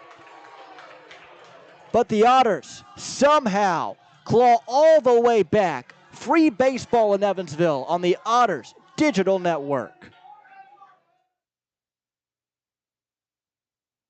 Right now in Vanderburgh County, over 800 children are in the child welfare system waiting for someone to be their voice, and you could be that voice by becoming a court-appointed special advocate, a CASA volunteer. Donating just a few hours a month of your time can change a child's life forever. Vanderburgh County CASA invites you to join them. Stand up, speak out, be for the child, be a CASA. For more information, visit vandcasa.com. That's VAND-CASA.com. Ballet Indiana is made up of local ballet professionals, dedicated parents, and community members in order to provide unique and life-enriching experiences for hundreds of young dancers, while carrying out their mission to inspire a lifelong appreciation for dance for both our dancers and the Evansville community. More information on Ballet Indiana and information about their upcoming performances is available at balletindiana.org. Another Otters comeback later, and we are in the 10th inning, 8-8. At one point, Schaumburg was up 8-2 over Evansville, but Evansville scoring in each of the last 4 innings, in the 3 and the 6th, and 1 in each the 7th, 8th, and 9th, and we're all knotted up at 8 apiece. It'll be Griff Hughes once again. He was able to get through the top of this Schaumburg order without allowing a run. He did walk 1, but struck out 2. At second base, There will be a runner at second base. Kyle Fitzgerald. Kyle Fitzgerald will be that runner, not Anthony Calarco. So Anthony Calarco is out of this ball game. One of the He was out of this ball game in the top half of this inning after Fitzgerald replaced him over at first. But we will see how this goes.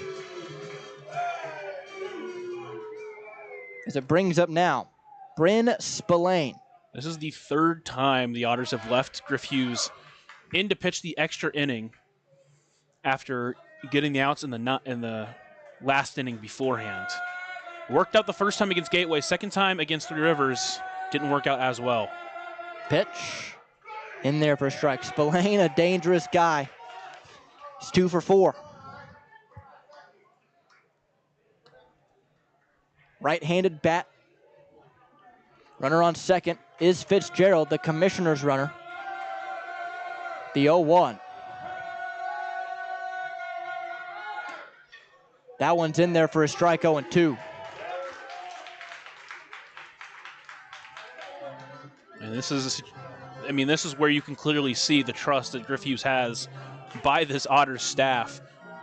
This is the third overtime game or extra innings game for the Otters, and Hughes has pitched the extra frame both times.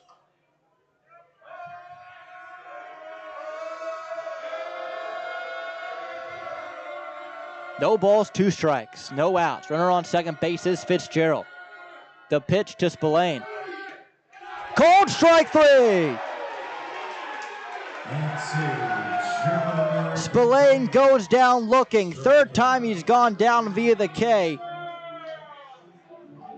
Brings up Aaron Simmons, the left fielder. Ladies and gentlemen, your attention please. Never mind, we're going to have a pinch hitter here. Schaumburg, 23, Michael Gould. So Michael Gould will come in, as Simmons is a left-hander, so it makes sense, not the lefty-lefty matchup. Michael Gould played left field in the first game of this series when Braden Scott was on the mound. So you would assume he would be out there in the outfield for the bottom half of this 10th. See how he does against the lefty and Hughes. Hughes sets. Hughes, the first pitch, is in there for a straight ball. 1-0. That's a tough one. Did stay outside. It's just so hard to tell sometimes with this guy, the way he's calling balls and strikes. This is Gould's first year of pro ball. Still only 22 years old.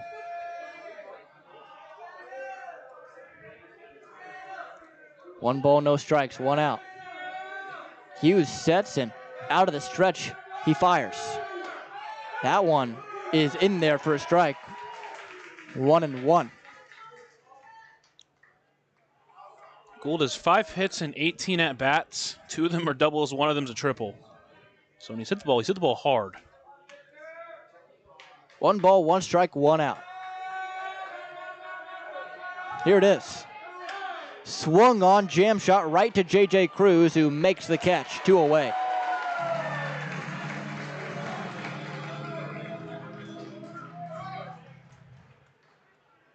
Now Banks Tolley. As here comes Max Peterson, the pitching coach, and we're going to have someone new. And guess what? It's the big dog, Alex Valdez, coming into the ball game in the 10th. It's 8-8 here on the Otters Digital Network.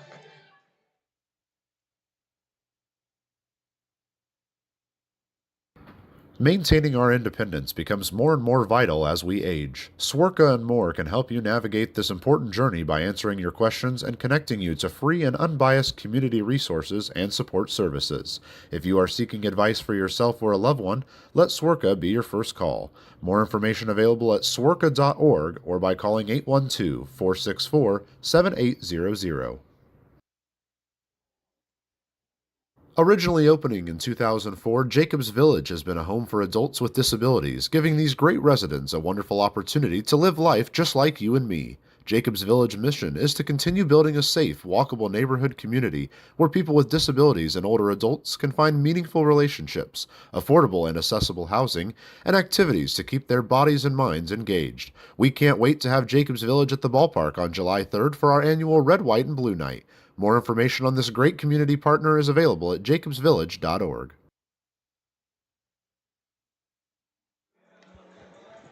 Well, here he is, Alex Valdez. We knew he was going to get these massive, high leverage situations, and that's exactly where he's at here. 2 outs in the top of the 10th. Go ahead run on second, which is the commissioner's runner, coming in just to get one massive out here against Banks Tolley. Yeah, this is the third time he's been called in to strand a runner and just get one out, and both times he has done that. So this is not uncommon for him. He's going to go try and strand that runner out at second base, and if he can, the Otters will come in the bottom of the 10th, just needing to score that runner from second. And in that bottom of the 10th, it will be Graham Brown with J.J. Cruz on second. Here we go. Banks Tolley, right fielder, steps in. 0 for 4, struck out 3 times and popped out to Paven Parks, who made a great sliding catch in foul territory the last time. Valdez peers in and sets. Hands belt high. The pitch. Swung on, chopped foul right behind the dish. 0-1. Came in on the first pitch and pulled the string on him. I think Tolley was expecting fastball from a power pitcher, but Valdez did good to change up the velocity. No balls, 1 strike, 2 outs. Here it is. Swung on, popped him up overhead. That overhead foul ball brought to you by Heads Construction. Choose the best, never regret it. So 0-2 against Tolley. Valdez, a right-hander, sitting on the third base side of the rubber. Looks into Felix. Nods. Sets. Looks back at Fitzgerald. Out of the stretch, he'll work. The 0-2. Swung on, punched the opposite way. Coming in is Benson. That's going to get down and roll into the bullpen. Here comes the runner in Fitzgerald. He will score. The relay throw into second, not nearly in time. So it's going to be an RBI double for Banks Tolley. And Schaumburg takes a 9-8 lead.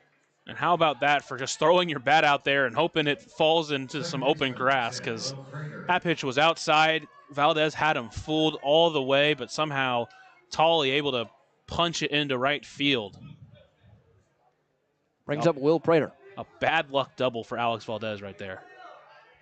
Yeah, that ball's 3 inches outside. As you mentioned, just throwing it out there, hoping you make contact and finds the right spot. Here's Will Prater. He's 0 for 4, reached on an error his last time. First pitch to him from Valdez. That one's up and away, 1-0. And now for Valdez, you just got to come back and reset and come get this guy. You just got to know that your stuff is good enough to get him.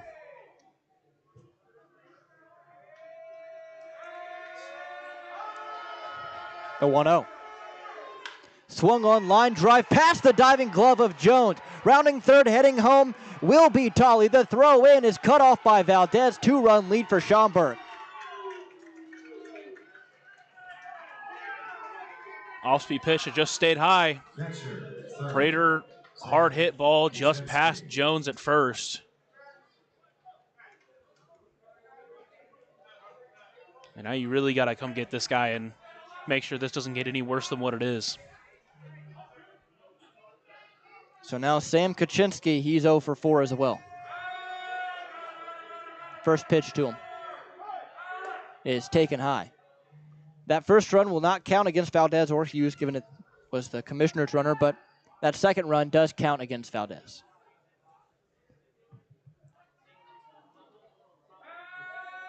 One ball, no strikes. Here it is. That one just high.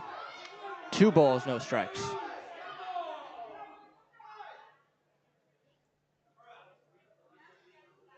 Two 2-0, 2 outs. 10-8 Schaumburg in the top of the 10th. The pitch. That one finds the zone. 2-1. Just feels like everything's up right now for Valdez. And even that pitch, a bender that just barely caught the top of the zone. Valdez sets. The 2-1 pitch to Kaczynski is down and away, 3-1.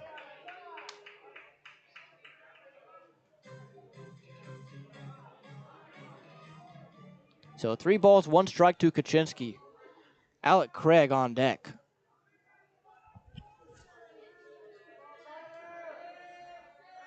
Valdez with the 3-1.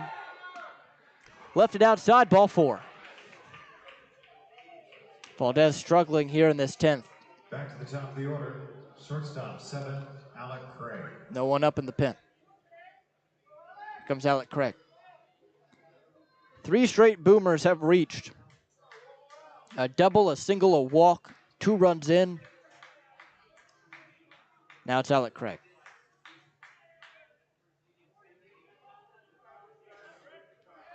Craig is 1 for 4, hit by a pitch and singled. Other than that, he struck out 3 separate times. The pitch. Swung on and missed, blew it by him 0-1. And that's a good sign, getting that fastball into the zone. He really just hasn't had a feel for that fastball so far in this appearance.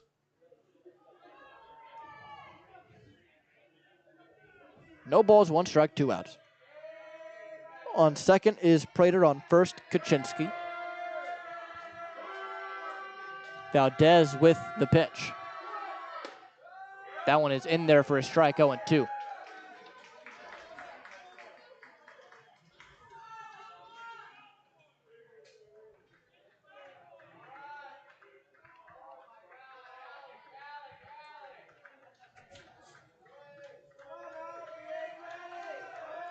The lefty and Craig awaits the 0-2 from Valdez. Here it is.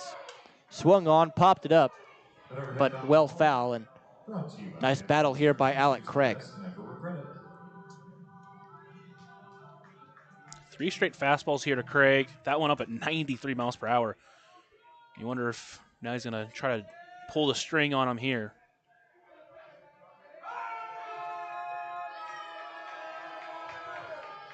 The 0-2. Just misses. 1-2. That's one that you want if you're Valdez, but he's got to come back and deliver another one.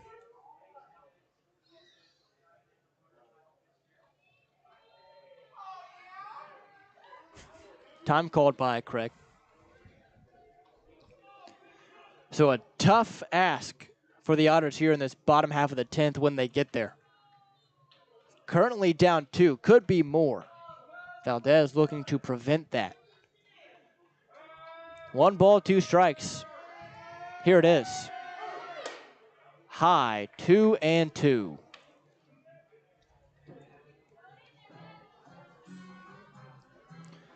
So 2 balls, 2 strikes, 2 outs, 2 runners on base. 2 already in here in the 10th.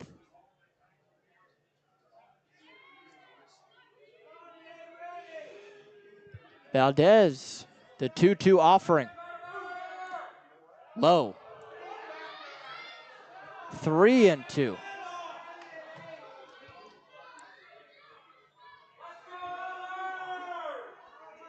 Valdez really laboring here in this 10th.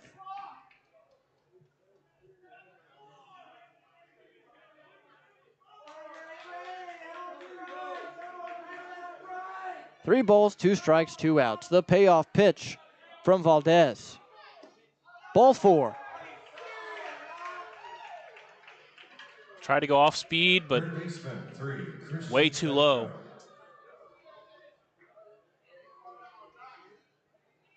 As long as you can get this guy, even though it's been a long inning, still leave the Otters with a chance. There will be a meeting on the mound to Valdez.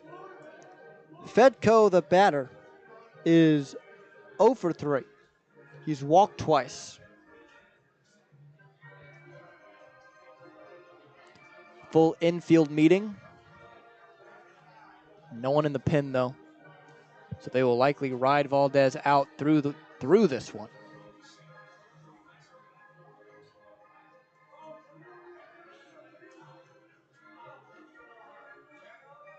Ten to 8 the score, top of the 10th. Bases loaded for Schaumburg, 2 away.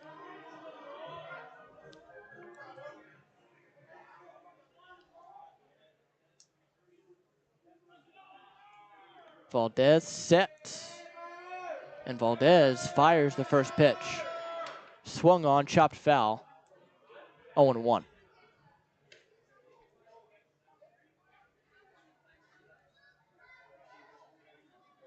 tough 10th inning here. No balls, 1 strike, 2 outs. Bases juice. Valdez looks into Felix and sets with his hands belt high. Big breath to pitch. That one bends in there for a strike 0-2. I mean, he got ahead of Kaczynski, but fell behind eventually. Hopefully he can stay ahead of Fedko here. Those are back-to-back off-speed pitches in the zone. Let's see if he's going to go with his fastball, if he can get it, or if he goes another off-speed. The 0-2. Swung on, jam shot the opposite way. That's going to get down. 1 run is in. They're going to try to score a second. JT Benson with a cannon home is well offline. So a 2-run single there from Christian Fedko on his first knock of the series makes it all of a sudden 12-8. And that's another one that wasn't hit all that hard, just found open grass. And on that, the runner did advance to third base and Craig. So runners at the corners for Andrew Soika.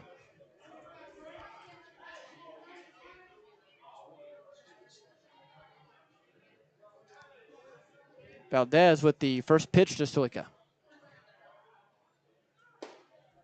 That one finds the zone for a strike.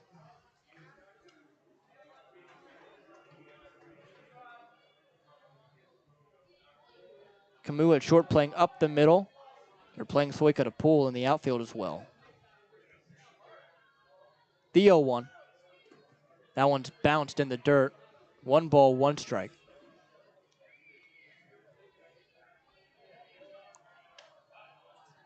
So a ball and a strike, 2 out. 12-8 the score. Schaumburg in front here in the 10th. Just a gut punch of an inning here to the Otters.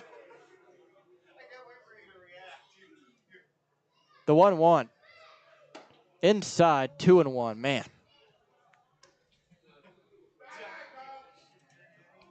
Bullpen still quiet. You're going to let him work through it, especially with this long stretch of games.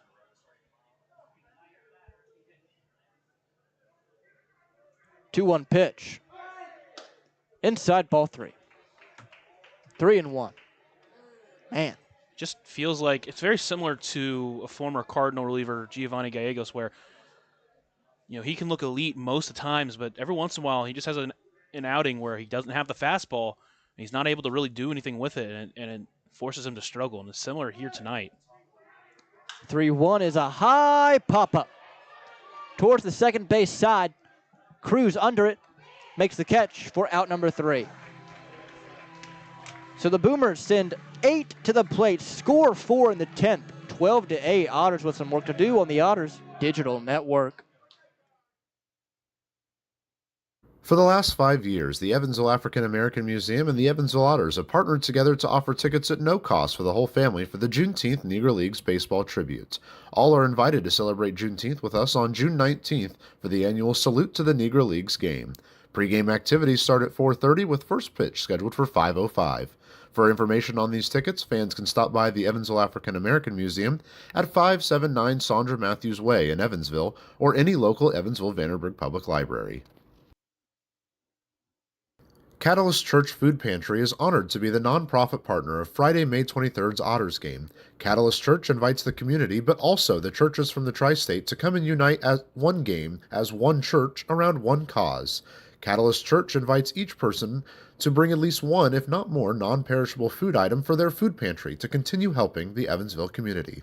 A great night of baseball is planned, and post-game fireworks are just part of the fun. More information can be found on Catalyst Church Evansville's Facebook page.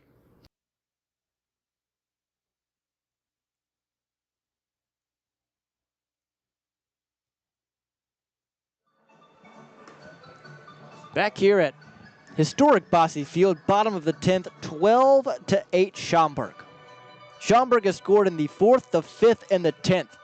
That being 5 runs in the 4th, 3 runs in the 5th, 4 runs in the 10th. So just crooked number after crooked number up there.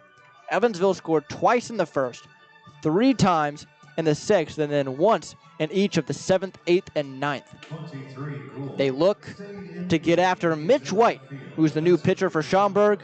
He blew a save in the first game of this series. Well, he has a bigger cushion now, but it is a save opportunity with a runner in scoring position and it being for a 4-run lead. And it will be Graham Brown. J.J. Cruz at second. Graham Brown has reached all 5 times he's been to the plate tonight. 4 for 4 with a walk, 2 doubles, 2 singles, an RBI, and a couple of stolen bases. And the bright side here for the Otters is that the best part of the lineup is up. So if there's a part of the lineup to make this run, it would be here. First pitch to Graham Brown is in there for a strike, 0-1. Seems like he was probably going to take all the way on that first pitch. So no balls and a strike, no outs. Outfield playing well deep out there. The 0-1 is outside, 1 ball, 1 strike. Gould out and left. What a series. 1 ball, 1 strike, no outs. The pitch is bounced in the dirt, 2-1. We look at each of these last 3 games. A combined 19 runs scored yesterday. 15 runs scored Tuesday. And today, 20. The 2-1 to Graham Brown. Inside, 3-1. And the last thing, if you're Mitch White, you can afford right now are walking batters, because for the Otters, batter in, batter out, get on base. That's the only objective you have, because you have to do whatever you can to get that tying run to the plate. 3 balls, 1 strike, no outs. The pitch. Inside, ball 4. So Mitch White with the fastball, just not able to command it. And going back to Tuesday, Mitch White had retired the first 14 batters he faced, but now he's allowed the last 3 to get on base. Brings up Pavin Parks. An RBI double in the 6th, a walk in the 8th. He also walked back in the 1st. That feels like ages ago. First pitch to him is taken up and away, ball 1. L.J. Jones on deck. J.T. Benson after him.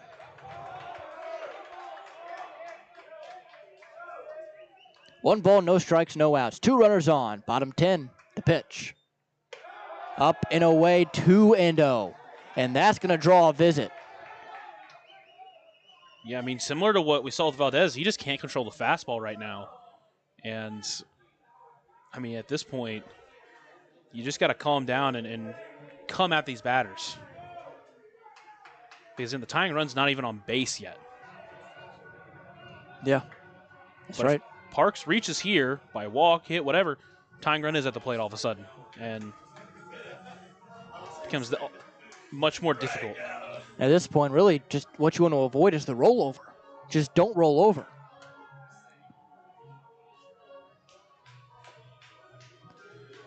Count 2 balls, no strikes.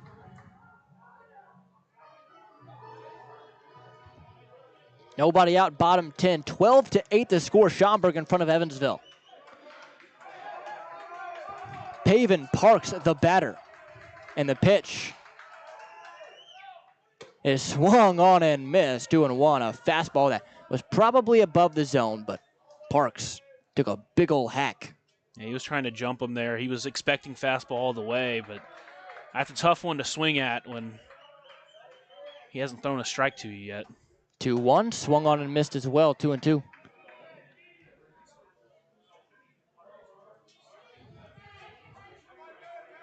That one was right down central. Parks just missed it. Also at 93. 2 balls, 2 strikes, nobody gone. From White to Parks. Swung on and missed behind it that time. Struck him out. Brings up L.J. Jones. Just got him swinging at 3 straight fastballs.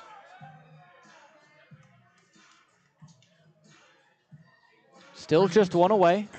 Number 20. here in the 10th. I mean, to be fair, the Boomers did all 4 of those runs. All 4 of those came with 2 outs. First pitch now to Jones. Is way down and away. 1 ball, no strikes.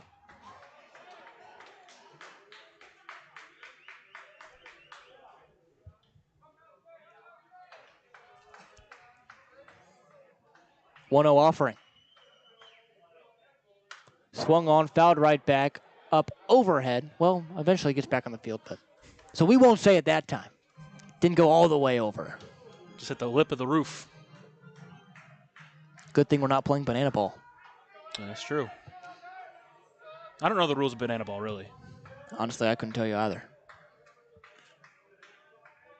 The 1-1. That's going to be left upstairs, 2-1. And again, tying run is on deck. You just need to get on base by any means necessary. 2 balls, 1 strike, 1 out. Here it is. Low. 3-1. And you would think if the Otters were somehow able to tie it, that they would choose to bat in the sudden death the way pitching has been this series.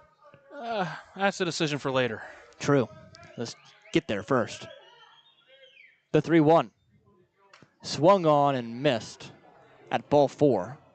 3-2. Once again, another one where it's got to be in your zone, and that's not in anybody's zone. It's a fastball, and man, those fastballs at eye level, they look so enticing, so good. But you can almost never get to it. To a payoff. White sets. White fires the 3-2. Inside ball 4. So with that, JT Benson comes to the plate as the tying run.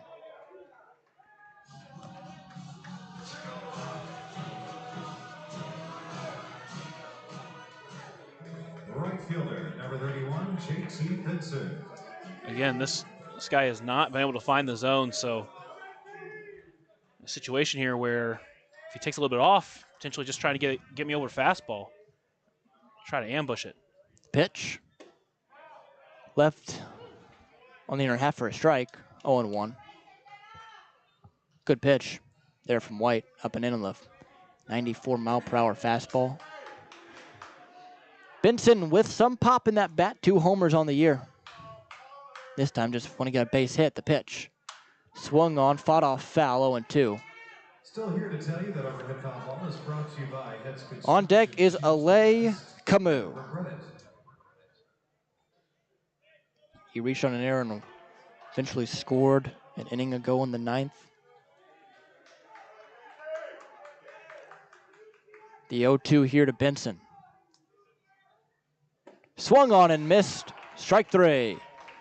So Benson goes down swinging on a nasty breaking ball, bringing up Alay Camus as the last chance.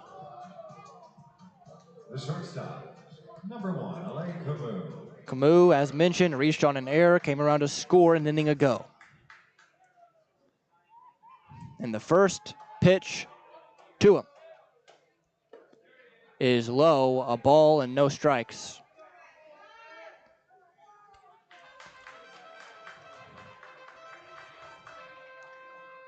On deck is Raymond Gill, if we were to get there. The 1-0. Up and away, ball 2.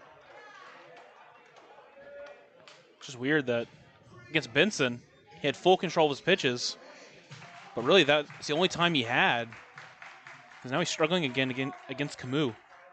And Camus, a guy that's not going to give you a free swing. The 2-0. Swung on and missed, a bit behind on that fastball, 2-1.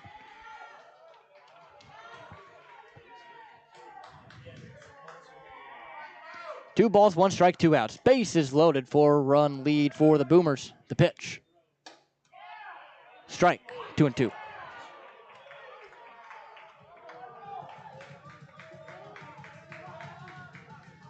So the Otters down to their final strike. 2-2, 2 gone. Camus the batter. White looking to shut the door and escape Evansville with a win. The 2-2. Swung on, chopped on the ground, over to first, backhanded by Fitzgerald. Toss to White, and that will do it. So, the final is 12-8 in a fascinating series here in Evansville, in which the Otters were able to salvage 2, but just not quite enough magic left in the tank to finish off this one in the 10th. We'll talk all about it on the Papa John's postgame show on the Otters Digital Network. Right now in Vanderburgh County, over 800 children are in the child welfare system waiting for someone to be their voice, and you could be that voice by becoming a court-appointed special advocate, a CASA volunteer. Donating just a few hours a month of your time can change a child's life forever. Vanderburgh County CASA invites you to join them. Stand up, speak out, be for the child, be a CASA. For more information, visit vandcasa.com. That's VAND-CASA.com. Ballet Indiana is made up of local ballet professionals, dedicated parents, and community members in order to provide unique and life-enriching experiences for hundreds of young dancers, while carrying out their mission to inspire a lifelong appreciation for dance for both our dancers and the Evansville community. More information on Ballet Indiana and information about their upcoming performances is available at balletindiana.org.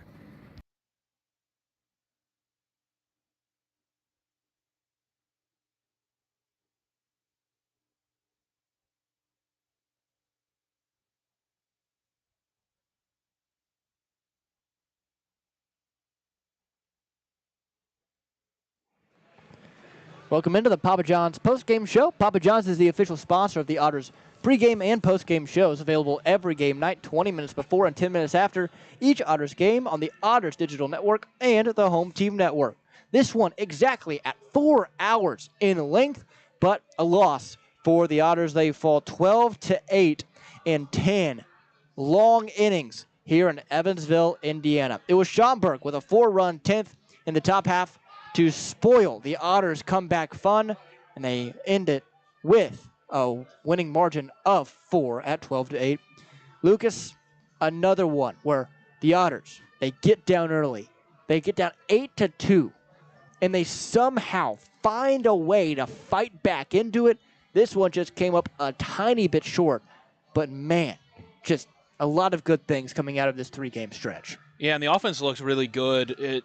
It's just one of those days where Schaumburg hit a couple of really big home runs that put you down behind early, and the Otters, on the other hand, had a couple of long hits from Felix and Parks that just missed a home run on either side. So it's just one of those days where it was close, and the team did really well to fight back into it, but just things didn't really go your way. And even that that double from Spillane, just throwing his bat, or Tolley rather, just throwing his bat out there and managing to push that one into right field.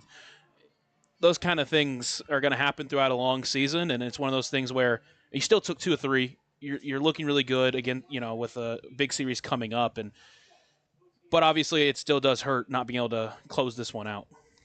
Also, the errors. You committed 3 errors tonight, but the offense did their job. I thought that for 3 innings, John Beamer looked really good and just kind of fell apart in that 4th and 5th, and that kind of seems to be a theme. But again, those 3 innings, just great. Yeah, and he's a guy who hadn't really started throughout his entire career, and especially not with the Otters. So it's one of those things where you wonder how much gas he has as a pitcher. But man, when he's out there and he's looking good, he looks like one of the best pitchers in the Frontier League, frankly, because 10 strikeouts in his 5 innings pitched. He had 7 through the first 3 innings. That first time through, Schaumburg had no answer for him.